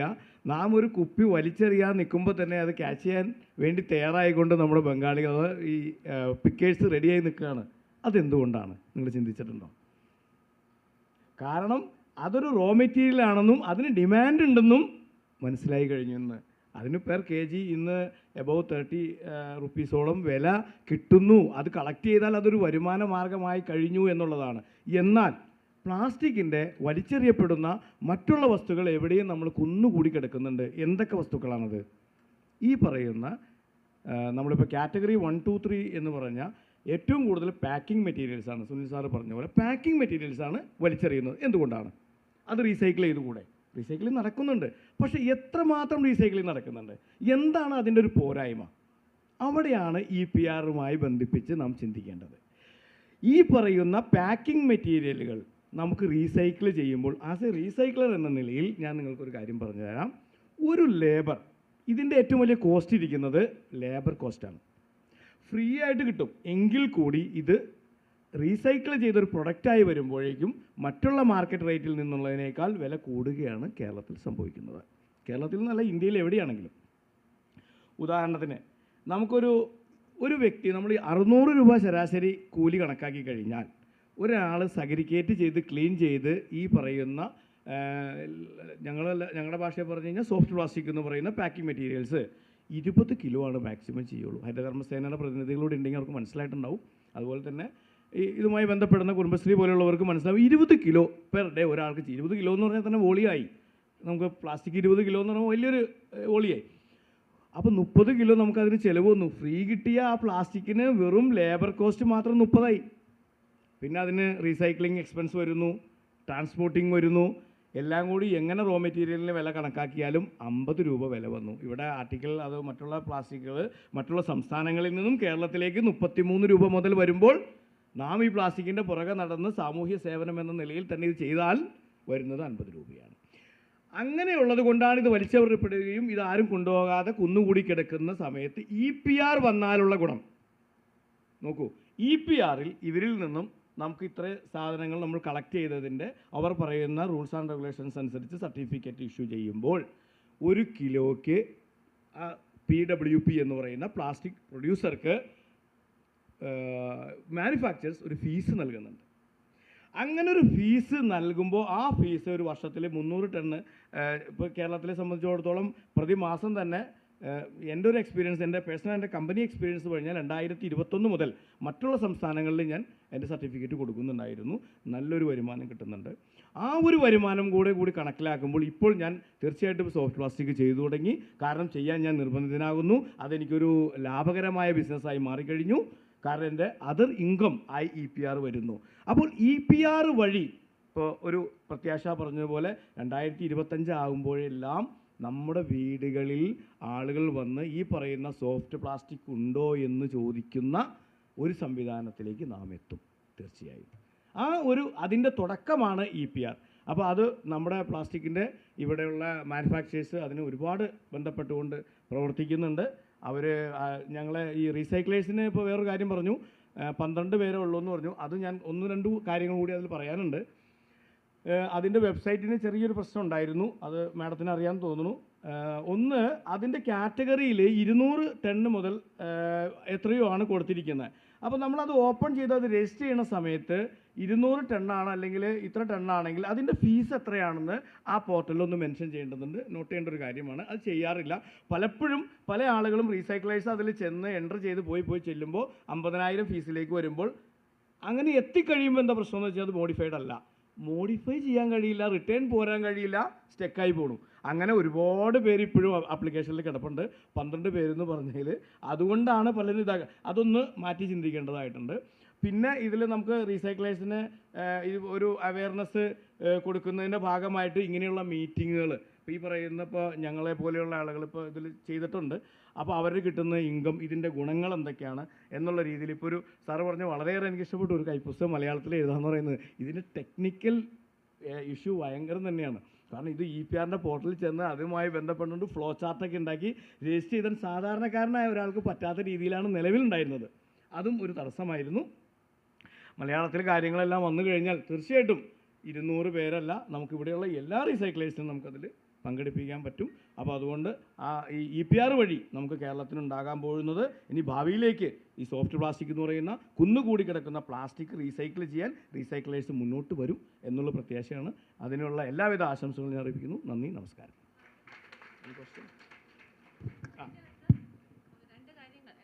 ക്ലാരിഫൈ ചെയ്തോട്ടെ. മലയാളത്തിലൊരു brochure pollution control board website publish ചെയ്തിട്ടുണ്ട്, എങ്ങനെ അപ്ലൈ ചെയ്യണം. അതിൻ്റെ അകത്ത് ഈ ഫീസും എല്ലാം മെൻഷൻ ചെയ്തിട്ടുണ്ടാവും. PCBയുടെ ഹോം പേജിൽ തന്നെ ഇത് ലിങ്ക് ചെയ്തിട്ടുണ്ട്. എത്ര മാസമായിട്ടുണ്ട്? ഒത്തിരി, 1 വർഷമാവാറായി. വെബ്സൈറ്റ് നോക്കാറില്ല. ഇത് ഗൈഡൻസ് മാനുവൽ ആണ്. ഗൈഡൻസ് മാനുവൽ എന്ന് പറയുന്നത് വേറൊന്നാണ്. ഇതിലെന്താണെന്നറിയോ, ഇതായിട്ട് പറഞ്ഞു കഴിഞ്ഞാൽ നമുക്ക് ആ ഫ്ലോ ചാർട്ട് അങ്ങനെയുള്ള കുറേ കാര്യങ്ങളുണ്ട്, ഫോട്ടോസ്. ഇപ്പോൾ EPR രജിസ്ട്രേഷൻ എന്ന് പറയുമ്പോൾ നമ്മൾ ഓടിച്ചെന്ന് നമ്മൾ രജിസ്ട്രേഷൻ എടുക്കുന്നത് പോലെയല്ല, ഒരുപാട് സാങ്കേതികമായ പ്രശ്നങ്ങളുണ്ട്. ഞാൻ എപ്പോഴും വിവേകിനെ വിളിക്കാറുണ്ട്. ആസ് എ അസോസിയേഷൻ്റെ ഭാഗത്തുനിന്ന് ഒരുപാട് പേര് എന്നെ വിളിച്ച് ചോദിക്കുമ്പോൾ ഞാൻ അപ്പോൾ വിവേകിന് ഇപ്പോൾ ട്രെയിനിങ്ങിന് വേണ്ടിയിട്ട് ഞാൻ 2 പേരെ ഇവിടെ കൊണ്ടുവന്നിട്ടുണ്ട്. എല്ലാ കമ്പനികളിലും ഇതുപോലെ തന്നെ ഇവർക്കെല്ലാം പലപ്പോഴും എന്താ പ്രശ്നം എന്ന് വെച്ച് കഴിഞ്ഞാൽ ഇതിന് OTP വരുന്നുണ്ട്. അതിനൊരു ടെക്നിക്കൽ ഇഷ്യൂ എന്ന് പറയാം. ഈ OTP അവരുടെ മൊബൈലിലേക്ക് വന്ന് അത് വേണം നമുക്കത് ഓപ്പൺ ചെയ്യാൻ. നമ്മൾ പുറത്ത് നിന്ന് ഇത് ഓപ്പൺ ചെയ്ത് അവരുടെ രജിസ്ട്രേഷൻ എടുക്കാൻ വരുമ്പോൾ ഈ OTP ഷെയർ ചെയ്യാൻ ആരും തയ്യാറാവുന്നില്ല. അത് വേറൊരു പ്രശ്നമാണ്. ആസ് എ പൊല്യൂഷൻ കൺട്രോൾ ബോർഡിൻ്റെ ആണെങ്കിൽ ഈ OTP ഷെയറിങ് നമുക്കറിയാം ചില പേടികൾ കൊണ്ടായിരിക്കാം. അപ്പോൾ ഞാൻ അതിനിപ്പോൾ കണ്ടുപിടിച്ചിരിക്കുന്നത് എൻ്റെ 2 സ്റ്റാഫുകൾ ഇവിടെ കൊണ്ടുവന്നിട്ടുണ്ട്. അവർക്ക് ട്രെയിനിങ് കൊടുത്തുകൊണ്ട് കേരളത്തിലെ എല്ലാ കമ്പനികളിലേക്കും നമ്മുടെ ആളെ അയക്കുകയാണ്. എന്നിട്ട് അവർക്ക് അവിടെ ചെന്ന് നിന്നുകൊണ്ട് അവർക്ക് വിശ്വസനീയമായ രീതിയിൽ പോർട്ടൽ രജിസ്റ്റർ ചെയ്യാൻ അവിടെ നിന്ന് ബിൻസി മാമിനെയും വിവേകിനെയൊക്കെ കോർഡിനേറ്റ് ചെയ്ത് എല്ലാ കമ്പനിക്കും ചെയ്തു കൊടുക്കാനുള്ള ഒരു പരിപാടിയാണ് ഇപ്പോൾ ചെയ്തിരിക്കുന്നത്. അസി സുനിൽ സാറുമായി ഞങ്ങൾ അസോസിയേറ്റ് ചെയ്താണ് ചെയ്യുന്നത്. അപ്പോൾ നിലവിൽ നമുക്ക് 2024 തന്നെ 200 എത്താൻ പറ്റുമെന്നാണ് പ്രത്യാശ. Thank you so much. ഇനി ഷാൻ സാറിനെ ഞാൻ സ്വാഗതം ചെയ്യുകയാണ്. നമ്മുടെ കേരളത്തിലെ റീസൈക്ലിംഗ് സെക്ടറിനെ കുറിച്ചും എന്തൊക്കെ സാധ്യതകളാണുള്ളത്, എന്തൊക്കെയാണ് ഇൻഡസ്ട്രീസ് ഡിപ്പാർട്ട്മെൻറ്റിൽ നിന്നുള്ള പെർസ്പെക്റ്റീവ് ഷെയർ ചെയ്യാൻ ഞാൻ ഷാൻ സാറിനെ സ്വാഗതം ചെയ്യുന്നു.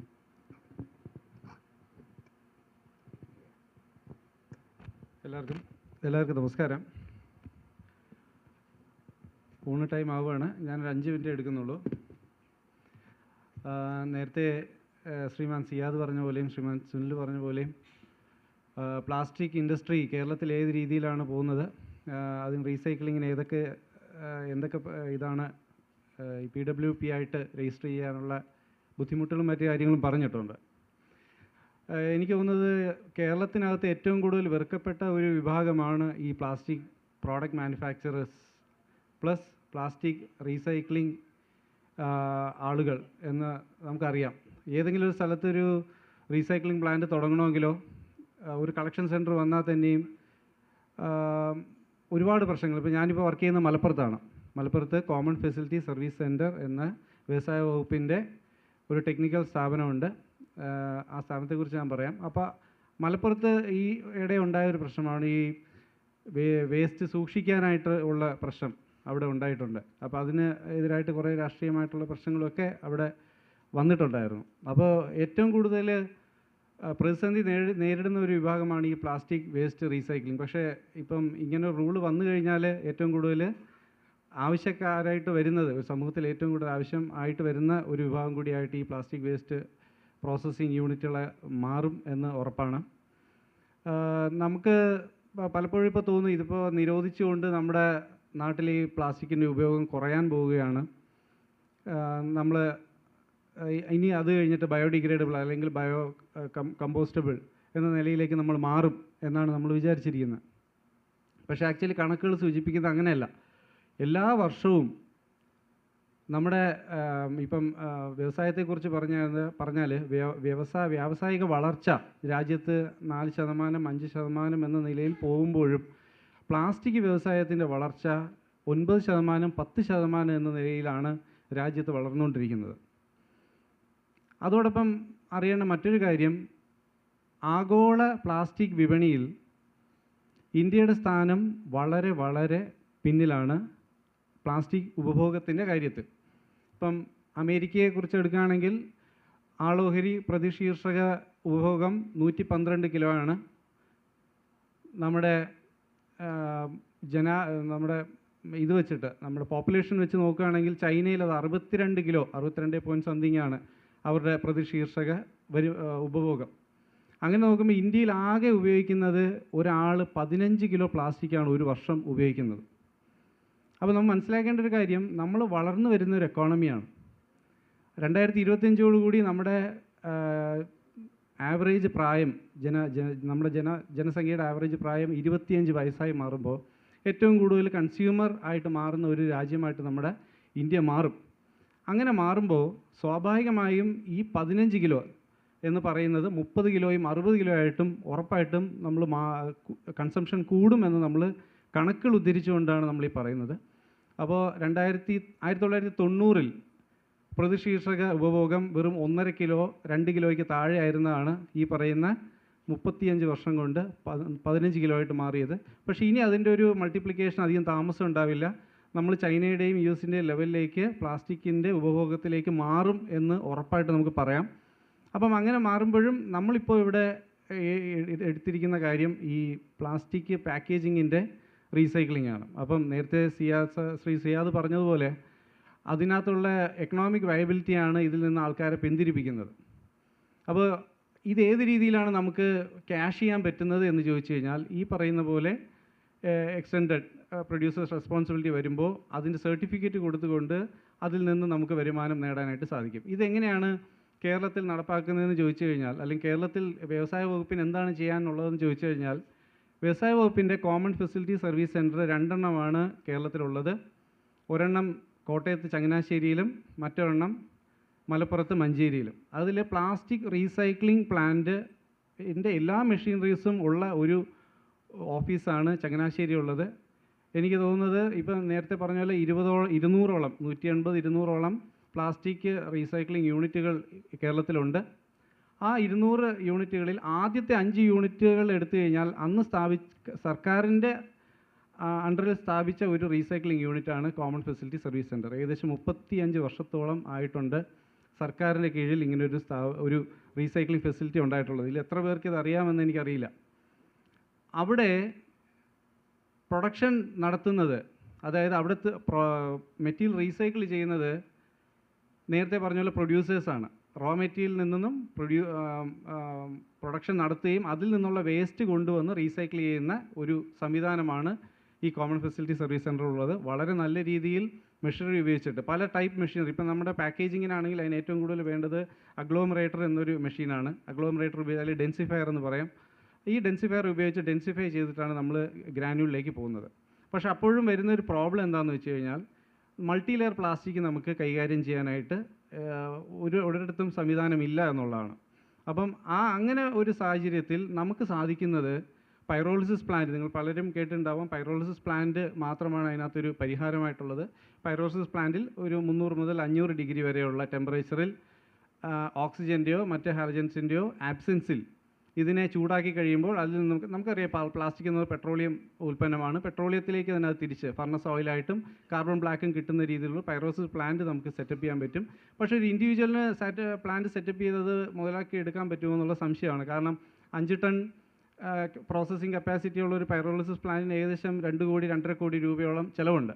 അപ്പോൾ 3-4 പഞ്ചായത്തുകൾക്ക് LSGDകളുടെ 3-4 പഞ്ചായത്തുകൾക്ക് ചേർന്നുകൊണ്ട് ഒരു പൈറോളിസിസ് പ്ലാന്റ് സെറ്റപ്പ് ചെയ്ത് ഈ പറയുന്ന മൾട്ടി ലെയർ ഫിലിംസിനെ നമുക്ക് അറ്റാക്ക് ചെയ്യാൻ പറ്റും. അതുപോലെ മോണോ ലെയർ ഫിലിംസിനെ തീർച്ചയായിട്ടും നമുക്ക് വളരെ നല്ല രീതിയിലുള്ള പ്രോസസ്സിംഗ് പ്ലാന്റുകൾ ഇന്ത്യയിൽ അവൈലബിൾ ആണ്. അതിന് വാഷിംഗ് യൂണിറ്റ് മുതൽ ഡ്രൈയിങ് യൂണിറ്റ്, പെല്ലറ്റൈസേഷൻ, ഇതെല്ലാം ഉൾപ്പെടെയുള്ള പ്ലാന്റ് അവൈലബിൾ ആണ്. ശരിക്കും ഒരു സാധാരണ ഒരു പ്ലാസ്റ്റിക് പ്ലാന്റ്, അതായത് ഈ ഫിലിം റീസൈക്ലിങ്ങിന് നമുക്ക് ഏകദേശം ഫിലിം റീസൈക്ലിംഗ് പ്ലാന്റ് സെറ്റ് ചെയ്യാനായിട്ട് മെഷീനറീസിന് മാത്രമായിട്ട് നമുക്ക് ഒരു 20 ലക്ഷം 25 ലക്ഷം രൂപയുടെ ചിലവേ ഉള്ളൂ. അപ്പോൾ ഈ 25 ലക്ഷം രൂപയുടെ ചിലവിൽ നമുക്ക് ഈ പാക്കേജിങ് മെറ്റീരിയൽ റീസൈക്കിൾ ചെയ്യുന്നതിനോടൊപ്പം തന്നെ ഹാർഡ് പ്ലാസ്റ്റിക്കുകളും റീസൈക്കിൾ ചെയ്തുകൊണ്ട് നിങ്ങൾക്ക് വരുമാനം കൂടുതലായിട്ട് വരുത്താം. അപ്പം 2 പ്ലാസ്റ്റിക്കുകളും കൈകാര്യം ചെയ്യുമ്പോൾ ഒന്ന് നേരത്തെ പറഞ്ഞ പോലെ സർട്ടിഫിക്കറ്റ് കൊടുത്തുകൊണ്ട് നിങ്ങൾക്ക് അതിൽ നിന്നും വരുമാനം കിട്ടും. 2 ഹാർഡ് പ്ലാസ്റ്റിക് നിങ്ങൾക്ക് അതിനകത്ത് നിന്ന് പ്രൊഡക്ഷൻ ചെയ്തുകൊണ്ട് വരുമാനം ലഭ്യമാണ്. അപ്പം ഒരു പ്ലാന്റിന് നേരത്തെ പറഞ്ഞ പോലെ 25 ലക്ഷം രൂപയുടെ മെഷീനറീസ് മാത്രം മതിയാവും.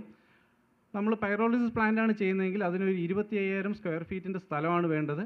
അത് നേരത്തെ പറഞ്ഞ പോലെ ഒരു 5 ടണ്ണ് പ്രോസസ്സ് ചെയ്യുന്ന, അതാകുമ്പോൾ എല്ലാ ടൈപ്പ് പ്ലാസ്റ്റിക്കും അതിനകത്ത് ഉപയോഗിക്കാൻ പറ്റും. ഒരേ ഒരു കണ്ടീഷനേ ഉള്ളൂ, അത് വാഷ് ചെയ്ത് ഉപയോഗിക്കണമെന്ന് മാത്രമേ ഉള്ളൂ. അതിന് 25,000 സ്ക്വയർ ഫീറ്റ് ഉള്ള സ്ഥലം മതി.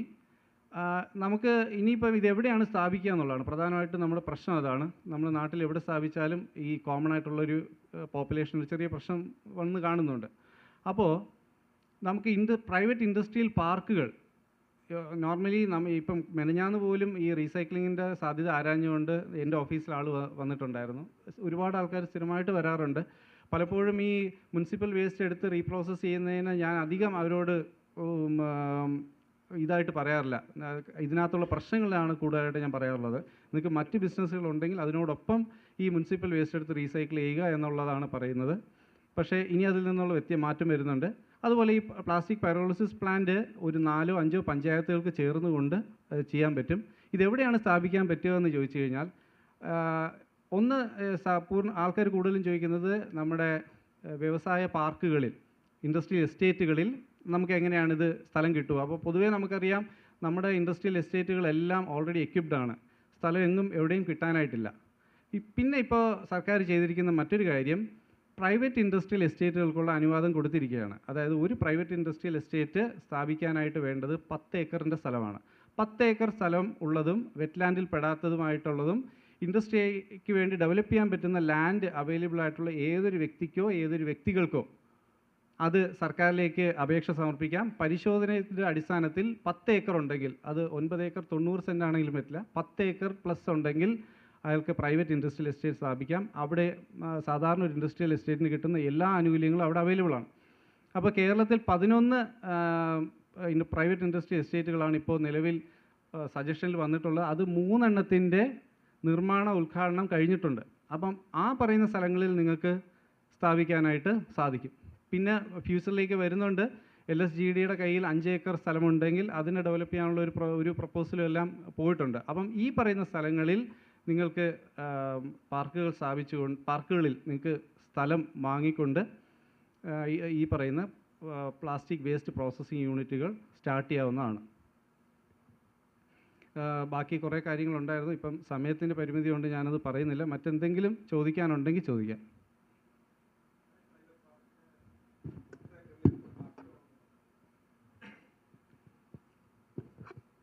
ഈ പ്രൈവറ്റ് ഇൻഡസ്ട്രിയൽ പാർക്കിന് 10 ഏക്കർ സ്ഥലം വേണമെന്ന് പറഞ്ഞല്ലോ. അതിന് മിനിമം ഇത്ര കമ്പനികൾ വേണമെന്നുണ്ട് അതിനകത്ത്? ഇല്ല, അങ്ങനെയില്ല. അത് ഒറ്റ കമ്പനി ആവാം, 2 കമ്പനി ആവാം, എത്ര വേണമെങ്കിലും അത് ഡിവൈഡ് ചെയ്യാം.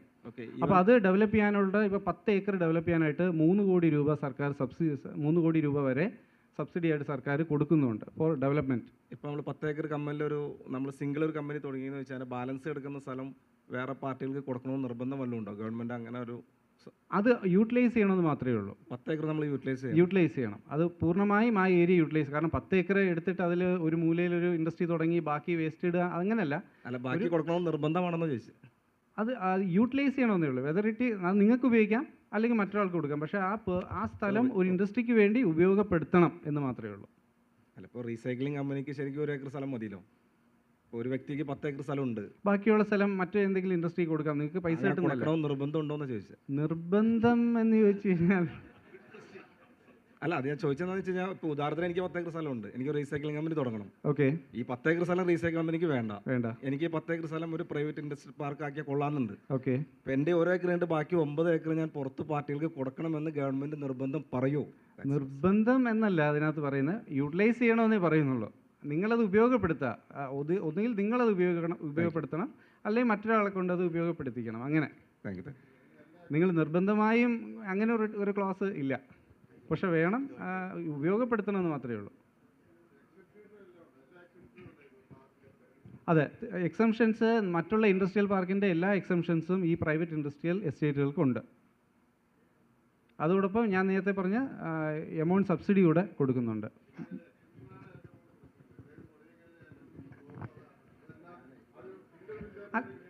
ഇത് സ്വിഫ്റ്റ് വഴിയാണിത്, സിംഗിൾ വിൻഡോ വഴിയാണിത് ചെയ്യേണ്ടത്. സിംഗിൾ വിൻഡോ വഴിയേ ഇനി ചെയ്യാൻ പാടുള്ളൂ. ഒരിക്കലും നമ്മൾ ഈ രജിസ്ട്രേഷന് വേണ്ടിയിട്ട് പഞ്ചായത്തിൽ കൊടുത്തു അവിടെ കൊടുത്തു അങ്ങനെയല്ല. സിംഗിൾ വിൻഡോ ത്രൂ ചെയ്ത് കഴിഞ്ഞാൽ നിങ്ങൾക്ക് ഡീംഡ് ലൈസൻസ് 1 മാസത്തിനകത്ത് അറിയാമല്ലോ. അപ്പം അതുവഴി മാത്രമേ ഇനി ഇൻഡസ്ട്രീസ് രജിസ്ട്രേഷൻ നടത്താവൂ. നമ്മൾ നേരത്തെ പറഞ്ഞ പോലെ 1 ലക്ഷം സംരംഭം എന്ന ടാർഗറ്റ് ഒരു വർഷത്തേക്ക് വെച്ചിട്ട് 8 മാസം കൊണ്ട് നമ്മുടെ കേരളം അത് കവർ ചെയ്ത് കഴിഞ്ഞു. അത് ഇപ്പോൾ 1 വർഷം കഴിഞ്ഞപ്പോഴേക്കും 1,38,000 സ്ഥാപനങ്ങൾ സ്ഥാപിക്കപ്പെട്ട് കഴിഞ്ഞു. അപ്പം അതുപോലെ സ്വിഫ്റ്റ് വഴി അത് ചെയ്യുന്നതാണ് എപ്പോഴും ഉത്തമം. സർ, അത് ലാൻഡ് വാങ്ങുന്നതിന് ഉൾപ്പെടെ സബ്സിഡി ഉണ്ടോ? ലാൻഡ് അതായത് ടോട്ടൽ 3 crores ആണ് അതിൻ്റെ സബ്സിഡി, ഇൻക്ലൂഡിംഗ് ലാൻഡ്. അതായത് ഫോർ ലാൻഡ് പർച്ചേസ് നിങ്ങളുടെ ഡീഡിലായിരിക്കണം. അതിനുശേഷം അത് ഡെവലപ്പ് ചെയ്യാനായിട്ടാണ് ഈ കാശ് തരുന്നത്. അപ്പോൾ അതിനകത്തുള്ള ഗുണം വെച്ചാൽ പ്രത്യേകിച്ച് ഈ പ്ലാസ്റ്റിക് വേസ്റ്റ് പ്രോസസ്സിങ്ങിൻ്റെ ഒരു പ്രോബ്ലം എന്ന് പറയുന്നത്, ഒരു ഐസൊലേറ്റഡ് ഏരിയ ആയിരിക്കും മിക്കവാറും ആൾക്കാർ തിരഞ്ഞെടുക്കുക. ആൾക്കാർ ഒരുപാട് താമസിക്കുന്ന സ്ഥലം എടുക്കാൻ പറ്റില്ല. പക്ഷേ ഒരു ഇൻഡസ്ട്രിയൽ എസ്റ്റേറ്റ് ആണെങ്കിൽ യാതൊരു പേടിയും കൂടാതെ ആൾക്കാർക്ക് അവിടെ നല്ല രീതിയിൽ നടത്താൻ പറ്റും. 2 ക്വസ്റ്റ്യനും കൂടെ ഉള്ളേ. സർ, ഈ വേസ്റ്റ് റീസൈക്ലിംഗ് പ്ലാന്റുകൾക്ക് ഈ എന്തെങ്കിലും 10 ഏക്കർ എന്നൊക്കെ തിരുവനന്തപുരം കോർപ്പറേഷനെ സംബന്ധിച്ചിടത്തോളം ഇവർക്ക് 123 പ്ലാന്റുകളുണ്ട് പറഞ്ഞ്, മീൻസ് റീസൈക്ലിംഗ്. പക്ഷേ തിരുവനന്തപുരത്ത് ഒരു പ്ലാന്റ് പോലും പ്രവർത്തിക്കുന്നില്ല റീസൈക്ലിംഗ്. അപ്പം തിരുവനന്തപുരം പോലെയൊക്കെയുള്ള സ്ഥലങ്ങളിൽ നമുക്കറിയാം എല്ലായിടവും മാലിന്യം കെട്ടിക്കിടക്കുന്ന അവസ്ഥകളുണ്ട്. അപ്പോൾ ഈ ലാൻഡിൻ്റെ 10 ഏക്കർ എന്നുള്ളതിൽ എന്തെങ്കിലും കുറവുകൾ വരുത്താനോ അല്ലെങ്കിൽ റീസൈക്ലിംഗ് പ്ലാന്റുകൾ കൂടുതൽ വരാൻ വേണ്ടിയിട്ട് അവർക്ക് എന്തെങ്കിലും കൺസിഡറേഷൻസ് കൊടുക്കാനോ സാധ്യതയുണ്ടോ? അത് സാധ്യതയില്ല. കാരണം 10 ഏക്കർ എന്ന് പറയുന്നത് അതുകൊണ്ടാണ് ഞാൻ നേരത്തെ പറഞ്ഞത് 9 ഏക്കർ 90 സെൻറ്റാണ്. കാരണം അത് പോളിസിയായിട്ട് ഗവൺമെൻറ് വെച്ചിരിക്കുന്നതാണ്. അങ്ങനെ അതിൽ പിന്നെ വെള്ളം ചേർക്കാൻ പോയി കഴിഞ്ഞാൽ പിന്നെ ഒരുപാട് അങ്ങ് ഡൈവേർട്ടായി പോകും. അപ്പോൾ അത് സ്ട്രിൻഡൻ ചെയ്ത് 10 ഏക്കർ വെച്ചിരിക്കുകയാണ്. പക്ഷേ ഞാൻ നേരത്തെ പറഞ്ഞ പോലെ പുതിയൊരു പ്രപ്പോസൽ വന്നിട്ടുണ്ട്. അത് എന്ന് പറയുന്നത് ഈ തദ്ദേശ സ്വയംഭരണ സ്ഥാപനങ്ങൾക്ക് കീഴിൽ ഇപ്പോൾ കഴിഞ്ഞ മലപ്പുറത്ത് ഒരു പഞ്ചായത്തിലെ ഒരു സെക്രട്ടറി എന്നെ വിളിച്ചിട്ട് ചോദിച്ചായിരുന്നെങ്കിൽ അവർക്ക് 5 ഏക്കർ സ്ഥലമുണ്ട്. ഇപ്പോൾ ഒരു മാസം മുമ്പ് 5 ഏക്കർ സ്ഥലമുണ്ട്, എന്തെങ്കിലും ചെയ്യാൻ പറ്റുമോ എന്നുള്ളത് ചോദിച്ചിരുന്നു. പക്ഷേ അത് കഴിഞ്ഞ് ഏതാനും ദിവസം കഴിഞ്ഞ ഒരു മീറ്റിങ്ങിലാണ് ഇപ്പോൾ ഇങ്ങനെ ഒരു പ്രപ്പോസൽ വന്നിട്ടുള്ളത്. അത് 5 ഏക്കർ LSGDക്ക് ഉണ്ടെങ്കിൽ, പക്ഷേ അതൊക്കെ വരുന്നതേ ഉള്ളൂ, അതൊന്നും പ്രോസസ്സിങ്ങിലാവുന്നേ ഉള്ളൂ.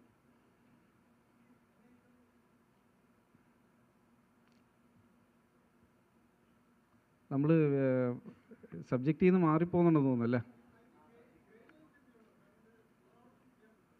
എന്താ sir?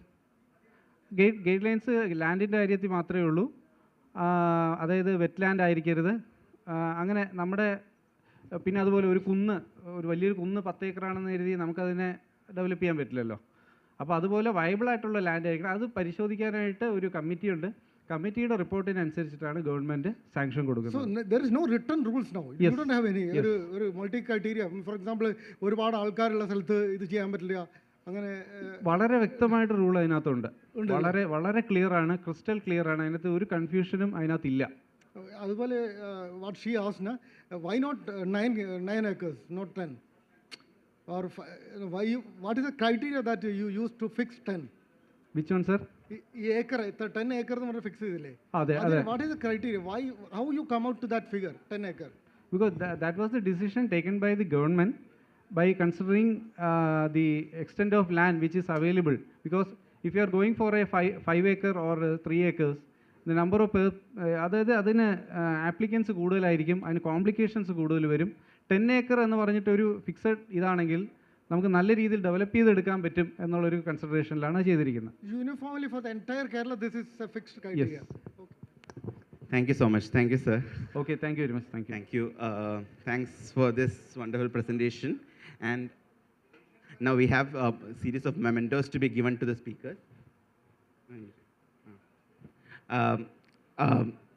So may I request first Mr. Sunil from Kerala Plastic Manufacturing Association to receive a small memento from our side.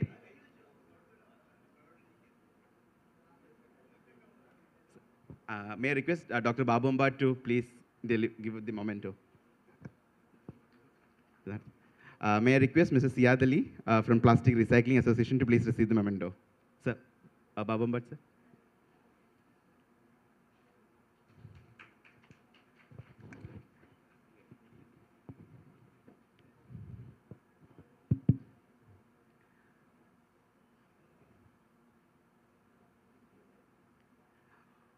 May I request Shansa to receive a small token of memento from our side?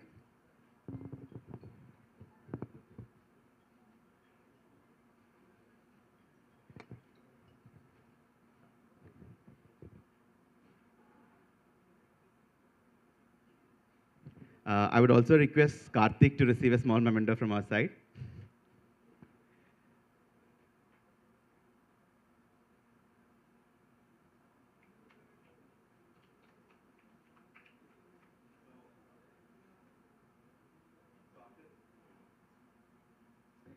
So after this, now we will be breaking for lunch. ഒരു 2:15 ആകുമ്പോൾ എല്ലാവരും തിരിച്ചു വരണം. ഇത് കഴിഞ്ഞിട്ട് നമ്മൾ local body എങ്ങനെ EPR implement ചെയ്യാം എന്നുള്ളതിൻ്റെ ഡിസ്കഷനാണുള്ളത്.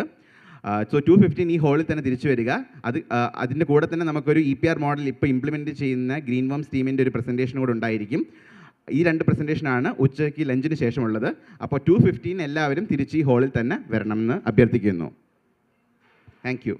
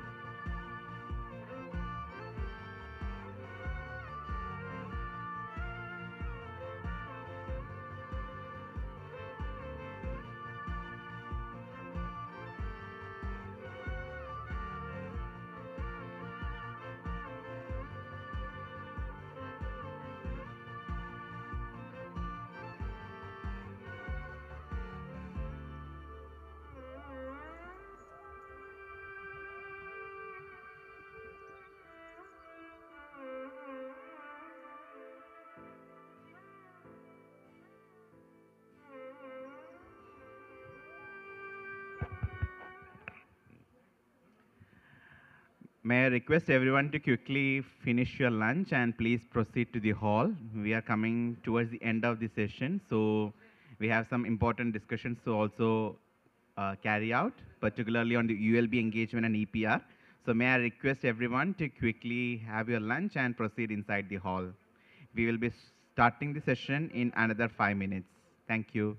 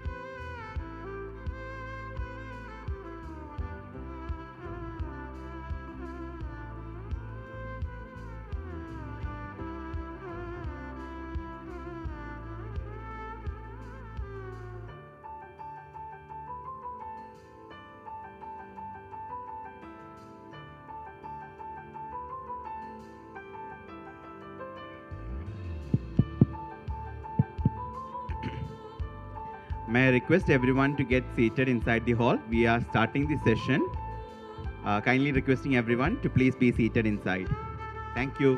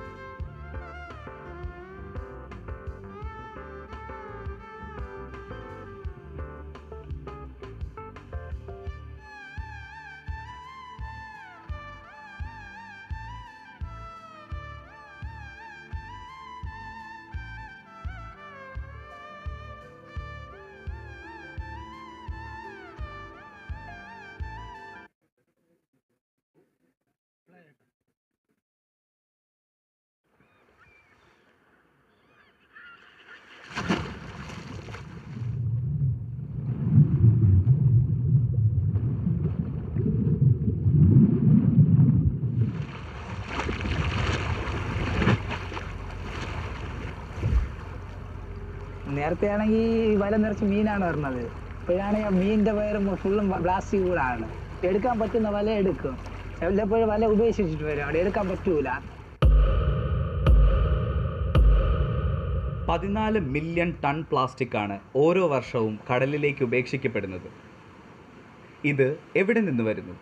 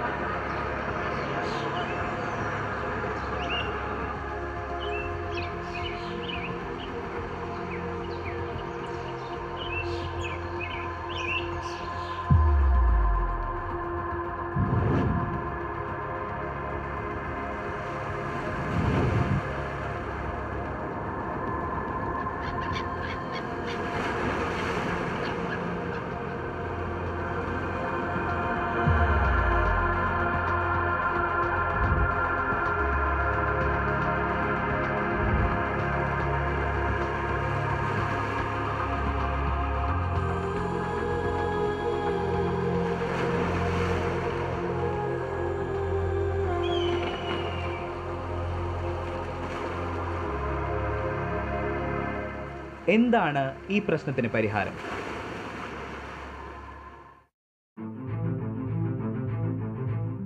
Reduce, reuse, recycle. പ്ലാസ്റ്റിക്കിൻ്റെ ഉപയോഗം പരമാവധി കുറയ്ക്കാൻ നമ്മൾ ശ്രമിക്കേണ്ടതുണ്ട്.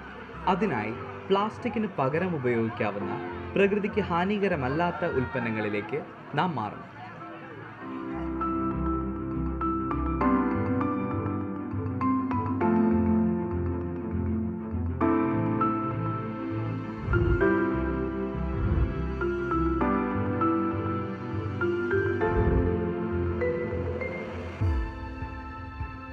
ഒരിക്കൽ ഉപയോഗിച്ച പ്ലാസ്റ്റിക് ഉൽപ്പന്നങ്ങൾ കഴിവതും വീണ്ടും വീണ്ടും ഉപയോഗിക്കാൻ ശ്രമിക്കും.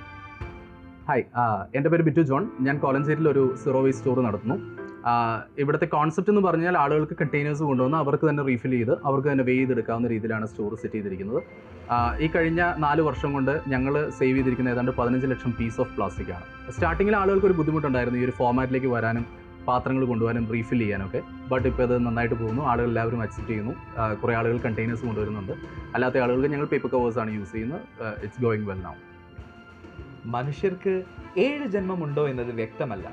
എന്നാൽ പ്ലാസ്റ്റിക്കിന് ഒരു 2ാം ജന്മമുണ്ട്, റീസൈക്ലിങ്ങിലൂടെ. വിവിധ സംഘടനകൾ വഴി ശേഖരിക്കുന്ന പ്ലാസ്റ്റിക് മാലിന്യങ്ങളെ തരംതിരിച്ച് വൃത്തിയാക്കുന്നു.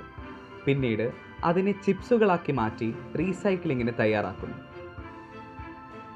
എക്സ്ട്രൂഷനിലൂടെ അത് നാരുകളായി പുറത്തേക്ക് വന്ന് കട്ടർ മെഷീൻ്റെ സഹായത്താൽ കട്ട് ചെയ്ത് പെല്ലറ്റുകളാക്കി മാറ്റുന്നു. ഈ പെല്ലറ്റുകളെ ഇഞ്ചക്ഷൻ മോൾഡിങ്ങിലൂടെ നമുക്ക് ആവശ്യമായ വീട്ടുപകരണങ്ങളാക്കി മാറ്റാം.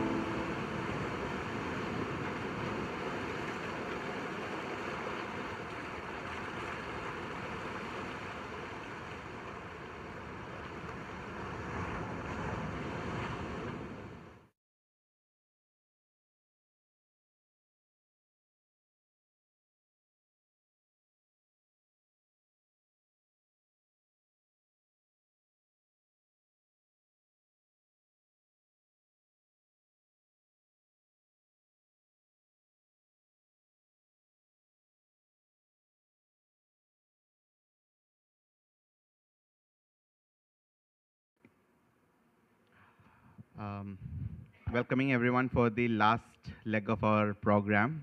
So we now have Mr. Jabir Karat from Greenworms to discuss about the model of EPR and the engagement that they do in the rural communities in northern part of Kerala. So welcoming you, Jabir.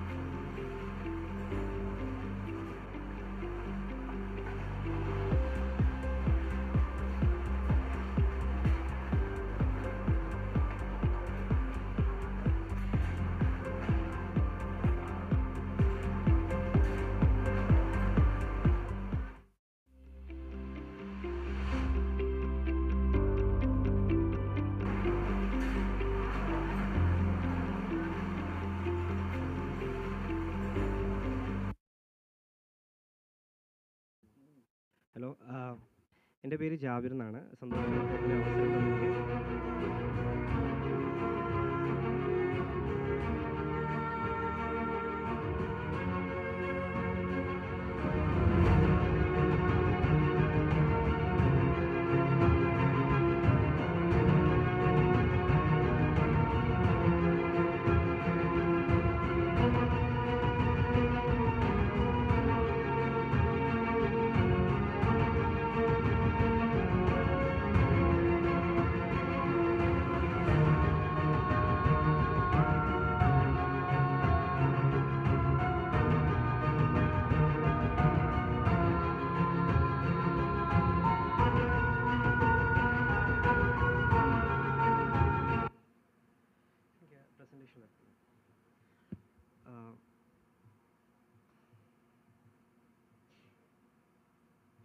ഇത്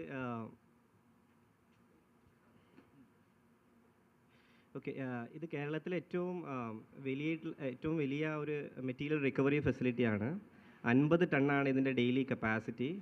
65 ഗ്രാമപഞ്ചായത്തുകൾ ഹരിതകർമ്മസേനക്കാർ collect ചെയ്ത വേസ്റ്റുകൾ എന്ത് ചെയ്യുന്നുണ്ട്, ഇവിടെ secondary and tertiary process ചെയ്യുന്നുണ്ട്. 150 പേരാണ് ഇവിടെ work ചെയ്യുന്നത്. അപ്പോൾ 65 കേരളത്തിലെ ഏറ്റവും വലിയ 1.5 ഏക്കർ സ്ക്വയർ ഫീറ്റിൽ 30,000 സ്ക്വയർ ഫീറ്റിൽ സ്ഥിതി ചെയ്യുന്നൊരു സ്ഥാപനമാണ്. അപ്പോൾ ആ ടീം ലീഡ് ചെയ്യുന്നതാണ്. എൻ്റെ പേര് ജാബിർ എന്നാണ്. അപ്പോൾ ഇതിൻ്റെ പ്രത്യേകത എന്ന് വെച്ചാൽ 90% സ്ത്രീകളാണ്. കേരളത്തിൽ ഞങ്ങൾ അഭിമാനത്തോടു കൂടെ പറയും ഒരേ ഒരു സ്ഥാപനമാണ് എല്ലാ ആനുകൂല്യങ്ങളോടും കൂടി 12,500 രൂപ വേതനം കൊടുക്കുന്നുണ്ട്, ESI കൊടുക്കുന്നുണ്ട്, EPF കൊടുക്കുന്നുണ്ട്. എല്ലാ വേതനവും എല്ലാ PPEs, ഫയർ ആൻഡ് സേഫ്റ്റി എല്ലാ എക്യുപ്മെൻറ്റ്സും ചെയ്തുകൊണ്ട് വർക്ക് ചെയ്തിട്ടുള്ളൊരു ഓർഗനൈസേഷനാണ്. അപ്പോൾ മൊത്തം ഞങ്ങൾ ക്ലീൻ കേരള കമ്പനി കഴിഞ്ഞാൽ ഏറ്റവും കൂടുതൽ വേസ്റ്റ് മാനേജ് ചെയ്യുന്നത് ഒരു മാസം ഏകദേശം 2,500 മെട്രിക് ടണ്ണാണ് ഞങ്ങൾ എന്ത് ചെയ്യുന്നത് വേസ്റ്റ് മാനേജ് ചെയ്യുന്നത്. അതിൽ 70% പ്ലാസ്റ്റിക് വേസ്റ്റ് ആണ്. സോഷ്യൽ ഇമ്പാക്റ്റ് എൻ്റർപ്രൈസ് എന്ന ലെവലിൽ ഫോറിൻ ഫണ്ടിങ് ഒക്കെ കിട്ടുന്ന ഒരു ഓർഗനൈസേഷനാണ്. ഒരു കേരളത്തിൽ ഒരു സ്ഥാപനം ഇത്ര പേരെ കമ്പനിയുടെ പേറോളിലില്ല. അപ്പോൾ മാസം ഏകദേശം 65 ലക്ഷം രൂപ സ്റ്റാഫ് സാലറി ഇനത്ത് കൊടുക്കുന്ന ഒരു ഓർഗനൈസേഷനാണ്. ഞാൻ പറഞ്ഞത് വേറൊരു ഓർഗനൈസേഷനിലും ഇത്രയും പേരെ ഒരു പേറോളായിട്ടില്ല. അപ്പോൾ ഉദാഹരണത്തിന് ഞങ്ങളെ ഓഫീസ് സ്റ്റാഫിന് ഏകദേശം 102 പേരുണ്ട്. കേരളത്തിലൊരു സ്ഥാപനത്തിൽ വേസ്റ്റ് മാനേജ്മെൻറ്റ് സെക്ടറിൽ ഇങ്ങനെ സ്വകാര്യ മേഖലയിൽ വർക്ക് ചെയ്യുന്നൊരു സ്ഥാപനമാണ്. കോഴിക്കോട് ജില്ലയിൽ താമരശ്ശേരിയാണ് ഇത് സ്ഥിതി ചെയ്യുന്നത്. ഞങ്ങൾ 93 കൊച്ചിൻ കോർപ്പറേഷൻ ബ്രഹ്മപുരം വിഷയത്തിന് ശേഷം കൊച്ചിൻ കോർപ്പറേഷൻ്റെ 1/3 ഭാഗം നമ്മൾ കൈകാര്യം ചെയ്യുന്നുണ്ട്. തിരുവനന്തപുരം കോർപ്പറേഷൻ ഇന്നലെ നമ്മൾ വർക്ക് സ്റ്റാർട്ട് ചെയ്തിട്ടുണ്ട്. മൊത്തം 93 തദ്ദേശ സ്വയംഭരണ സ്ഥാപനങ്ങളായിട്ട് നമ്മൾ വർക്ക് ചെയ്യുന്നത്. അപ്പോൾ പ്ലാസ്റ്റിക് വേസ്റ്റാണ് മെയിൻലി കളക്ട് ചെയ്യുന്നത്, അല്ലെങ്കിൽ dry waste non biodegradable waste collect ചെയ്യുന്നത്. ഹരിതകർമ്മസേന കളക്ട് ചെയ്തിട്ടുള്ള റീസൈക്ലബിൾ ആയിട്ടുള്ള മെറ്റീരിയൽ നമ്മൾ പർച്ചേസ് ചെയ്യുന്നുണ്ട്. നോൺ റീസൈക്ലബിൾ മെറ്റീരിയൽ നമ്മൾ കളക്ട് ചെയ്തിട്ടുണ്ട്, കോ പ്രോസസ്സിങ്ങിന് വിടുന്നുണ്ട്. ഇത്ര ഡിസ്ട്രിക്ട്സിലാണ് നമ്മൾ ഓപ്പറേഷൻസ് ഉള്ളത്. മോസ്റ്റ്ലി മലപ്പുറം, കോഴിക്കോട് ഈ ഡിസ്ട്രിക്ട്സ് അല്ലെങ്കിൽ നോർത്തേൺ കേരളയാണ്. സൗത്ത് കേരളയിൽ നമ്മൾ എക്സ്പാൻഡ് ചെയ്തുകൊണ്ടിരിക്കുകയാണ്. കേരള അല്ലാതെ ചെന്നൈയിലും ആൻഡമാൻ നിക്കോബാർ ഐലൻഡ്സിൽ 50% വേസ്റ്റ് ഞങ്ങളാണ് മാനേജ് ചെയ്യുന്നത്. ഈ 3 സ്റ്റേറ്റ്സിലാണ് ഓപ്പറേറ്റ് ചെയ്യുന്നത്. ജസ്റ്റ് ലാസ്റ്റ് 6 മന്ത്സിലെ ഒരു ഡാറ്റയാണ്. 2023 ജനുവരി മുതൽ ഇപ്പോൾ ബ്രഹ്മപുരം വിഷയത്തിൻ്റെ വോളിയം നമുക്ക് കാണാൻ പറ്റും. ബ്രഹ്മപുരം മെയ് മാസം കൊച്ചിയിൽ നിന്ന് ഏകദേശം 1.5 മാസം കൊണ്ട് 1000 ടൺ വേസ്റ്റ് നമ്മൾ നീക്കം ചെയ്തിരുന്നു ബ്രഹ്മപുരം ക്രൈസിസിന് ശേഷം. കഴിഞ്ഞ 6 മാസം നമ്മൾ കളക്ട് ചെയ്തതിൻ്റെ വോളിയാണ് പെർ മെട്രിക് ടണ്ണിൽ 2,500 മെട്രിക് ടൺ. എല്ലാ മാസവും എന്താണ് വേസ്റ്റ് കൂടുന്നുണ്ട്. പിന്നെ ജസ്റ്റ് ഒരു മനസ്സിലാക്കാൻ വേണ്ടിയിട്ടാണ് ഇതിൽ ഇൻവേർഡ് ഡാറ്റ എന്ന റൈറ്റ് സൈഡിൽ വരുന്ന മെറ്റീരിയൽസിൽ അറൗണ്ട് 58% മെറ്റീരിയൽ റീസൈക്കിൾ ചെയ്യാൻ പറ്റാത്ത മെറ്റീരിയലാണ്. അതാണ് വേസ്റ്റ് ഇൻവേർഡ് കോമ്പോസിഷൻ എന്നുള്ളത്. 11% റീസൈക്കിളബിൾ ചെയ്യാൻ പറ്റുന്നതാണ്. മിക്സ്ഡ് ഡ്രൈ വേസ്റ്റിന് ഹരിതകർമ്മസേന MCF ഇല്ലാത്ത സ്ഥലങ്ങൾ, RF ഇല്ലാത്ത സ്ഥലങ്ങൾ അവർക്ക് സോർട്ട് ചെയ്യാൻ പറ്റാത്തത് കൊണ്ട് അവർ സോർട്ടിങ് ഞങ്ങൾക്ക് ഔട്ട്സോഴ്സ് ചെയ്താണ്. ഒരുപാട് സ്ഥലത്ത് അവർ കളക്ഷൻ നടക്കുന്നുണ്ട്, പക്ഷേ അവർക്ക് ഇൻഫ്രാസ്ട്രക്ചർ ഇല്ലാത്തതുകൊണ്ട് സോർട്ടിങ് ആൻഡ് ഗ്രേഡിങ് ഞങ്ങൾക്ക് എന്ത് ചെയ്താണ് ഔട്ട്സോഴ്സ് ചെയ്താണ്.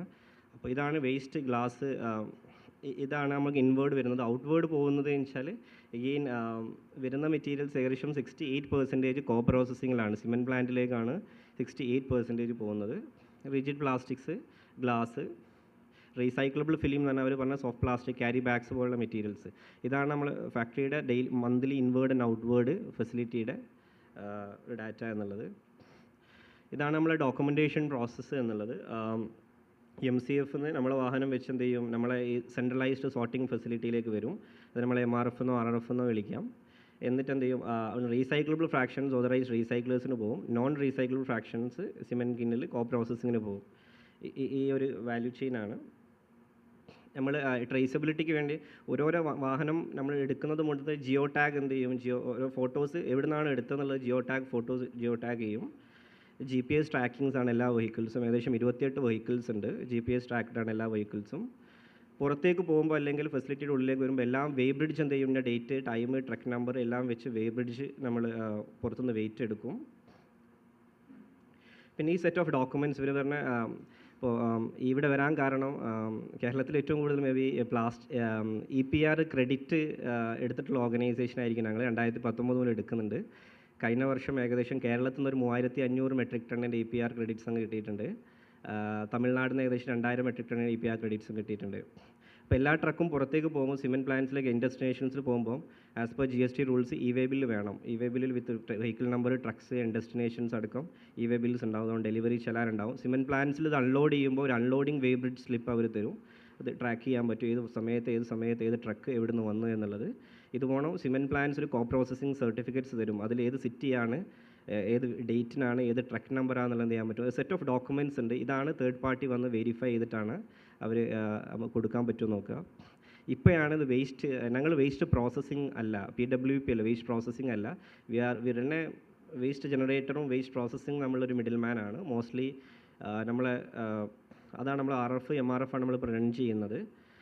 ഇത് കഴിഞ്ഞ വർഷം വരെ എന്ത് ചെയ്യായിരുന്നു, ഞങ്ങൾക്ക് ക്രെഡിറ്റിന് ഓണർഷിപ്പ് നമുക്ക് എടുക്കായിരുന്നു. അപ്പോൾ സിമെൻറ്റ് പ്ലാൻസിൽ നമ്മൾ മെറ്റീരിയൽ അയച്ചാൽ സിമെൻറ്റ് പ്ലാൻസ് നമ്മൾ പറയുന്ന ആളുകൾക്കാണ് സിമെൻറ്റ് പ്ലാൻസ് ക്രെഡിറ്റ് ഇഷ്യൂ ചെയ്യുക. ഈ വർഷം മുതൽ ശരിക്കും റീസൈക്ലിംഗ് അല്ലെ പ്രോസസ്സിങ് മാത്രം ആളുകൾക്ക് മാത്രമേ ഇപ്പോൾ ക്രെഡിറ്റ്സ് ഇഷ്യൂ ചെയ്യാൻ പറ്റും. ഓൾറെഡി ടൈ അപ്പ് ചെയ്തിട്ടുള്ള സിമെൻറ്റ് കിൽൻസ് ആണ് മോസ്റ്റ്ലി. കേരളത്തിൽ ഒരു സിമെൻറ്റ് കിൽൻസും ഇല്ല. ACC, ഡാൽമിയ, അൾട്രാടെക്, APCW എന്ന് പറഞ്ഞാൽ ആന്ധ്രാപ്രദേശ് സിമെൻറ്റ് വർക്ക്സ് എന്നുള്ള JK സിമെൻറ്റ്സ്. ഏകദേശം വാടി എന്ന് പറഞ്ഞാൽ 900 കിലോമീറ്റർ ഉണ്ട് കോഴിക്കോട് നിന്ന്. അപ്പോൾ നമ്മുടെ മെറ്റീരിയൽസ് മിനിമം പോകുന്നത് ഒരു 350 കിലോമീറ്ററിലെ തൃച്ചി അരിയല്ലൂരാണ് നിയറസ്റ്റ് നമ്മൾ മെറ്റീരിയൽസ് പോകുന്നത്. അത് 900 കിലോമീറ്റർ വരെ എന്ത് ചെയ്യുന്നുണ്ട്, കേരളത്തിൽ സൗകര്യമില്ലാത്തതുകൊണ്ട് പോകുന്നുണ്ട്. ഇതിൻ്റെ ഒരു പ്രോസസ് ഫ്ലോ ആണ്. കളക്ഷൻ ഫെസിലിറ്റിയിൽ നിന്ന് നമ്മൾ ഫെസിലിറ്റിയിൽ വരുന്നതിന് മുമ്പ് എല്ലാ വെഹിക്കിൾസും പറഞ്ഞാൽ വെയ് ബ്രിഡ്ജ് എന്ത് ചെയ്യുന്നുണ്ടോ, റെസീപ്റ്റ് ഉണ്ടാവും, വെയിറ്റിൻ്റെ വെയ് ബ്രിഡ്ജ് ഉണ്ടാവും. നമ്മൾ സോർട്ട് ചെയ്തതിൻ്റെ ഒരു ഡാഷ്ബോർഡ് ഉണ്ട്. എത്ര കിലോ വന്നു, എത്ര കിലോ പോയി, എന്ത് കാറ്റഗറിയാണ്, എത്ര പേര് വർക്ക് ചെയ്തു, അങ്ങനെ കംപ്ലീറ്റ്ലി ഡാറ്റ. പുറത്തേക്ക് പോകുമ്പോൾ എന്ത് ചെയ്യും, ഇതോടെ വെയ് ബ്രിഡ്ജ് എടുക്കും. സിമെൻറ്റ് പ്ലാൻസിൽ അൺലോഡിങ് നേരത്തെ പറഞ്ഞതിൻ്റെ എങ്ങനെയാണ് ഇത് ക്രെഡിറ്റ്സ് ഇഷ്യൂ ചെയ്യുന്നൊരു പ്രോസസ് ഫ്ലോ ആണ്. ഞങ്ങൾ മൊത്തം ചെയ്യുന്നതിൻ്റെ 20% മാത്രമേ നമുക്ക് EPR ക്രെഡിറ്റ്സ് കിട്ടുന്നുള്ളൂ. ഞങ്ങൾ 5-6 ബ്രാൻഡ്സുകളായിട്ടാണ് വർക്ക് ചെയ്യുന്നത്. അതിൽ കേരളത്തിൽ ഒരു ബ്രാൻഡ്സ് മാത്രമേ ഉള്ളൂ. അപ്പോൾ അതാണ് വൺ ഓഫ് ദ പോയിൻറ്റ്സ്.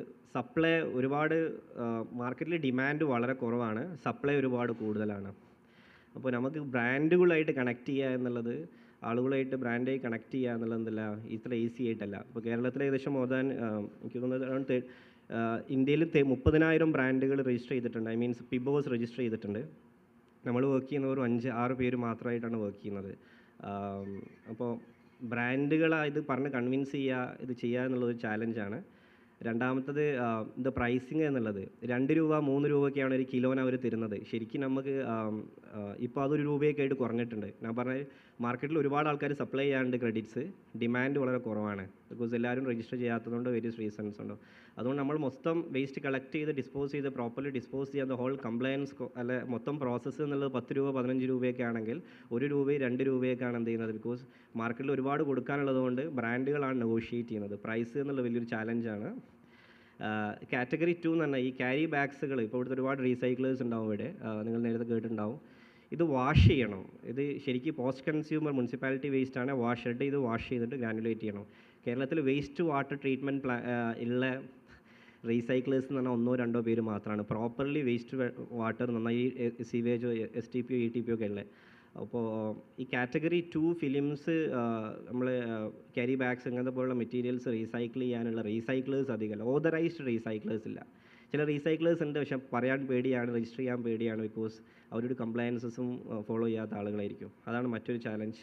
ഇപ്പോൾ ഏറ്റവും റീസെൻറ്റ് ചാലഞ്ച് എന്നാൽ ആദ്യം കേരളത്തിൽ, ഉദാഹരണം ബ്രിട്ടാനിയ എന്ന് പറഞ്ഞ കമ്പനി കേരളത്തിൽ 1000 ടൺ വേസ്റ്റ് ജനറേറ്റ് ചെയ്താൽ കേരളത്തിൽ നിന്ന് തന്നെ തിരിച്ചെടുക്കേണ്ടി വരുന്നു. കേരളത്തിൽ നിന്ന് തന്നെ എടുക്കണം. സ്റ്റേറ്റ് വൈസ് ആയിരുന്നു അവരുടെ ടാർഗറ്റ്സ്. ഇപ്പോൾ ഇന്ത്യയിൽ നിന്ന് എവിടെയും അവർക്ക് എടുക്കാം.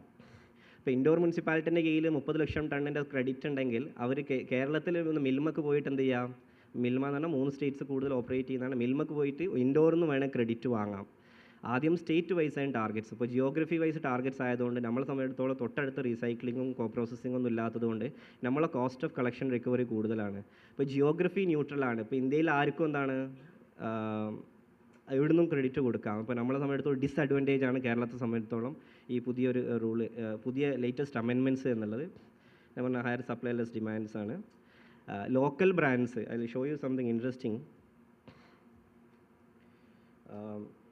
ഇത് ഞങ്ങൾ ഒരു ചെറിയ സ്റ്റഡി ചെയ്തായിരുന്നു, ബ്രാൻഡ് ഓഡിറ്റിംഗ് എന്ന് പറഞ്ഞൊരു സ്റ്റഡി ചെയ്തായിരുന്നു.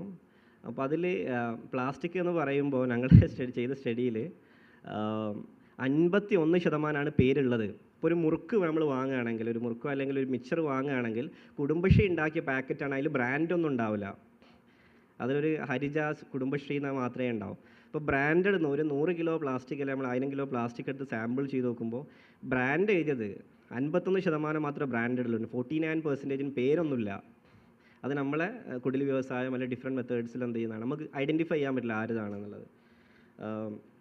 പിന്നെ എന്താണ് പേഴ്സണൽ കെയർ ആണോ, ഹൗസ് ഹോൾഡ് പാക്കേജിംഗ് ആണോ, ഫുഡാണോ എന്നുള്ളത്. പിന്നെ വേറെ ഇൻട്രസ്റ്റിംഗ് സാധനം ചെയ്തതിൽ നേരത്തെ അവർ പറഞ്ഞിട്ടുണ്ടാവും, നമ്മൾ വെള്ളത്തിൻ്റെ ബോട്ടിലോ ഞങ്ങൾക്ക് വരുന്ന വേസ്റ്റിൽ വെള്ളത്തിൻ്റെ ബോട്ടിൽ ആർപ്പിക്ക് ഷാമ്പു ഇതുപോലോ റിജിഡ് ആയിട്ടുള്ള ഹൈലി വാല്യൂ ആയിട്ടുള്ള മെറ്റീരിയൽസ് ഒന്നും എന്ത് ചെയ്യുന്നില്ല, നമ്മളെടുത്ത് എത്താറില്ല. അതൊക്കെ നല്ല ആക്രിക്കടക്കാരുടെ കയ്യിൽ നോർമലി എന്ത് ചെയ്യുന്ന ഒരു ഇൻഫോർമൽ വാല്യൂ ചെയിനിൽ പോകുന്നുണ്ട്. നമ്മളെടുത്ത് നിന്ന് ആർക്കും വേണ്ടാത്ത എൻവയോൺമെൻറ്റ് പൊല്യൂറ്റ് ചെയ്യുന്ന ഈ ക്യാരി ബാഗ്സും ബിസ്ക്കറ്റ്സും ചിപ്സും ചെരുപ്പും ബാഗും തുണിയും തെർമോക്കോളും കുപ്പിച്ചില്ലും ബൾബും ട്യൂബും ഇതൊക്കെയാണ് വരുന്നത്. ആർക്കും വേണ്ടാത്ത ലോ വാല്യൂ മെറ്റീരിയൽസാണ്. അപ്പോൾ ഇത് എഗെയിൻ നോക്കുമ്പോൾ ഏകദേശം എന്താണ് 67% നോൺ റീസൈക്കിളബിൾ ഫ്രാക്ഷൻസ് ആണ് എന്ത് ചെയ്യുന്നത് വേസ്റ്റിൽ വരുന്നത്. അതിൽ മറ്റൊരു ഇൻട്രസ്റ്റിംഗ് ഡാറ്റ. പിന്നെ നമ്മൾ എഗെയിൻ ഇതൊരു വേറൊന്ന് നോക്കി ബ്രാൻഡ്സ് നോക്കുമ്പോൾ ലോക്കൽ ബ്രാൻഡ് ഇതിപ്പോൾ നോർത്തേൺ കേരളയിൽ ചെയ്താണ്, ട്രിവാൻഡ്രത്ത് വേറെ സ്റ്റഡി ചെയ്തിട്ടുണ്ട്, അത് റിലീസ് ചെയ്തിട്ടില്ല. ലോക്കൽ കേരളത്തിൽ മാത്രമുള്ള ബ്രാൻഡുകളാണ്. ഇപ്പോൾ ഉദാഹരണത്തിന് നമ്മൾ CPCB ഈ പ്രോബ്ലം കേരളത്തിൽ CPCB ഇത് എൻഫോഴ്സ് ചെയ്താൽ കേരളത്തിലൊരു മാറ്റം വരില്ല. ബിക്കോസ് കേരളത്തിൽ ഉൽപ്പാദിപ്പിക്കപ്പെടുന്ന ഒരുപാട് പ്രൊഡക്റ്റും എന്താണ് ഇപ്പോൾ നമ്മൾ കാണുന്ന പ്ലാസ്റ്റിക്കിൽ ഏറ്റവും കേരളത്തിൽ മാത്രമുള്ളതാണ്. ഇപ്പോൾ ഉദാഹരണം പറയാം, ഇപ്പോൾ നാഷണൽ ബ്രാൻഡ് 22 ഗ്ലോബലി വരുന്ന നെസ്ലെ പോലെ അല്ലെങ്കിൽ എന്താ പറയുക ജോൺസൺ ആൻഡ് ജോൺസൺ പോലുള്ള ആളുകൾ വെറും 13% 100 കിലോ പ്ലാസ്റ്റിക് എടുത്താൽ നിങ്ങൾ സ്റ്റഡി ചെയ്താൽ ഉണ്ടാവുക. ഇൻട്രസ്റ്റിംഗ് ആയിട്ട് കാണിച്ചത് ഏത് ബ്രാൻഡാണ് വരുന്നതെന്നുള്ളത്. ലോക്കലി വരുന്ന ബെവ്കോ ആണ് ഏറ്റവും കൂടുതൽ വന്നത്, ബിവറേജ് കോർപ്പറേഷൻ. സെക്കൻഡ് മിൽമയാണ്. ഇങ്ങനെയുള്ള ഏതൊക്കെ മേജർ ബ്രാൻഡുകളാണ് ഒരു 100 കിലോ പ്ലാസ്റ്റിക് എടുത്ത് നമ്മൾ സ്റ്റഡി ചെയ്താൽ വരുന്നതെന്നുള്ളതിന് മറ്റൊരു ഇൻട്രസ്റ്റിംഗ്. അപ്പോൾ പറഞ്ഞു വന്നത് കേരളത്തിൽ ലോക്കലി ആയിട്ടുള്ള കേരള സ്റ്റേറ്റിൽ തന്നെ എന്ത് ചെയ്യണം നമ്മൾ മാക്സിമം ലോ എൻഫോഴ്സ്മെൻറ്റ് ലോക്കൽ ബ്രാൻഡ്സുകൾ ലോക്കൽ ആളുകളും. ഇപ്പോൾ മിൽമ എന്നുള്ളത് as of now one of the most Trivandrum സിറ്റിയിൽ നോക്കുമ്പോൾ ഏറ്റവും ഹയസ്റ്റ് പൊല്യൂട്ടറാണ്. അപ്പോൾ മിൽമയെ നമ്മൾ മിൽമ എൻഫോഴ്സ് ചെയ്യേണ്ടത് നമ്മൾ സ്റ്റേറ്റ് PCB ആണ്. ബിക്കോസ് മിൽമ കേരളത്തിന് പുറത്ത് ഓപ്ഷൻസ് ഇല്ല, അല്ലെങ്കിൽ കേരളത്തിലെ സ്റ്റേറ്റ് ഗവൺമെൻറ്റ്സാണ് നമ്മൾ ചെയ്യേണ്ടത്. അപ്പോൾ ഇത് ഞങ്ങൾ വന്ന് നോക്കുമ്പോൾ സപ്ലൈക്കോ വൺ ഓഫ് ദ സാധനമാണ്. അപ്പോൾ ഗവൺമെൻറ് സർട്ടൻ സാധനങ്ങളുണ്ട്. അപ്പോൾ ഇത് ഒരു നാഷണൽ ലെവലിൽ ഏത് ബ്രാൻഡ്സ് എന്നുള്ളതാണ്. Yeah so that just thought of sharing with you. അപ്പോൾ പ്രാക്ടിക്കലി ഇത് നമ്മൾ ചെയ്തിട്ടുണ്ട്. EPR ക്രെഡിറ്റ്സ് പോസിബിൾ ആണ്, പക്ഷേ ഒരുപാട് ചാലഞ്ചസ് ഉണ്ട്. യാ എന്തെങ്കിലും ക്വസ്റ്റ്യൻസ് ഉണ്ടെങ്കിൽ നമ്മൾ ടേക്കപ്പ് ചെയ്യാം. Thank you.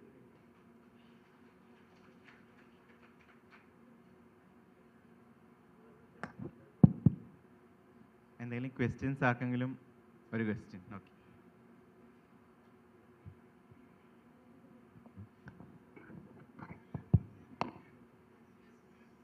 Congratulations, excellent achievements, and I'm really thrilled to know that you're giving so much of employment and the kind of achievement you make, it's fantastic. I'm really proud of you. Thank you.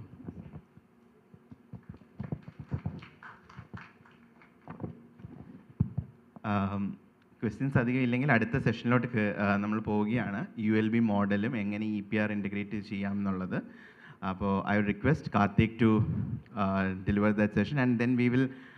So ഈ session എന്ന് പറയുന്നത് it will be more of an interactive one where you can also provide feedback എങ്ങനെ നമുക്ക് ULBs ഈ EPR എന്ന് പറഞ്ഞ മോഡലിലോട്ട് benefit ചെയ്യാം എന്നുള്ളതിനെ കുറിച്ചാണ് ഇനി ഡിസ്കസ് ചെയ്യാൻ പോകുന്നത്. 2-3 എക്സാമ്പിൾസും നമ്മൾ പറഞ്ഞിട്ടാണ് ഡിസ്കഷൻസിലോട്ട് പോകുന്നത്. So I invite Karthik for this presentation.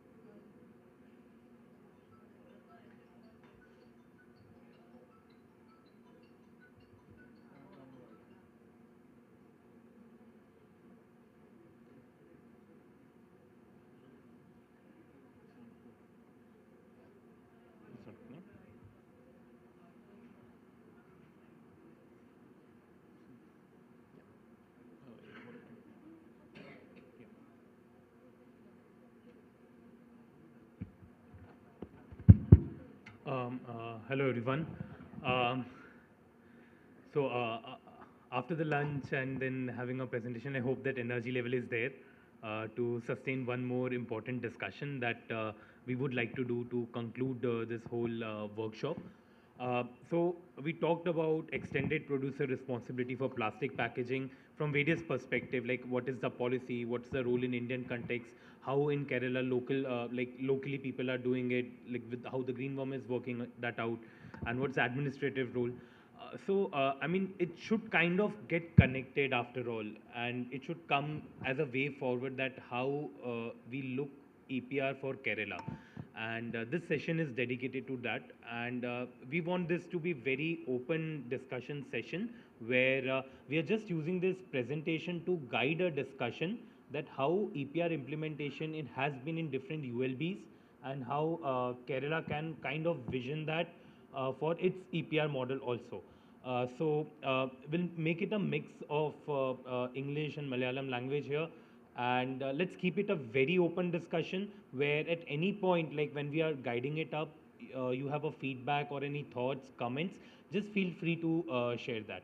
Also, now we have came to a very small group of audience. I can request people who are sitting behind, like if you find the space ahead, it would be good that we can form this close group here, and we can have a running mic always here, so that it's interactive. Let me start with a few stories like how ULBs have actually benefited from EPR. This case study is from Japan, where they implemented the EPR system, and under their EPR scheme, they made their brand owners liable to manage all the beverages that they are putting in the market. So under that scheme, then this brand owner set up a collection system in which the beverages were collected separately and taken for recycling. And that's how they achieved one of a very, they addressed one of a very big problem, that was the waste coming from the beverage containers, and they resolved it. We also have some local solutions in India itself on brand engagement and EPR. This case is from Mathura, where PepsiCo did some financing to establish the collection of waste. Innovatively, they issued a truck which used to go for the rounds and collect all the dry waste, and that dry waste was then sorted and channelized further for recycling. And that's how the municipality and brand owner work together to ultimately get the materials recycled and fulfill the liabilities of the EPR also, which came to be a very interesting collaboration. Other one such example is also very specific for Kedarnath, where a DRS system was implemented. Under this system, all the bottles that were sold there, they put a label on it, and whosoever is taking a bottle, they used to pay a deposit. And when they leave that pilgrimage, they can return that bottle and get their money back. So what happened because of this, all the littering kind of stopped, and as a result, all the plastic waste which was generated and littered now was collected at one point, which could be finally channelized. So these are some types of innovations that can be looked forward under the EPR. But the biggest question here is, why do we really need to discuss the role and engagement of ULBs? And that is the question I'm putting forward to you. Why do you think we really need ULBs to participate in EPR? So ഇതൊരു open discussion ആയതുകൊണ്ട് എല്ലാവർക്കും feedback തരാം. എന്തൊക്കെയാണ് ULBസിന് benefit ഉണ്ടാകാൻ സാധ്യതയുള്ളത് EPRൽ നിന്ന്, എന്തൊക്കെയാണ് നിങ്ങൾ തോന്നുന്നത്, എന്തൊക്കെ സാധ്യതകളാണുള്ളത് ഇങ്ങനെ ബ്രാൻഡുമായിട്ട് അസോസിയേറ്റ് ചെയ്യുമ്പോൾ? ഓപ്പണിംഗ് ആയിട്ട് ആർക്കും വേണമെങ്കിലും ഒപ്പീനിയൻസ് പറയാം, നമ്മളിതൊക്കെ റെക്കോർഡ് ചെയ്യുന്നതുമായിരിക്കും. ഇത് ഭാവിയിൽ നമുക്കൊരു സപ്പോർട്ടിംഗ് ആയിട്ടൊരു പോളിസിയോ ഗൈഡൻസ് ഡോക്യുമെൻ്റോ ഒക്കെ ക്രിയേറ്റ് ചെയ്യാൻ വളരെ സഹായമായിരിക്കും. So the floor is open, ആർക്കും ഒപ്പീനിയൻസ് പ്രൊവൈഡ് ചെയ്യാം.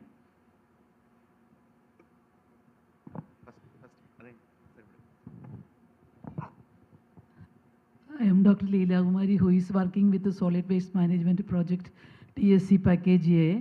From my own experience, we have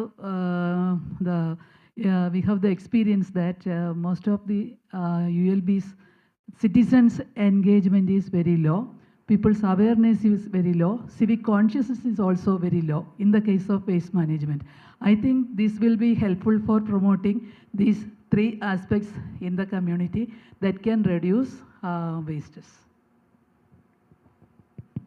it's Kerala is always number one in liquor consumption, and in all the streets and everything, especially after midnight, you can see that the bottles after liquor, they throw it everywhere. Is there any way that we can collect it back by suitably taking a deposit from the selling, the bars, wherever it is selling, no? You can take some advance from them or deposit from them, and once they return, give it back. If that is possible, then a lot of litter we can avoid, because I have seen so many bottles in the night, especially after the drink, they lose their control. So they throw it everywhere on the side. Thank you, sir, for the input. Anybody from the local bodies? Local body in Everyone from this side. I mean, there are a lot of people. Yeah, of course. Specifically from local bodies also you'd like to hear. So anyone from here, from this group here? Any comments like why EPR and ULB engagement is needed? We have one from here, Karthik. Sure, and then we can move here then. ഞാൻ ഷംസുദ്ദീൻ ഫറോക്ക് മുനിസിപ്പാലിറ്റിയിൽ നിന്നാണ്. ഞങ്ങളുടെയൊക്കെ ഏറ്റവും വലിയ പ്രശ്നം challenge എന്ന് വെച്ചാൽ ഇതിനകത്ത് തുടർച്ചയുണ്ടാവുന്നില്ല. ഇത് ഇതുപോലത്തെ ഇങ്ങനെ ഈ സെമിനാറുകളൊക്കെ സംഘടിപ്പിക്കും, പക്ഷേ അതിന് തുടർച്ചയില്ല. നമുക്കൊരു നല്ലൊരു മോഡൽ പോലും നമുക്ക് കാണിച്ചു കൊടുക്കാനില്ല. നമ്മൾ സത്യത്തിൽ 3 ദിവസം ഒരുപാട് സെഷൻസ് നമ്മൾ ചെയ്തു. അതിനകത്ത് കേവലം അതൊരു നമ്മുടെ പുസ്തകത്തിൽ മാത്രം ഒതുങ്ങി നിൽക്കുന്ന പറഞ്ഞ വരെയാണ്. അതിൻ്റെ പ്രാക്ടിക്കൽ ആപ്ലിക്കേഷനിൽ പലരും എത്തുന്നില്ല. അതിൻ്റെ പ്രധാന പ്രശ്നങ്ങളിലൊന്ന് നമ്മുടെ ONM എന്നുള്ള ഒരു സംവിധാനം അവിടെ വരുന്നില്ല. കാരണം ഓപ്പറേഷൻ മെയിൻ്റനൻസ് ഇല്ലാതെ വരുമ്പോൾ ആ സാധനത്തിൻ്റെ സംവിധാനം അവിടെ നിന്ന് പോവുകയാണ്. അതിന് തുടർച്ച വരുന്നില്ല. വീണ്ടും പുതിയൊരു പ്രൊജക്റ്റായിട്ട് വീണ്ടും വരുന്നു. ഒരേ സംവിധാനത്തിന് തന്നെ പല പ്രൊജക്റ്റുകളും വരുന്നുണ്ട്. അത് വരാതെ അതിന് ഒരു കണ്ടിന്യൂഷൻ കൃത്യമായ രീതിയിലുണ്ടാവും. കൃത്യമായ പ്ലാനിങ് ഒക്കെ ഒരു കാര്യത്തിൽ വേണം. നമ്മുടെ പ്രാദേശിക തലത്തിൽ തന്നെ നമുക്ക് ഒരുപാട് സപ്പോർട്ടേഴ്സ് അതിനകത്തുണ്ട്. ഒരുപാട് ഇപ്പോൾ എനിക്ക് തോന്നുന്നു സ്കൂളുകളിൽ ഉൾപ്പെടെ ഇതൊരു സബ്ജക്റ്റ് ആക്കണം. ഇത് ഏറ്റവും നല്ല ആശയം ഞാൻ കാണുന്നത് സ്കൂളുകളിലെ കുട്ടികളിലൂടെ നമുക്ക് ഈ സമൂഹത്തിൻ്റെ ഭാഗമാക്കി അവിടെ എടുക്കാൻ കഴിയണം. ഇത് യഥാർത്ഥത്തിലുള്ള മാലിന്യ സംസ്കാരത്തിലെ കാഴ്ചപ്പാടുകളെ യഥാർത്ഥത്തിൽ അവരിലൂടെ അവതരിപ്പിക്കണം. അത് വരുന്നില്ല. പിന്നെ അതുപോലെ ഒരുപാട് എക്സ്പെർട്ടുകൾ നമുക്കുണ്ട്, ഇല്ലയെന്നില്ല. ഇപ്പോൾ നമ്മുടെ തൊഴിലാളികൾ എടുത്തു നോക്കൂ. ശുചീകരണ തൊഴിലാളിയോളം എക്സ്പീരിയൻസ് ഉള്ള ആരും ഇവിടെ ഇല്ല. കാരണം അവർ രാവിലെ മുതൽ അവർക്ക് ജോലി കൃത്യമായിട്ട് വർഷങ്ങളോളം ചെയ്തു വരുന്നുണ്ട്. പക്ഷെ അവരപ്പോൾ ഒന്ന് അനുമോദിക്കാനോ അല്ലെങ്കിൽ ഇപ്പോൾ നമ്മുടെ SBMൻ്റെ ഭാഗമായിട്ട് ചെയ്യുന്നുണ്ട്. പക്ഷേ അത് ആ രൂപത്തിൽ അവരെ കൊണ്ടുവരാനോ അവരുടെ ആശയങ്ങളെ ഈ രൂപത്തിൽ എത്തിക്കാനോ നമ്മൾ ശ്രമിക്കുന്നില്ല. അത് വലിയൊരു പരാജയമാണ്. പല പദ്ധതികളും പരാജയപ്പെട്ടു പോകുന്നതിന് പല കാരണങ്ങളതാണ്. ഇപ്പോൾ എനിക്ക് മനസ്സിലാക്കിയെടുത്തോളം ഇത് സെമിനാർ എന്നുള്ളത് കേവലം നമ്മുടെ ഒരു അക്കാദമിക് നിലവാരം ഉയർത്തുക എന്നുള്ളത് മാത്രമാണ്. അതിനപ്പുറത്ത് ഒരു എക്സ്പോഷർ വിസിറ്റൊക്കെ ഉൾപ്പെടെ ഇതിനകത്തൊരു ഈ പ്രോഗ്രാം ഒന്ന് പ്ലാൻ ചെയ്തിരുന്നെങ്കിൽ ഇത് കുറച്ച് ഭംഗിയായിട്ട് ഞാനിപ്പോൾ ബാബു സാറിനോട് ഞാൻ പറഞ്ഞിരുന്നു, ഇതിന് തുടർച്ച എന്നുള്ളത് കണ്ടിന്യൂഷൻ എന്നുള്ള ഒരു എക്സ്പോഷർ വിസിറ്റ് ഉൾപ്പെടെ നമുക്കിതിനെ കുറച്ച് മോഡലുകൾ കേരളത്തിലെ മോഡലുകൾ വെച്ചാൽ 44 കൊല്ലം ഉണ്ടാക്കി മുട്ടത്തറ മാത്രമേ ഉള്ളൂ. ഉദാഹരണം നമ്മുടെ ലിക്വിഡ് വേസ്റ്റില്ലേ, അതിലപ്പുറത്ത് നമുക്ക് വേറെ ഒന്നും കാണിക്കാനില്ല. അപ്പോൾ ആ രൂപത്തിലേക്ക് അത് മാറണമെന്ന് മാത്രം ഇതിനകത്ത് പറഞ്ഞുകൊള്ളണം. നമുക്ക് ഇതിനകത്ത് ഏറ്റവും കൂടുതൽ ബെനിഫിറ്റ് ഉണ്ടാകാൻ പോകുന്നത്, കാരണം നമുക്ക് ഹരിതകർമ്മ സേന എന്ന് പറയുന്നത് ഇപ്പോൾ ഏറ്റവും കൂടുതൽ എസ്റ്റാബ്ലിഷ് ചെയ്തിരിക്കുന്ന ഒരു സാധനമാണ്. അപ്പോൾ അവരുടെ വരുമാനം എന്ന് പറയുന്നത് ആക്ച്വലി ഈ വേസ്റ്റ് കളക്ട് ചെയ്ത് കിട്ടുന്ന 50 രൂപ നമ്മൾ കൊടുക്കുന്ന അല്ലെങ്കിൽ 100 രൂപ കൊടുക്കുന്ന വീടുകളിൽ നിന്നുള്ള വരുമാനം. ഇത് വേണ്ട രീതിയിൽ നമുക്ക് അവർ തന്നെ സോർട്ട് ചെയ്ത് ഈ കമ്പനിക്കാരുമായിട്ടുള്ള ഒരു ഇതുണ്ടാക്കി കഴിഞ്ഞാൽ അത് പ്രോസസ്സ് ചെയ്യാനും ഈവൻ പിന്നെ ULBസിൻ്റെയോ അല്ലെങ്കിൽ പഞ്ചായത്തുകളുടെയോ നേതൃത്വത്തിൽ അത് പ്രോസസ്സ് ചെയ്യാൻ വളരെ ഈസി ആയിട്ട് പറഞ്ഞില്ല. ഇപ്പോൾ 20 lakhs താഴെ നമുക്ക് ഉണ്ടാക്കി കഴിഞ്ഞാൽ അറ്റ്ലീസ്റ്റ് നമുക്ക് അതിൻ്റെ ഒരു റീസൈക്കിളബിൾ ഇതായിട്ട് നമുക്ക് ബീഡ്സ് ആയിട്ടെങ്കിലും നമുക്ക് കൊടുക്കാനായിട്ട് സാധിക്കും. അപ്പോൾ ആ ഒരു പ്രോസസ്സിലേക്ക് കൊണ്ടുവരുന്നതിന് വേണ്ടിയിട്ടുള്ള ഒരു ഇനീഷ്യേറ്റീവ് ഉണ്ടായി കഴിഞ്ഞാൽ തീർച്ചയായിട്ടും നമ്മുടെ ഹരിതകർമ്മ സേനയ്ക്ക് ഇത് വളരെയധികം, കാരണം ഇന്നിപ്പോൾ പല സ്ഥലത്തും ഇപ്പോൾ ഞാൻ ബന്ധപ്പെട്ടിടത്തോളം ഡെയിലി 500 രൂപയിൽ താഴെയാണ്, അതിൽ 400 രൂപ 250 രൂപയൊക്കെയാണ് ഒരു മെമ്പറുടെ വരുമാനം എന്ന് പറയുന്നത്. അപ്പോൾ ആ വരുമാനം നമുക്ക് അത് അവരുടെ ലൈവ്ലിഹുഡിലും വരുത്തുന്നതിന് വേണ്ടിയിട്ട് ഏറ്റവും എനിക്ക് തോന്നുന്ന ഒരു നല്ല ഇതായിട്ട് നമുക്കത് ഉപയോഗിക്കാൻ പറ്റും ഈ EPR ഇംപ്ലിമെൻറ്റേഷൻ വരുന്ന സമയത്ത്. അപ്പോൾ ആ രീതിയിൽ നമുക്ക് ഓറിയൻറ്റ് ചെയ്യുകയും തദ്ദേശ സ്വയംഭരണ സ്ഥാപനങ്ങളെ ULBസിനെ we have to orient the ULBs to that way that we can use this as an additional opportunity for getting some financial input for the Harikarma Sena. Okay. Thank you, sir. Great, we are going to that group then. We have more. Hello.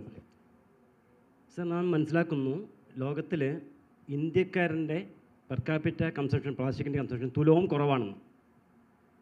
നമ്മളിവർക്ക് ഒരു പ്രലോഭനം കൊടുക്കുന്നുണ്ടോ സംശയം. Plastic recycling unit ഉള്ളവർക്ക് വരും കാലത്ത് ഇത് കൂടുമെന്നും നിങ്ങൾക്ക് ഇഷ്ടംപോലെ റോ മെറ്റീരിയൽ കിട്ടുമെന്നും അതുകൊണ്ട് ഇതിനെ പ്രൊമോട്ട് ചെയ്യേണ്ടതെന്ന് സംശയം. എന്ന് മാത്രമല്ല, അവർ കിട്ടാതെ വരുമ്പോൾ ആ ഫാക്ടറികളിലെ പൂട്ടിപ്പോവും. നമ്മളാണെങ്കിൽ അഹോരാത്രം പ്രവർത്തിക്കുന്നത് പ്ലാസ്റ്റിക്കിൻ്റെ ഉപയോഗം കുറയ്ക്കൂ എന്ന് പറയാൻ വേണ്ടി മാത്രമാണ്. ഇത് എവിടെയോ ഒരു കല്ലുകടി ഉണ്ടോ എന്ന് സംശയമുണ്ട്. Thank you sir, thank you. ഞാൻ ഇപ്പോൾ നിർത്തുകയാണ്, ഇനി ക്വസ്റ്റ്യൻസിലുള്ള ഡിസ്കഷനിലോട്ട് പോവുകയാണ്. ഒരു പോയിന്റ് കൂടെ ആഡ് ചെയ്യുകയാണ്. സാർ ഇപ്പോൾ പറഞ്ഞ പോയിന്റിൽ ആഡ് ചെയ്യുകയാണ്. പ്ലാസ്റ്റിക് എന്ന് പറയുന്നത് നമുക്ക് ഇനിയും തുടർന്നുകൊണ്ടിരിക്കുമെന്നാണ് പറയപ്പെടുന്നത്. പല പല പ്രോഡക്ട്സിൽ പാക്കേജിങ്ങിൽ പ്ലാസ്റ്റിക്കിൽ തന്നെ ഇന്നോവേഷൻസ് വന്നുകൊണ്ടിരിക്കുകയാണ്. നമ്മൾ പ്ലാസ്റ്റിക് കുറയ്ക്കാൻ ശ്രമിക്കുമ്പോൾ തന്നെ പ്ലാസ്റ്റിക്കിൽ തന്നെ പല ടൈപ്പ് ഓഫ് ഇന്നോവേഷൻസ്, ആ വരുന്ന ഇന്നോവേഷൻസ് ഇപ്പോൾ എങ്ങനെയാണെന്ന് വെച്ചാൽ മൾട്ടി ലെയർ മാറിയിട്ട് മോണോ ലെയർ പാക്കേജിങ്ങിലോട്ട്, റീസൈക്ലിംഗ് സഹായകമാകുന്ന രീതിയിലോട്ട്. അപ്പോൾ അങ്ങനത്തെ ട്രാൻസ്ഫോർമേഷൻസ് കൂടുതൽ നടക്കുന്നുണ്ട്. പ്ലാസ്റ്റിക്കിനെ പൂർണ്ണമായി ഒഴിവാക്കാതെ തന്നെ കൂടുതൽ റീസൈക്ലിംഗ് പ്രൊമോട്ട് ചെയ്യുന്ന രീതിയിലാണ് പല ഇന്നോവേഷൻസും നടക്കുന്നത്. അപ്പോൾ അത് മാത്രം ആഡ് ചെയ്യുന്നു. പിന്നെ ഇപ്പോൾ പറഞ്ഞ ഒരു പോയിന്റ്, സാബു സാർ നേരത്തെ പറഞ്ഞൊരു പോയിന്റ്, ഹരിതകർമ്മസേനയ്ക്ക് എങ്ങനെ EPR ബെനിഫിറ്റ് ചെയ്യാൻ പറ്റും. നമ്മുടെ EPR നിയമത്തിൽ പറയുന്നുണ്ട് PIBOസിന് വേസ്റ്റ് അവരുടെ ടാർഗറ്റ്സ് അച്ചീവ് ചെയ്യാൻ വേണ്ടി ലോക്കൽ ബോഡീസിൻ്റെ ഇൻഫ്രാസ്ട്രക്ചർ സപ്പോർട്ട് ചെയ്യാമെന്നും, അപ്പോൾ അതിനു വേണ്ടിയുള്ള സപ്പോർട്ട് PIBOS ഇൻഫ്രാസ്ട്രക്ചറിൽ സഹായിക്കാൻ അവർക്ക് പോസിബിലിറ്റീസ് ഉണ്ട്. അപ്പം EPR എന്നുള്ള രീതിയിൽ അങ്ങനെ ഒരു വൻ സാധ്യത അതിൽ നിലനിൽക്കുന്നു. കൂടുതൽ ഡിസ്കഷനിലോട്ട് പോവുകയാണ്. Karthik please. So yeah, again coming back to this question that why ULB has to participate in EPR and why basically. And I get few responses which are of interest that when you mentioned that there is already a group who's working for the waste collection here, then there is also the need that in the schools and in the communities, people are not practicing 3 Rs. And how do we really achieve that?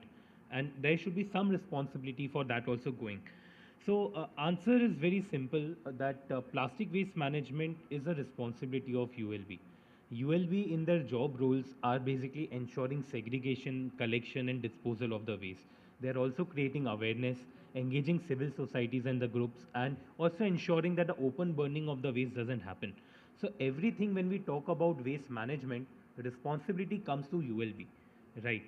And that's why when something very related to this improving system is coming in the frame, though it is operated by PIBO and PWP, the question comes that ULB also has some very important role to play here.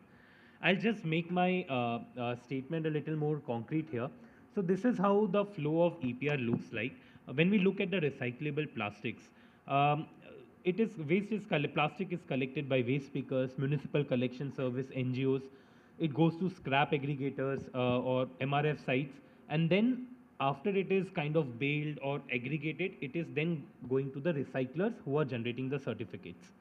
Now, if you look at the whole value chain, more than 60% of value chain is the area where ULBs are having some kind of influence or authority or management responsibilities.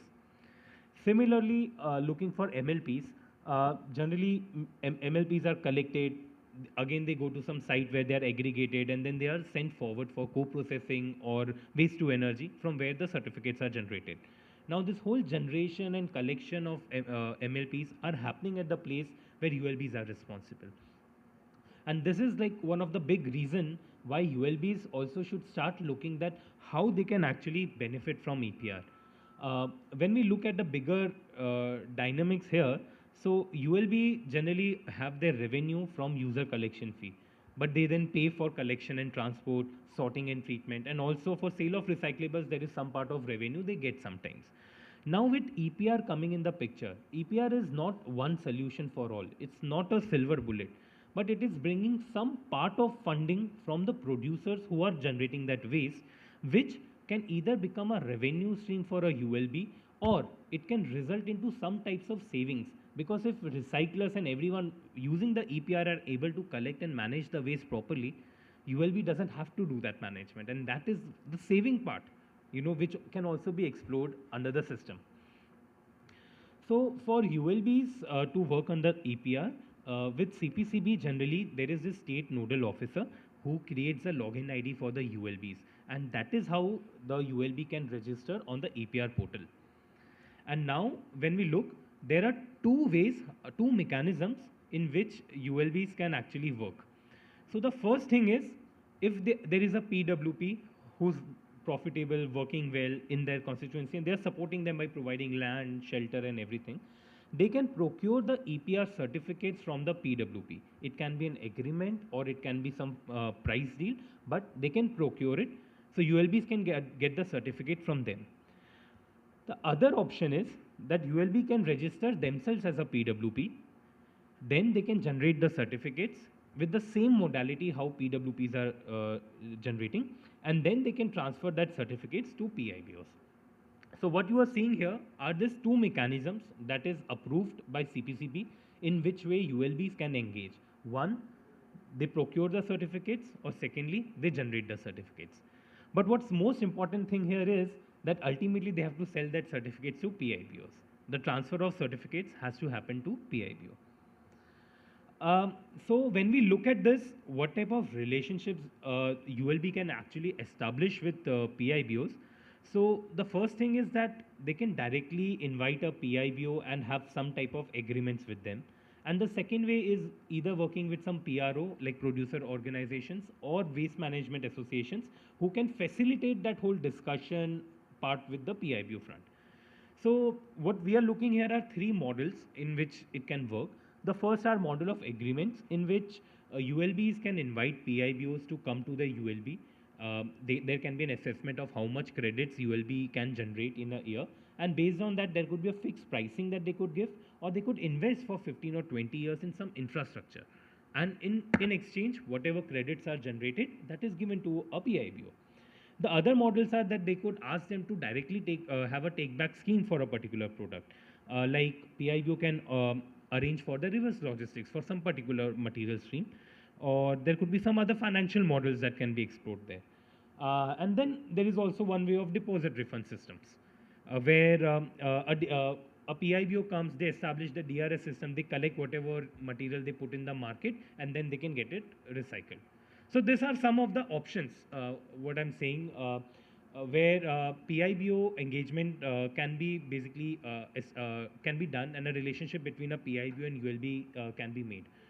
Now again I put question to you that these are not the mandated things to do. These are just some observations that how globally different ULBs and PIBOs are engaging. What do you think is something the most suitable model for engagement with PIBOs if ULBs are generating credits or selling the credits? So basically എങ്ങനെ ഒരു model workout ചെയ്യാമെന്നാണ് നമ്മളിപ്പോൾ various options ആണ് പറയുന്നത്. ഇപ്പം ഈ presentation നമുക്ക് മനസ്സിലാക്കാം PIBOs എന്ന് പറയുന്ന കീ റോളുണ്ട്, PWPs നമ്മുടെ റീസൈക്ലേഴ്സ് അനദർ കീ റോളുള്ള എൻറ്റിറ്റിയാണ്, ഇപ്പോൾ ലോക്കൽ ബോഡീസും ഉണ്ട്. അപ്പം എങ്ങനെ ലോക്കൽ ബോഡീസിന് ഇൻറ്ററാക്ട് ചെയ്യാം, ക്രെഡിറ്റ്സ് ജനറേറ്റ് ചെയ്യാം, അവർക്ക് എന്തൊക്കെ ബെനിഫിറ്റ് PIBOസിൽ നിന്ന് നേടാം എന്നുള്ളതാണ് നമ്മൾ നോക്കുന്നത്. അപ്പം ഡിഫറെൻറ്റ് പോസിബിലിറ്റീസ്, ഒന്നെങ്കിൽ ഡയറക്റ്റ്ലി നമ്മൾ PIBOസുമായിട്ട് ULBസിനെ ലിങ്കേജ് ഉണ്ടാക്കാം. മേ ബി ഒരു കോർപ്പറേഷൻ നെസ്ലെ അപ്രോച്ച് ചെയ്യുന്നു, അല്ലെങ്കിൽ നെസ്ലയുടെ ടാർഗറ്റ് 100 ടൺ ആണെങ്കിൽ ആ 100 ടൺ ആ പർട്ടിക്കുലർ കോർപ്പറേഷൻ അച്ചീവ് ചെയ്യാൻ സഹായിക്കുന്നു. And corporation as A linkage with another ഒരു റീസൈക്ലറുമായിട്ട് ലിങ്കേജ് ഉണ്ട്. അപ്പോൾ റീസൈക്ലർ ഒരു 100 ടൺ പ്രോസസ്സ് ചെയ്ത് സർട്ടിഫിക്കറ്റ് ജനറേറ്റ് ചെയ്യുന്നു. ആ സർട്ടിഫിക്കറ്റ് ജനറേറ്റ് ചെയ്യുന്നത് ലോക്കൽ ബോഡി വഴി നെസ്ലേക്ക് ട്രാൻസ്ഫർ ചെയ്യുന്നു. അപ്പോൾ അങ്ങനെ ഒരു മോഡൽ വർക്കൗട്ട് ചെയ്യാം. അല്ലെങ്കിൽ ലോക്കൽ ബോഡി ഒരു കോർപ്പറേഷൻ ദംസെൽഫ് ഒരു റീസൈക്ലിംഗ് യൂണിറ്റ് തുടങ്ങുന്നു, നെസ്ലയുടെ 100 ടൺ അവർ തന്നെ അവരുടെ സ്വന്തം റീസൈക്ലിംഗ് യൂണിറ്റിൽ പ്രോസസ്സ് ചെയ്യുന്നു, ആ ക്രെഡിറ്റ്സ് നെസ്ലേക്ക് തിരിച്ചു കൊടുക്കുന്നു. അപ്പോൾ നെസ്ലെ ആ 100 ടൺ പ്രോസസ്സ് ചെയ്തതിൻ്റെ ഒരു ഫീസ് ഇവർക്ക് കൊടുക്കേണ്ടത് അവരുടെ ഈ നമ്മുടെ ലോക്കൽ ബോഡിക്ക് കൊടുക്കേണ്ടത് അവരുടെ റെസ്പോൺസിബിലിറ്റിയാണ്. അപ്പോൾ അങ്ങനെ ഡയറക്റ്റ് ആയിട്ട് ഇൻവോൾവ് ചെയ്യുന്ന മോഡലാണോ, അതോ ഒരു waste management agency intermediate agency ഇവർക്ക് വേണ്ടി എല്ലാ പ്രോസസ്സ് ചെയ്യുന്നതാണോ നമുക്ക് സ്യൂട്ടബിൾ ആയിട്ടുള്ളൊരു മോഡൽ? ഇതാണ് ഇപ്പോൾ ഒരു ഓപ്പൺ ആയിട്ടുള്ളൊരു question. Do you think selling of the credit is the most simple way to do rather than telling them to come and invest in infrastructure? Yes or no? So one of the question that sir was asking is also how does that credit transfers into the amount? Credit, whatever finance part also if you can just mention. So the finance part will come to it. But as I told, one is that it can be a fixed rate in which sales can happen. Other is in-kind agreement. So it's more like as if I am a PIB, I come to your ULB, I say I'll invest in one MRF facility, but then every year if you are generating 100 tons of credit, you give it to me for next 20 years. So those are agreement modalities. So we have one point. Yes. നമ്മൾ കഴിഞ്ഞ ദിവസം indoor model Goa മോഡലൊക്കെ കണ്ടതിലും PPP business model അവർ വേറെ ഏജൻസിക്കാണ് കൊടുത്തിരിക്കുന്നത്. അവർ നന്നായി work ചെയ്ത് അവർക്കുള്ള means നമ്മൾ ഇവിടെ നാട്ടിൽ നോക്കിക്കഴിഞ്ഞാൽ ഈ ഇൻഫ്രാസ്ട്രക്ചർ നമ്മൾ നന്നായിട്ട് ഉണ്ടാക്കി കൊടുക്കുന്നുണ്ട്, എൻജിനീയേഴ്സ് ഉണ്ടാക്കുന്നുണ്ട്. ബാക്കി ഹെൽത്തിലെ അവരെ കൊണ്ട് ചെയ്യാവുന്ന മാക്സിമം രീതിയിൽ അവർ അത് ചെയ്യുന്നുണ്ട്. പക്ഷേ നമുക്ക് ആ ഒരു ഔട്ട്പുട്ടിലോട്ട് അങ്ങനെ എത്താൻ പറ്റാമെന്ന് പറഞ്ഞാൽ നമുക്ക് സ്കിൽഡ് ലേബേഴ്സ് അല്ലെങ്കിൽ ഒരു മോണിറ്ററിങ്ങിൻ്റെ ഒരു ലാക്ക് ഓഫ് ഓപ്പറേഷൻ ആൻഡ് മെയിൻ്റനൻസിൻ്റെ ഒരു കുറവാണ്. അത് എന്തുകൊണ്ടും നമുക്ക് നല്ലത്, എൻ്റെ അഭിപ്രായം, നല്ലൊരു ഏജൻസിയെ ഏൽപ്പിച്ചിട്ട് വർക്ക് ചെയ്യിപ്പിക്കുകയും ക്രെഡിറ്റ് അച്ചീവ് ചെയ്യുന്നതായിരിക്കും.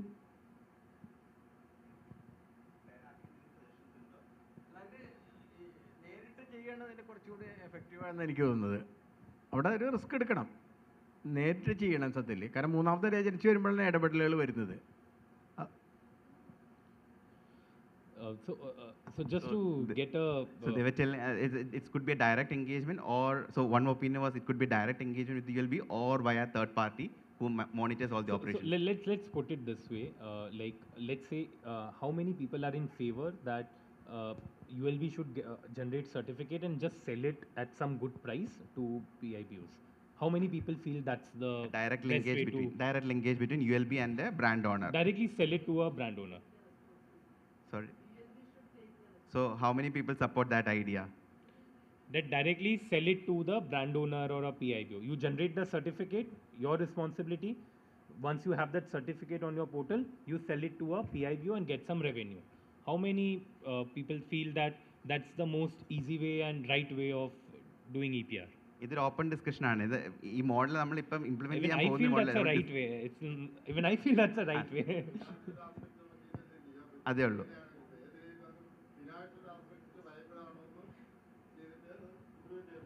ഇന്റർമീഡിയറി ഏജൻസി ഉണ്ടെങ്കിലും ഫൈനാൻഷ്യൽ ഫീസിബിലിറ്റി. ഓക്കെ.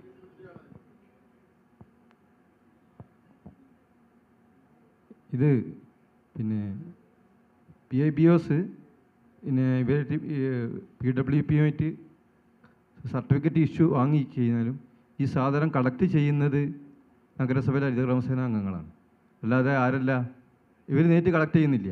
ഇപ്പം മെയിൻ റോൾ എടുക്കുന്നത് ഇവരാണ്. അപ്പോൾ ഈ PIBOs പിന്നെ അവർക്ക് പിന്നെ കൊടുക്കുന്ന എമൗണ്ടിൻ്റെ അതുപോലെ തന്നെ ഒരു നല്ലൊരു ഭാഗം ആർക്ക് കൊടുക്കണം?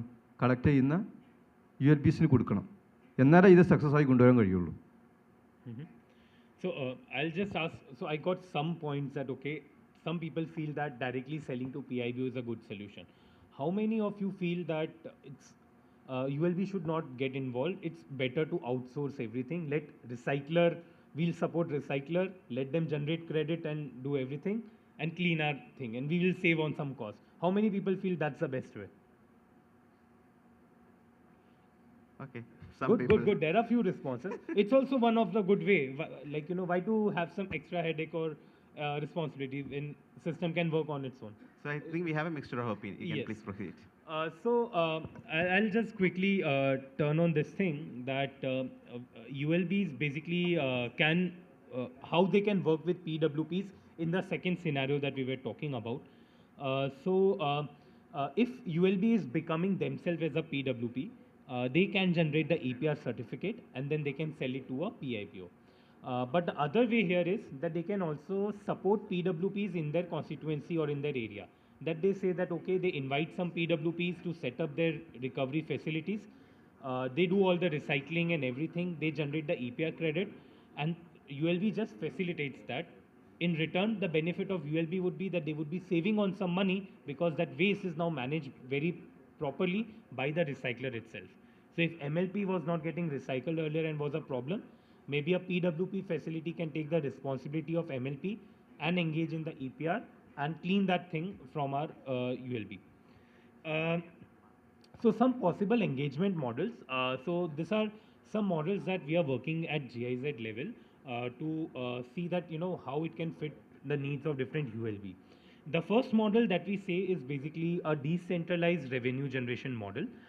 So in this, what we feel is that a ULB who has very less waste generation, maybe a small ULB with less population of 3 lakhs or less than 1 lakhs, they can set up a good collection system and they can have a contract with a PWP and whatever waste they are collecting, they can sell it to a PWP who will then who will then claim the EPR money and everything, but gives a good value for the sales, and that sales part can be the revenue for the ULB. The other model that we look at is basically an integrated credit-based model where a PWP where a ULB can contract or set up a PWP facility or register themselves as a PWP facility, and then the revenue can come from the sales of those credits to PIPOs. The third model is part 2 of this integrated credit model. This is something for big ULBs where the waste generation is in very large number. What can be done is that there could be engagement for big brand owners where a part of the revenue can come from the sales of credits. But other than that, the infrastructure investment or a PPP model can be explored with such brand owners to come and invest in recycling infrastructure, and in exchange generate the credits for themselves for the period of 10, 15 or 20 years, whatever works as a number. At ULB level or working as a waste practitioner, I mean, it's always important to keep waste hierarchy in our mind. Landfill should always be a last solution, and co-processing, plastic to oils are also the end solutions that if nothing is possible, let's do that.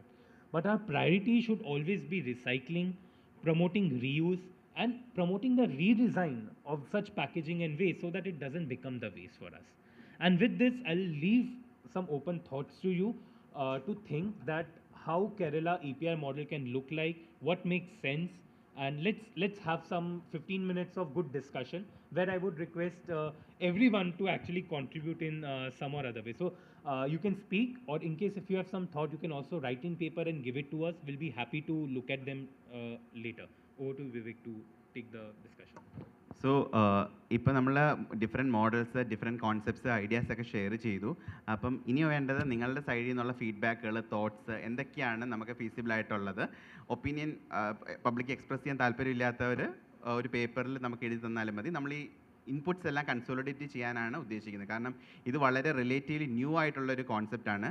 തന്നെയല്ല, ഒരു കാര്യം add ചെയ്യാനുള്ളത്, വേൾഡിൽ ആദ്യമായിട്ട് തന്നെ ഇത്രയും centralised ആയിട്ടുള്ളൊരു EPR portal വേറെ ഒരിടത്തുമില്ല. പല രാജ്യങ്ങളിലും ഉണ്ട് EPR, എങ്കിലും അവിടെ വർക്ക് ചെയ്യുന്നത് ഒരു PRO എന്ന് പറഞ്ഞ് നേരത്തെ പറഞ്ഞതുപോലെ പ്രൊഡ്യൂസർ റെസ്പോൺസിബിലിറ്റി ഓർഗനൈസേഷൻസ് ആണ് ഒരു ഇൻ്റർമീഡിയറി ആയിട്ട് ആക്ട് ചെയ്യുന്നത് EPRന് വേണ്ടി. പക്ഷേ ഇവിടുത്തെ EPR നിയമം നമുക്ക് സെൻട്രലൈസ്ഡ് ആയിട്ട് ലോക്കൽ ബോഡി ഇൻവോൾവ് ആയിട്ട് ബ്രാൻഡ് ഓണേഴ്സ്, റീസൈക്ലേഴ്സ് ഇവരുമായിട്ട് ചേർന്നിട്ടുള്ളൊരു സിസ്റ്റമാണ് ഉള്ളത്. സോ ഒരു സെൻട്രലൈസ്ഡ് പോർട്ടലാണ് ഉള്ളത് for the entire country. So it's A major task which has to be undertaken in the coming years for its implementation on the ground. So അതുകൊണ്ടാണ് എന്തൊക്കെ ഐഡിയാസും തോട്ട്സും നിങ്ങൾക്കുണ്ട്, very open to discuss over here. So sir please. Portal എല്ലാം റെഡിയാണ്, പക്ഷേ implementation ലെവലിൽ വരുമ്പോൾ നമ്മുടെ കാര്യത്തിൽ വളരെ ബുദ്ധിമുട്ടാണ്. കാരണം എന്താ വെച്ചാൽ ഈ നമുക്ക് എൻഷുർ ചെയ്യേണ്ടത് ഈ PIPേഴ്സിൻ്റെ പാർട്ടിസിപ്പേഷനാണ്. അവർ പേ ചെയ്യാൻ തയ്യാറാണെന്ന് ഉറപ്പ് വന്നാലേ നമുക്ക് താഴേക്ക് വരാൻ പറ്റുള്ളൂ. We have to ensure that they will pay for that. That surety is not there. Yeah. ഇത് നമ്മൾക്ക് ഇത് പറയുന്ന കോംപ്ലക്സ് സിസ്റ്റമൊക്കെ നമുക്ക് ഈസിയായി സോൾവ് ചെയ്യാം. പറഞ്ഞില്ല, കഴിഞ്ഞ വർഷം ഒരു 3000 ടണ്ണിൻ്റെ ക്രെഡിറ്റ് നമ്മൾ കൊടുത്തിട്ടുണ്ട്. പക്ഷെ പറഞ്ഞാൽ ബ്രാൻഡ്സുകാർ പേ ചെയ്യാൻ തയ്യാറല്ല. ഇപ്പം ഹരിതകർമ്മസേനക്ക് കൊടുക്കാൻ താല്പര്യമില്ല. 1 രൂപയാണ് 2 രൂപയൊക്കെയാണ് ഇവർ തരുന്നത്. അല്ല, അവർ പറയാൻ എന്താണ്, ഞങ്ങളിപ്പോൾ കർണാടകയിൽ പോയി വാങ്ങിക്കോളാം, ആന്ധ്രയിൽ പോയി വാങ്ങിക്കോളാം, അവിടെ എന്തുണ്ട്, ഈ ക്രെഡിറ്റ് അല്ലേ. ഇപ്പോൾ മെയിൻലി ഇപ്പോൾ നമ്മളിവിടെ ഇരിക്കുന്നുണ്ട്, ഒരു ബ്രാൻഡും ഇവിടെ ഇല്ല. അവിടെ ഒരു പെപ്സിക്കോക്കാരനോ ഒരു വിൽമക്കാരനോ ഒരു ബിവറേജ് ബെബ്കോക്കാരനോ സപ്ലൈക്കാരനോ ആരും എന്ത് ചെയ്യുന്നില്ല. ബിക്കോസ് അവരിതിൽ ഏറ്റവും ഇമ്പോർട്ടൻറ്റ്, ബിക്കോസ് അവരെ ഫണ്ടാണ് നമ്മൾ ഡിസ്കസ് ചെയ്യുന്നത്. അവർ പണം കൊടുക്കാൻ തയ്യാറാണ്. എത്ര രൂപ കൊടുക്കാൻ തയ്യാറാവണം എനിക്കറിയില്ല മാം. പിന്നെ എത്ര രൂപ ഓരോ ആൾക്കാർ കൊടുക്കുന്നുണ്ടെന്ന് മാം, ബിക്കോസ് നമുക്കൊരു ബില്ലുണ്ടാവും. അവർ പണം തരാൻ തയ്യാറല്ല. ഓക്കെ, ആ പണം നമുക്കൊരു 10 രൂപ തരികയാണെങ്കിൽ നമുക്ക് എന്ത് ചെയ്യാം, അത് 2 രൂപ ഹരിതകർമ്മസേനക്ക് കൊടുക്കാം, 2 രൂപ കോർപ്പറേഷന് കൊടുക്കാം, 2 രൂപ അതിൻ്റെ സെലവിന് എക്സ്പെൻസ്. അപ്പോൾ പീപ്പിൾ ആർ നൗ ഫേസ് 5 ബ്രാൻഡുകളാണ്, 35,000 ബ്രാൻഡുകൾ ഡീറ്റെയിൽസ് എൻ്റെ കയ്യിലുണ്ട്. 30,000 ഏകദേശം 500 ബ്രാൻഡുകൾ നമ്മൾ വിളിച്ച് ചോദിച്ചപ്പോൾ അവർ പറയുന്നത് നമുക്ക് താല്പര്യമില്ല എന്നാണ്. അപ്പോൾ this is most important brand, because പണം തരുന്നവരാണല്ലോ, അത് തരുന്നുണ്ട്. ബാക്കിയൊക്കെ നമുക്ക് എന്ത് ചെയ്യാം, ULBക്ക് എങ്ങനെ കിട്ടും, ബാക്കിയുള്ള കാര്യങ്ങളൊക്കെ നമുക്ക് സോൾവ് ചെയ്യാം. നമുക്ക് എന്ത് ചെയ്യാം, അതൊക്കെ സോൾവ്. പക്ഷെ brands is very very important, critical. അതിന് നമ്മൾ എന്ത് ചെയ്യണം, അത് എൻഫോഴ്സ്മെൻറ്റോ അല്ല മറ്റുള്ള കാര്യങ്ങളോ എന്താണ് നമുക്ക് ചെയ്യാൻ പറ്റുക എന്നുള്ളത് it's very very important. Especially Kerala brands ഉണ്ട് ഒരുപാട്. ഇപ്പോൾ മാമിനോട് തന്നെ ചോദിച്ചാൽ കേരള ബ്രാൻഡ്സ് എത്ര എണ്ണം രജിസ്റ്റർ ചെയ്തിട്ടുണ്ടെന്ന്. കേരളത്തിലാണ് ഏറ്റവും മേജർ ബ്രാൻഡ്സ് എത്ര രജിസ്റ്റർ ചെയ്തിട്ടുണ്ടെന്ന്. Thank you. ഞാനിതിൽ അത്രയധികം അറിവുള്ള ആളല്ല, പക്ഷേ ഈ ഒരു സിസ്റ്റത്തിൻ്റെ ബേസിസ് കാണുന്നത് വേസ്റ്റ് ഈസ് വെൽത്ത് എന്നുള്ള കോൺസെപ്റ്റാണ്. അതിനെ റിയലൈസ് ചെയ്യുന്നതാണിത്. യഥാർത്ഥത്തിൽ നമ്മൾ അതിലേക്ക് തന്നെ നിൽക്കണം. എന്തുകൊണ്ടാണെന്ന് ചോദിച്ചു കഴിഞ്ഞാൽ, ഇപ്പോൾ ഇതിൽ യൂസ് ചെയ്തിട്ടുള്ള ചില ടെക്നോളജികൾ ഇന്ന് പെട്ടെന്ന് ഇവരോ GIS ഇവരാരോ ഉണ്ടാക്കിയൊന്നുമല്ല. 1990 ജപ്പാനിൽ യോക്കോഹാമ സിറ്റിയിൽ ഫിഷ് മാർക്കറ്റിൽ അവർ റീറ്റെയിലേഴ്സിന് അടുത്ത ടൗണുകളിലേക്ക് അയക്കുന്ന ഫിഷ് പാക്ക് ചെയ്തിട്ടാണ് അയക്കുന്നത്. 3 പാക്ക്. ആദ്യം പ്ലാസ്റ്റിക് കൊണ്ടൊരു കവറിട്ട് അതിൻ്റെ മേലെ ഒരു നമ്മുടെ സ്റ്റെറോഫോം പോലെയുള്ള ഒരു കവറിട്ട് അതിൻ്റെ മേലെ കാർഡ്ബോർഡ് ബോക്സ് വെച്ച് ലോറിയിലാണ് കൊണ്ടുപോകുന്നത്. ഇത് മുനിസിപ്പൽ റൂൾസ് സ്ട്രിക്റ്റ് ആക്കിയപ്പോൾ അവിടെ എന്ത് വന്നു എന്ന് പറഞ്ഞാൽ, നിങ്ങൾ ഈ വേസ്റ്റ് മെറ്റീരിയൽ എവിടെയെങ്കിലും ഡംപ് ചെയ്ത് കഴിഞ്ഞാൽ അതിനുള്ള fine, municipal fine is so high that അത് അവിടെ ഇടുന്നതിനേക്കാൾ നല്ലത് ഇത് പ്രോസസ്സ് ചെയ്തതാണെന്ന് പറഞ്ഞ് യോക്കോഹാമ ഫിഷ് മാർക്കറ്റിൽ തന്നെ 2 റൂമുകൾ എടുത്ത് അതിന് ഇതുപോലെ തന്നെ അവർ ചില നൂല് പോലെ ആക്കി ഉരുക്കി നൂല് പോലെ ആക്കി കട്ട് ചെയ്ത് ചാക്കിലാക്കി പിന്നീട് റീപ്രോസസ് ചെയ്യാൻ അയച്ചു. അതിൽ നിന്ന് 95% കോസ്റ്റ് അവർക്ക് തിരിച്ചു കിട്ടി. 5% കോസ്റ്റിന് ഡിഫറൻസ് ഉണ്ടായിരുന്നു. അതിനെന്ത് ചെയ്തു എന്ന് പറഞ്ഞാൽ, ഇവിടെ നിന്ന് അയക്കുന്ന ഹോൾസെയിലേഴ്സും അവിടെ വാങ്ങുന്ന റീറ്റെയിലേഴ്സും 2.5% കോസ്റ്റ് എടുത്ത് ഈ ഫൈൻ അവോയ്ഡ് ചെയ്യാം. ഈ സംഗതി ഭംഗിയായിട്ട് എൻവയൺമെൻറ്റായിട്ട് തീർക്കാൻ പറ്റും. This was A solution they did. അതാണ് ഇവിടെ ഇതിൽ കാണിച്ചിരിക്കുന്ന ഒരു സൊല്യൂഷൻ. ഇതിനെ നമ്മൾ സ്ട്രെങ്തൻ ചെയ്യാണ് വേണ്ടത്. നമ്മളെ ULBs, ഞാൻ പൊതുമേഖലയ്ക്ക് വേണ്ടി എല്ലാ കാലത്തും പറഞ്ഞുകൊണ്ടിരുന്ന ആളാണ്, ഇപ്പോഴും ആർഗ്യൂ ചെയ്യുന്ന ആളാണ്. പക്ഷെ എന്നിരുന്നാലും ഇവിടെ എനിക്ക് തോന്നുന്നത് ULBസിൻ്റെ ഇഫക്റ്റ് വേണ്ടത് ഇതുപോലെ ഓൺട്രപ്രനേഴ്സിന് ഇതൊരു ബിസിനസ്സാക്കി മാറ്റിക്കഴിഞ്ഞാൽ കുറേ പേർക്ക് തൊഴിലും, അതേസമയം തന്നെ നമ്മൾ വേസ്റ്റിൻ്റെ ഓണർഷിപ്പ്, നമ്മുടെ വേസ്റ്റ് നമ്മൾ തന്നെ, അതിപ്പോൾ ഹോൾ 2 ദിവസവും നമ്മൾ പറഞ്ഞ അത് തന്നെയാണ്. അപ്പോൾ അത് നടപ്പാക്കുന്ന കാര്യത്തിൽ പബ്ലിക്കിന് ഇതിലൊരു ഉത്തരവാദിത്തം ഉണ്ടാവുകയും ഇതുപോലെയുള്ള പ്ലാന്റുകൾ ഞാൻ പറയുകയാണെന്നുണ്ടെങ്കിൽ ഒന്നുകിൽ 1, 2, 3 അഡ്ജസൻറ്റ് ഡിസ്ട്രിക്ട്സിന്, ഒരു ഡിസ്ട്രിക്റ്റിലേക്ക് ഒന്നും എക്കണോമിക്കലാണെന്ന് തോന്നുന്നില്ല, അതൊരു പക്ഷേ ഇവരെ പോലെയുള്ള ആളുകളെ പറയുന്നത്, ഒരു പക്ഷേ ഒരു 3 ഡിസ്ട്രിക്റ്റിന് വേണ്ടി ചെയ്ത് കഴിഞ്ഞാൽ എക്കണോമിക്കലായിട്ട് പ്ലാൻ. അങ്ങനെയാണെന്നുണ്ടെങ്കിൽ ഈ 14 ഡിസ്ട്രിക്റ്റ് നമ്മൾ 4 or 5 പ്ലാന്റ് കൊണ്ട് കംപ്ലീറ്റ് കവർ ചെയ്യുകയാണെന്നുണ്ടെങ്കിൽ ഒരുപാട് ട്രാൻസ്പോർട്ടേഷൻ ആവശ്യം വരില്ല. ഇങ്ങനെയുള്ള പല അതിൻ്റെ എക്കണോമിക്സിനെ കുറിച്ച് കുറച്ചുകൂടി ആഴത്തിൽ പഠിക്കണം. പക്ഷേ ULBസിൻ്റെ ഇൻട്രസ്റ്റ് ഇത് പ്രോപ്പറായി നടക്കുന്നുവെന്നും അതേസമയം തന്നെ ഇപ്പോൾ പറഞ്ഞിട്ടുള്ള ചെറിയ ചെറിയ പോളിസി ഹിച്ചസ് അത് മാറ്റിക്കൊടുക്കുന്നതിന് വേണ്ടിയിട്ടുള്ള പഠനവും അതിന് വേണ്ടിയിട്ടുള്ള ആലോചനയും നിങ്ങളുടെ ഭാഗത്തുനിന്ന് ഉണ്ടാവുകയാണെന്നുണ്ടെങ്കിൽ തീർച്ചയായും ഇതിനെ അതേസമയം തന്നെ പെനാൽറ്റി സിസ്റ്റം കൂടി വേണം.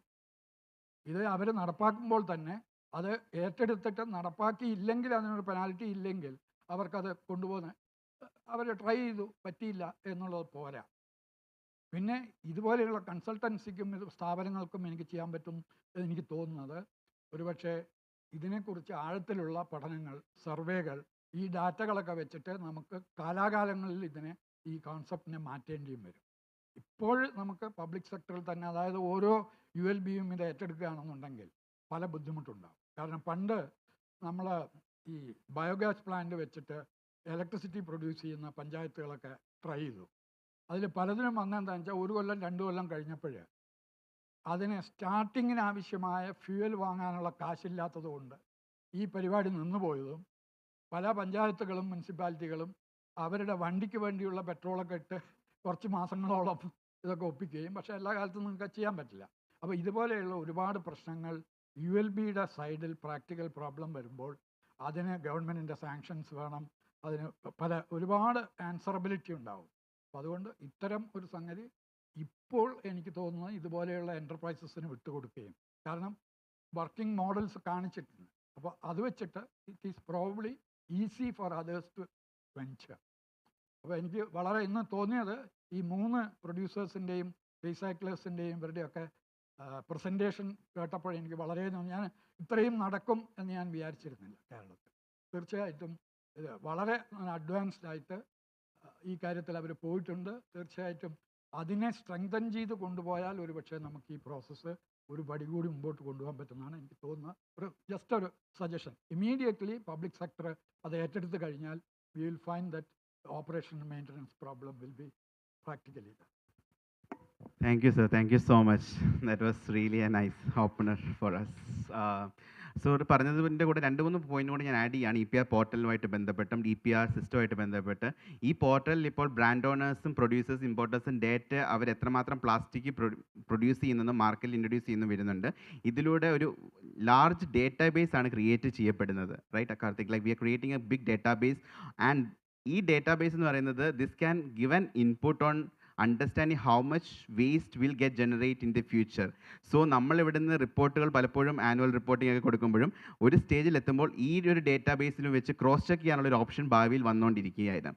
സോ ഒരു clear picture of how much waste is generated in India എന്നുള്ളത് ഈ പോർട്ടൽ മൂലം നമുക്ക് കൂടുതൽ ഡേറ്റ കിട്ടാൻ സാധ്യതയുണ്ട്. തന്നെയുമല്ല ഫ്യൂച്ചറിൽ EPR സിസ്റ്റത്തിന് ഇതിപ്പോൾ ഓഡിറ്റേഴ്സിന് ഓഡിറ്റിംഗ് ഉള്ളൊരു മേഖലയും തുറക്കുന്നുണ്ട്. അതിലൂടെ പല ഓഡിറ്റേഴ്സിന് പലർക്കുള്ള ജോലി സാധ്യതകളും ഇതിലൂടെ വരികയാണ്.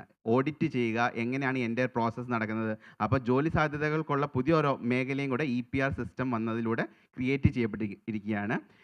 ULBയുടെ സൈഡിൽ നിന്ന് കുറച്ച് ഇൻപുട്സ് നമുക്ക് വേണം. So requesting ULB is to provide some inputs. ഒരെണ്ണം ഇവിടെ, അത് കഴിഞ്ഞ് ബാക്കിലോട്ട് 3 പോയിന്റ്സ് കൂടെ എടുത്ത് നമ്മൾ ക്ലോസ് ചെയ്യുകയാണ് ഈ discussion.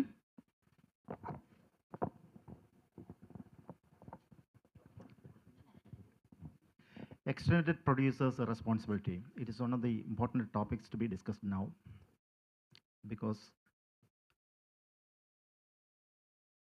the most important development in urbanization in India when compared to other European world,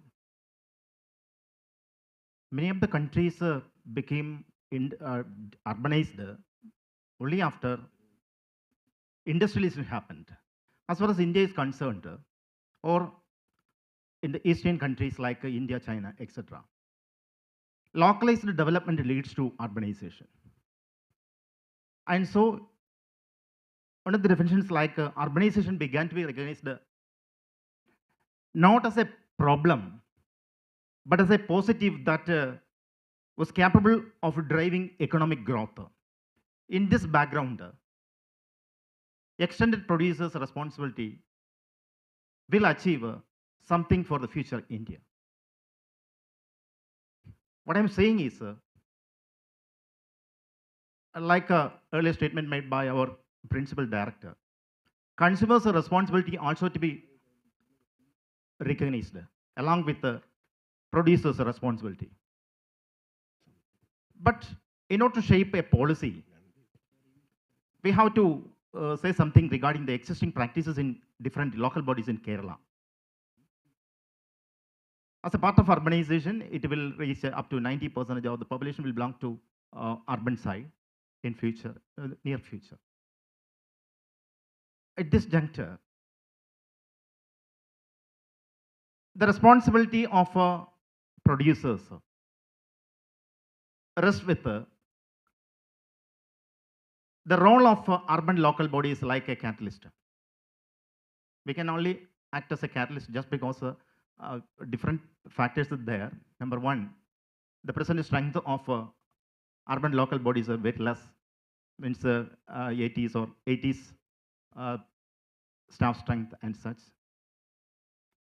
But nowadays we have introduced Harita Karma Sena. Actually, it became a boon to almost all local bodies, but not scientifically going on.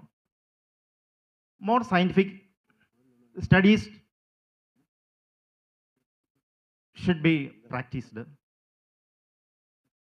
And this producer's responsibility, I think it can be introduced in municipal area, like this sublet or this outsourcing.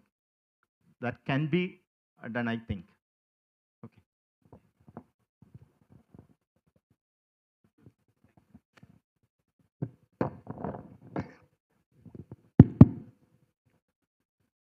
ഒരു 10-15 വർഷത്തോ കൂടുതൽ ഈ മാലിന്യ സംസ്കരണ മേഖലയിൽ ജോലി ചെയ്യുന്ന ഒരു ഉദ്യോഗസ്ഥരാണ്.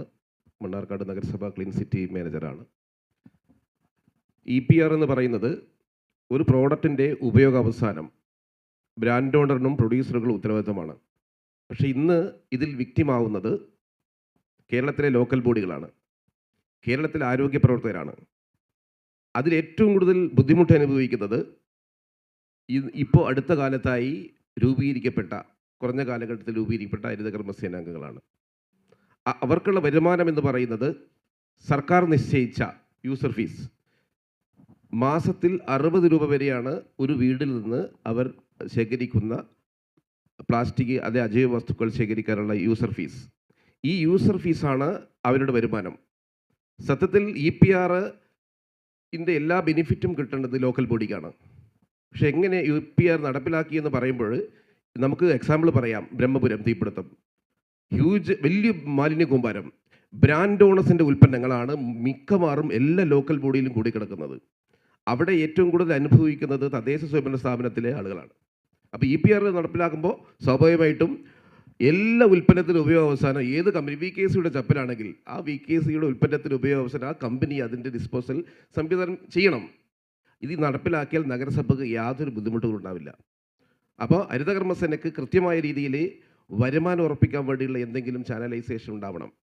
അതുപോലെ തന്നെ ഒരു മാസം അല്ലെങ്കിൽ 1-2 മാസം ഒരു വാർഡിലെ മാലിന്യങ്ങൾ അതാത് തരമനുസരിച്ച് പ്ലാസ്റ്റിക്കായിട്ടും കുപ്പിയായിട്ടും വേർതിരിച്ച് സൂക്ഷിക്കാനുള്ള സംവിധാനത്തിന് നിയമപരമായ ഒരു പരിരക്ഷ ഉണ്ടാവണം.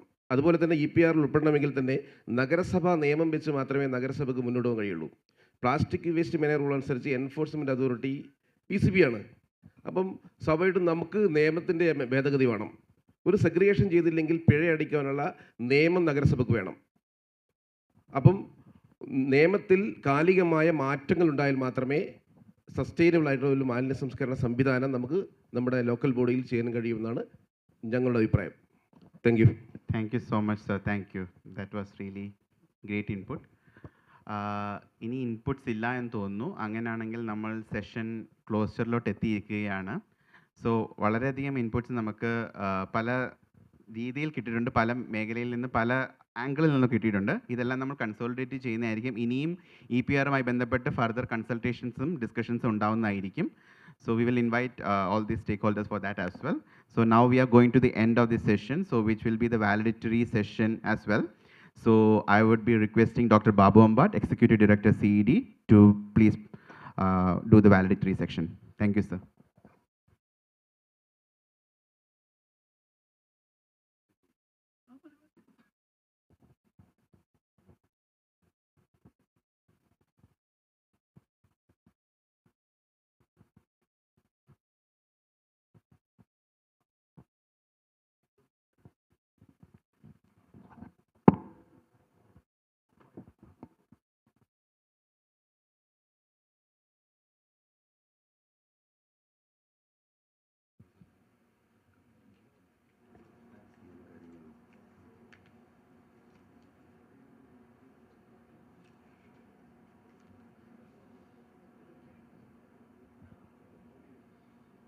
So now we have come to the end of this 3 days program. There is no special valedictory session here. ഈ EPR-ൻ്റെ കാര്യത്തിൽ എനിക്ക് ഒരു കാര്യം കൂടി പറഞ്ഞിട്ട് ഞാൻ അതിലേക്ക് കിടക്കാം. ഇപ്പം എനിക്ക് തോന്നുന്നത്, ഞാൻ വിവേകിനോട് പറയായിരുന്നു, ഈ EPR എന്നുള്ളത് തന്നെ ഒരു പുതിയ പല ആളുകളെ സംബന്ധിച്ചോളം പുതിയൊരു വേർഡാണ്. അത് ഇതിനു മുമ്പ് പലരും കേട്ടിട്ടുണ്ടെന്ന് എനിക്ക് തോന്നുന്നില്ല.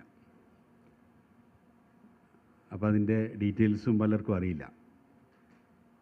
ഈ സർട്ടിഫിക്കറ്റ് ഇഷ്യൂ ചെയ്യുമെന്ന് പറഞ്ഞു കഴിഞ്ഞാൽ അതൊരു ഫൈനാൻഷ്യൽ ഇൻസ്ട്രുമെൻ്റാണ്. അതെങ്ങനെ അടുത്ത ഇതിലേക്ക് പോകാമെന്നുള്ളതിനെക്കുറിച്ചൊന്നും എനിക്ക് തോന്നുന്നില്ല നമ്മുടെ ULBസിനോ മറ്റുള്ള ആളുകൾക്കോ അത്രയ്ക്ക് ധാരണ ഉണ്ടെന്നുള്ളത്. അപ്പോൾ ഇന്ന് നമുക്ക് വളരെയധികം പരിമിതിയുണ്ട്. കാരണം സമയത്തിൻ്റെ പരിമിതികളുകൊണ്ട് നമുക്ക് അതിൻ്റെ ഡീറ്റെയിൽസിലേക്ക് പോകാൻ സാധിച്ചിട്ടില്ല. വേറൊരവസരത്തിൽ എനിക്ക് തോന്നുന്നു നമ്മുടെ അറ്റ്ലീസ്റ്റ് നമ്മുടെ അർബൻ ലോക്കൽ ബോഡീസിൽ, സാർ അർബൻ ഡിപ്പാർട്ട്മെൻറ്റിന് സാറുണ്ട് ഇവിടെ, അർബൻ ലോക്കൽ ബോഡീസിനെങ്കിലും ഈ കാര്യത്തിലൊരു ഒരു ട്രെയിനിങ് പോലെ ഒരു ദിവസത്തെ ഒരു ഓറിയൻറ്റേഷൻ കൊടുക്കുന്നത് നന്നായിരിക്കും തോന്നുന്നു. അത് സ്റ്റേറ്റ് പൊല്യൂഷൻ കൺട്രോൾ ബോർഡും ഒക്കെ ഉണ്ട്. സ്റ്റേറ്റ് പൊല്യൂഷൻ കൺട്രോൾ ബോർഡുണ്ട്. We are ready to support. CD is ready to support, and GIZ is also here. So if we can have a one-day program for at least for some of the selected people from the ULBs, so that they can get some idea about what is EPR and how it can be utilized in their place. I think that is required. ഈ 3 ദിവസത്തെ പരിപാടി അവസാനിക്കുകയാണ് ഇവിടെ. ഇതിൽ ഏകദേശം 22ഓളം presentations ഉണ്ടായിരുന്നു 3 ദിവസങ്ങളിലായി. ഞങ്ങളുടെ ഒരു വിലയിരുത്തൽ വളരെ ഇൻഫർമേറ്റീവായിട്ടുള്ള കുറേയധികം പുതിയ കാര്യങ്ങൾ പ്രസൻറ്റ് ചെയ്യാൻ ഈ ദിവസങ്ങളിൽ ഇവിടെ സാധിച്ചു എന്നുള്ളതാണ്. Anybody is there who cannot understand Malayalam? Then I will change into English. എല്ലാവരും ഉള്ള ആൾക്കാരുള്ളൂ എന്ന് തോന്നുന്നു. Only Karthik is here. Okay. So I think he can understand Malayalam. So നല്ല പ്രസൻറ്റേഷൻസ് ആയിരുന്നു എന്നാണ് ഞങ്ങളുടെയൊക്കെ വിലയിരുത്തൽ. കാരണം വളരെ കാലികമായിട്ട് പ്രസക്തിയുള്ള വിഷയങ്ങളാണ് നമ്മളിവിടെ ചർച്ച ചെയ്തത് കഴിഞ്ഞ 3 ദിവസമായിട്ട്. അതിലൊക്കെ തന്നെ അപ്പുറം എനിക്ക് പറയാനുള്ളത്, ഈ ഒരു ഇന്ത്യൻ എൻവയറമെൻറ്റ് കോൺഗ്രസിനെയും അതുപോലെ തന്നെ ഇതിൽ നമ്മളെടുത്തിട്ടുള്ള വിഷയത്തിനെയും നമ്മുടെ കേരള സർക്കാർ എത്ര സീരിയസ് ആയിട്ട് കണ്ടു എന്നുള്ളതാണ്. കാരണം നമ്മുടെ ബഹുമാനപ്പെട്ട മുഖ്യമന്ത്രി തന്നെ, അദ്ദേഹത്തിന് സുഖമില്ല. കഴിഞ്ഞ കുറേ ദിവസങ്ങളായിട്ട് പല പരിപാടികൾ അദ്ദേഹം മാറ്റിവെച്ചിരിക്കുകയാണ്. എങ്കിൽ പോലും വീട്ടിൽ നിന്ന് ഓൺലൈനിലെങ്കിലും ഇതിൽ പങ്കെടുക്കണം എന്ന് അദ്ദേഹം തന്നെ പറഞ്ഞ് അനുസരിച്ചിട്ടാണ് നമ്മൾ ഓൺലൈൻ ഫെസിലിറ്റി ഇവിടെ അറേഞ്ച് ചെയ്യുകയും അദ്ദേഹം സംസാരിക്കുകയും ചെയ്തത്. അതുപോലെ തന്നെ 2 പ്രധാനപ്പെട്ട മന്ത്രിമാർ, ലോക്കൽ സെൽഫ് ഗവൺമെൻറ് മിനിസ്റ്ററും ഫുഡ് ആൻഡ് സിവിൽ സപ്ലൈസ് മിനിസ്റ്റർക്ക് ഒട്ടേറെ കാര്യങ്ങൾ ചെയ്യാൻ നമ്മളിപ്പം നേരത്തെ ഡിസ്കസ് ചെയ്ത റീഫില്ലബിൾ മോഡൽസിൻ്റെ അടക്കമുള്ള കാര്യങ്ങളിൽ. അപ്പോൾ അത് കാണിക്കുന്നത് ഗവൺമെൻറ് തന്നെ ഈ വിഷയത്തിൽ എത്രത്തോളം സീരിയസ് ആയിട്ട് എടുത്തിട്ടുണ്ട് എന്നുള്ളതാണ്. അതാണ് ഏറ്റവും വലിയ തുടക്കം, നല്ല തുടക്കം എന്ന് പറയുന്നത്. അതിനുശേഷം ഇതിൽ പങ്കെടുത്ത മുഴുവൻ ആളുകളും, സാധാരണ ഒരു കോൺഫറൻസിനും ഞാൻ പങ്കെടുത്തിട്ടുള്ള പല കോൺഫറൻസുകൾ, ഇൻ്റർനാഷണൽ കോൺഫറൻസും നാഷണൽ കോൺഫറൻസും ഒക്കെ പല സ്ഥലത്തും ഈ അവസാനമാകുമ്പോൾ കസേരകൾ മാത്രമേ കാണാറുള്ളൂ. മുമ്പിലൊരു ഓർഗനൈസ് ചെയ്യുന്ന ഒരു 5-6 പേര് ഇരിക്കുന്നുണ്ടാവും എന്നുള്ള ഒഴിച്ച് കഴിഞ്ഞാൽ. പക്ഷേ ഇതിൽ ഇപ്പോഴും വളരെ ആക്റ്റീവ്. ഇന്നലെ വൈകിട്ട് 5 മണിക്ക് 5-5:15 നമ്മൾ തീർക്കുമ്പോഴും ഒരുവിധം ആളുകളെല്ലാം തന്നെ ഉണ്ടായിരുന്നു. So you all have taken this very seriously, that topic very seriously, and also the conference. That gives us a lot of confidence to conduct this kind of programs in the future also. അതുപോലെ തന്നെ ഇതിൻ്റെ proceedings എല്ലാവർക്കും കിട്ടിക്കാണും. അതൊരു നല്ല ഡോക്യുമെൻ്റാണ്. കാരണം ഇവിടെ present ചെയ്ത എല്ലാ പേപ്പേഴ്സിൻ്റെയും ഡീറ്റെയിൽ ആയിട്ടുള്ള ഡിസ്ക്രിപ്ഷൻ അതിലുണ്ട്. So that can be used as A technical document for your further the future work. ഇതിൽ ഏറ്റവും എനിക്ക് തോന്നുന്നത് ഇവിടുന്ന് ഒരു what is the take away from this Congress എന്ന് ചോദിച്ചു കഴിഞ്ഞാൽ എനിക്ക് സൂചിപ്പിക്കാനുള്ളത്, നമ്മളെല്ലാവരും ഇവിടെ പറഞ്ഞ പല കാര്യങ്ങളും ഇപ്പം ഇന്നലെ ആണെന്ന് തോന്നുന്നത് 1-2 പേര് ഇവിടെ സൂചിപ്പിക്കേണ്ടേ ഈ ഡിസ്കഷൻ്റെ ഇടയ്ക്ക്. നമ്മൾ പറയും ഇന്നിപ്പോൾ രാവിലെ തന്നെ നമ്മുടെ പ്രിൻസിപ്പൽ ഡയറക്ടർ പറഞ്ഞത്, നമ്മൾ സംസാരിക്കും, അത് കഴിഞ്ഞ് പുറത്ത് പോയിട്ട് നമ്മൾ ചിക്കൻ വാങ്ങുന്ന കാര്യമൊക്കെ അദ്ദേഹം സൂചിപ്പിക്കുകയുണ്ടായി. അപ്പോൾ ഇതല്ലാതെ നമ്മളിവിടുന്ന് ഉൾക്കൊണ്ട ആശയങ്ങൾ, നമുക്കിവിടുന്ന് കിട്ടിയുള്ള വിവരങ്ങൾ, ഇത് നമ്മുടെ ലൈഫിൽ നമ്മൾ പ്രവർത്തിക്കുന്ന സ്ഥാപനത്തിൽ നമുക്ക് എത്രത്തോളം ഇംപ്ലിമെൻറ്റ് ചെയ്യാൻ സാധിക്കും, അത് പ്രാവർത്തികമാക്കാൻ സാധിക്കുമെന്നുള്ളത് നമ്മൾ പരിശോധിക്കേണ്ടതാണ്.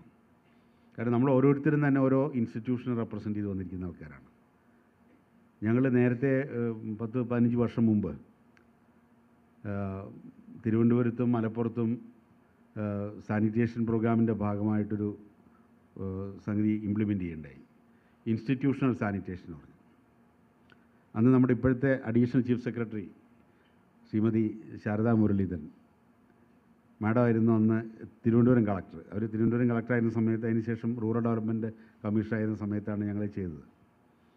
ആ ഇൻസ്റ്റിറ്റ്യൂഷണൽ സാനിറ്റേഷൻ എന്ന് പറയുന്നത് ആ ഓരോ ഇൻസ്റ്റിറ്റ്യൂഷനും എങ്ങനെ ഇക്കാര്യത്തിൽ മെച്ചപ്പെടുത്തി കൊണ്ടുപോകാൻ പറ്റും, അവിടെയുള്ള ഇൻഡിവിജ്വൽസിന് അവർക്ക് വേണ്ടായിട്ടുള്ള individual sanitation as well as institutional sanitation. So ആ ഒരു തരത്തിൽ നമുക്ക് ചിന്തിക്കാൻ നമുക്ക് സാധിക്കണം. നമ്മളിവിടെ കേട്ട ഓരോ കാര്യങ്ങളും ഫസ്റ്റ് സെഷൻ ദിലീപും UV ജോസും കൂടി ഇവിടെ പ്രസൻറ്റ് ചെയ്ത്, അതിനുശേഷം ഇൻഡോറിനെ സംബന്ധിച്ചുള്ള പ്രസൻറ്റേഷൻ ഉണ്ടായിരുന്നു. ഗോവയെ സംബന്ധിച്ചുള്ള ഗോവയിൽ നടക്കുന്ന കാര്യങ്ങളെ സംബന്ധിച്ചുള്ള പ്രസൻറ്റേഷൻ ഉണ്ടായിരുന്നു. അതുപോലെ ഓരോ വിഷയങ്ങളിലും C&D വേസ്റ്റിനെ കുറിച്ച്, ഇലക്ട്രോണിക് വേസ്റ്റിനെ കുറിച്ച്, biomedical waste management, that is not coming directly under our purview even then. അപ്പോൾ ഈ വിഷയങ്ങളിലൊക്കെ തന്നെ നമുക്ക് എന്ത് ചെയ്യാൻ സാധിക്കും, ULB എന്നുള്ള ആളുകളുണ്ട്, ULBക്ക് എന്ത് ചെയ്യാൻ സാധിക്കും എന്നുള്ളതിനെക്കുറിച്ച് ആലോചിക്കണം. അതിന് ഏത് തരത്തിലുള്ള സപ്പോർട്ട് ഞങ്ങൾക്ക് ചെയ്യാൻ പറ്റുമെന്ന് വെച്ച് കഴിഞ്ഞാൽ ഞങ്ങൾ ചെയ്യാൻ തയ്യാറാണ്. From CED we are ready to give you any kind of technical support for implementing such programs. അതുപോലെ തന്നെ മറ്റ് ഇൻസ്റ്റിറ്റ്യൂഷൻസിൽ പല അക്കാഡമിക് ഇൻസ്റ്റിറ്റ്യൂഷൻസിൽ നിന്ന് ആളുകളുണ്ട്, മറ്റ് ഓഫീസുകളിൽ നിന്നുള്ള ആളുകളുണ്ട്, ഡിപ്പാർട്ട്മെൻറ്റ്സിൽ നിന്നുള്ള ആളുകളുണ്ട്. നമ്മൾ ഓരോരുത്തരും ഈ കാര്യങ്ങൾ ആലോചിക്കണം എന്നുള്ളതാണ് എനിക്ക് ഈ അവസരത്തിൽ സൂചിപ്പിക്കാനുള്ളത്.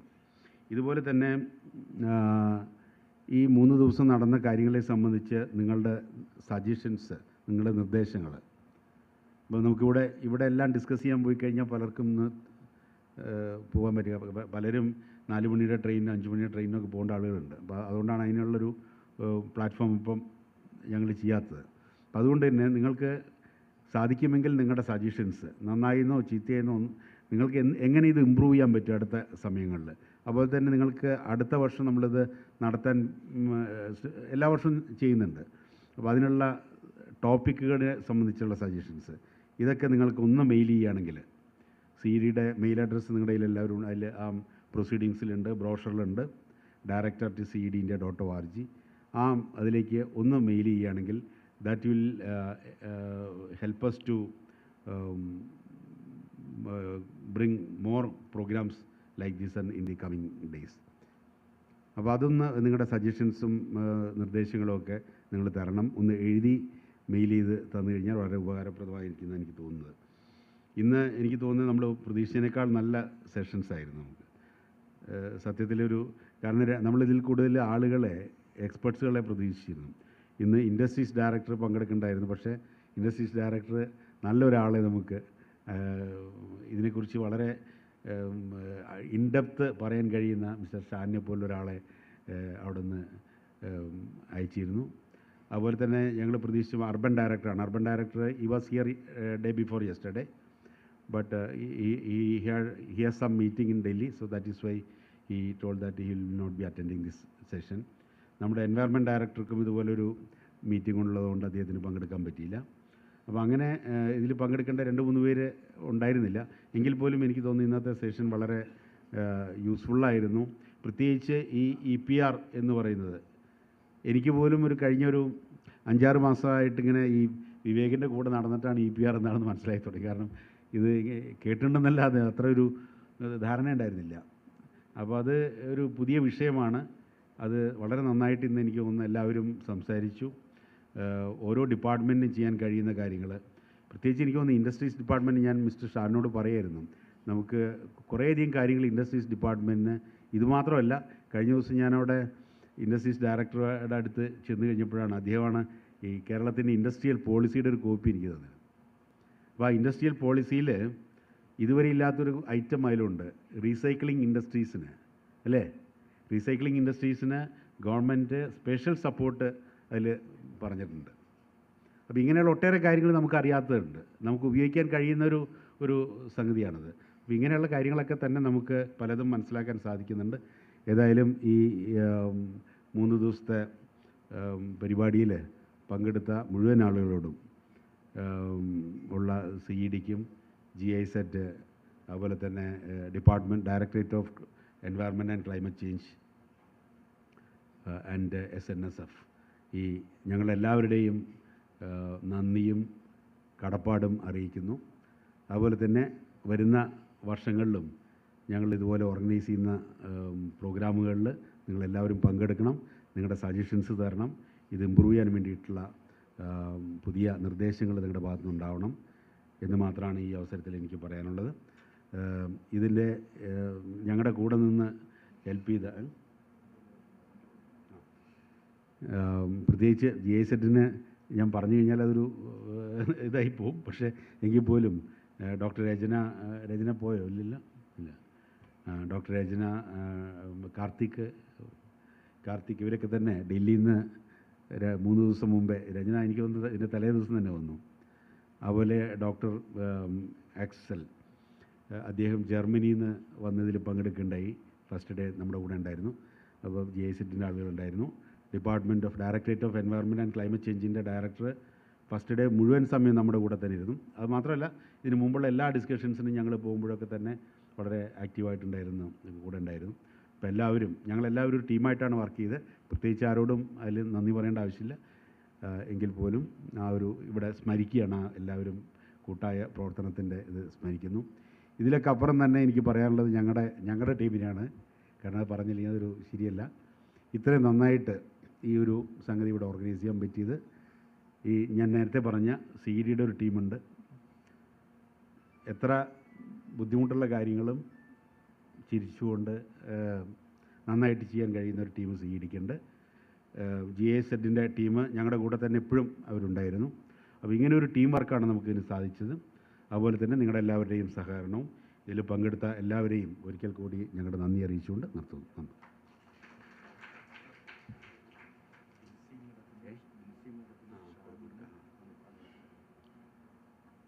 ഞങ്ങളുടെ ഒരു ചെറിയൊരു ഉപഹാരം Binsy madam and Jaber is part of CED.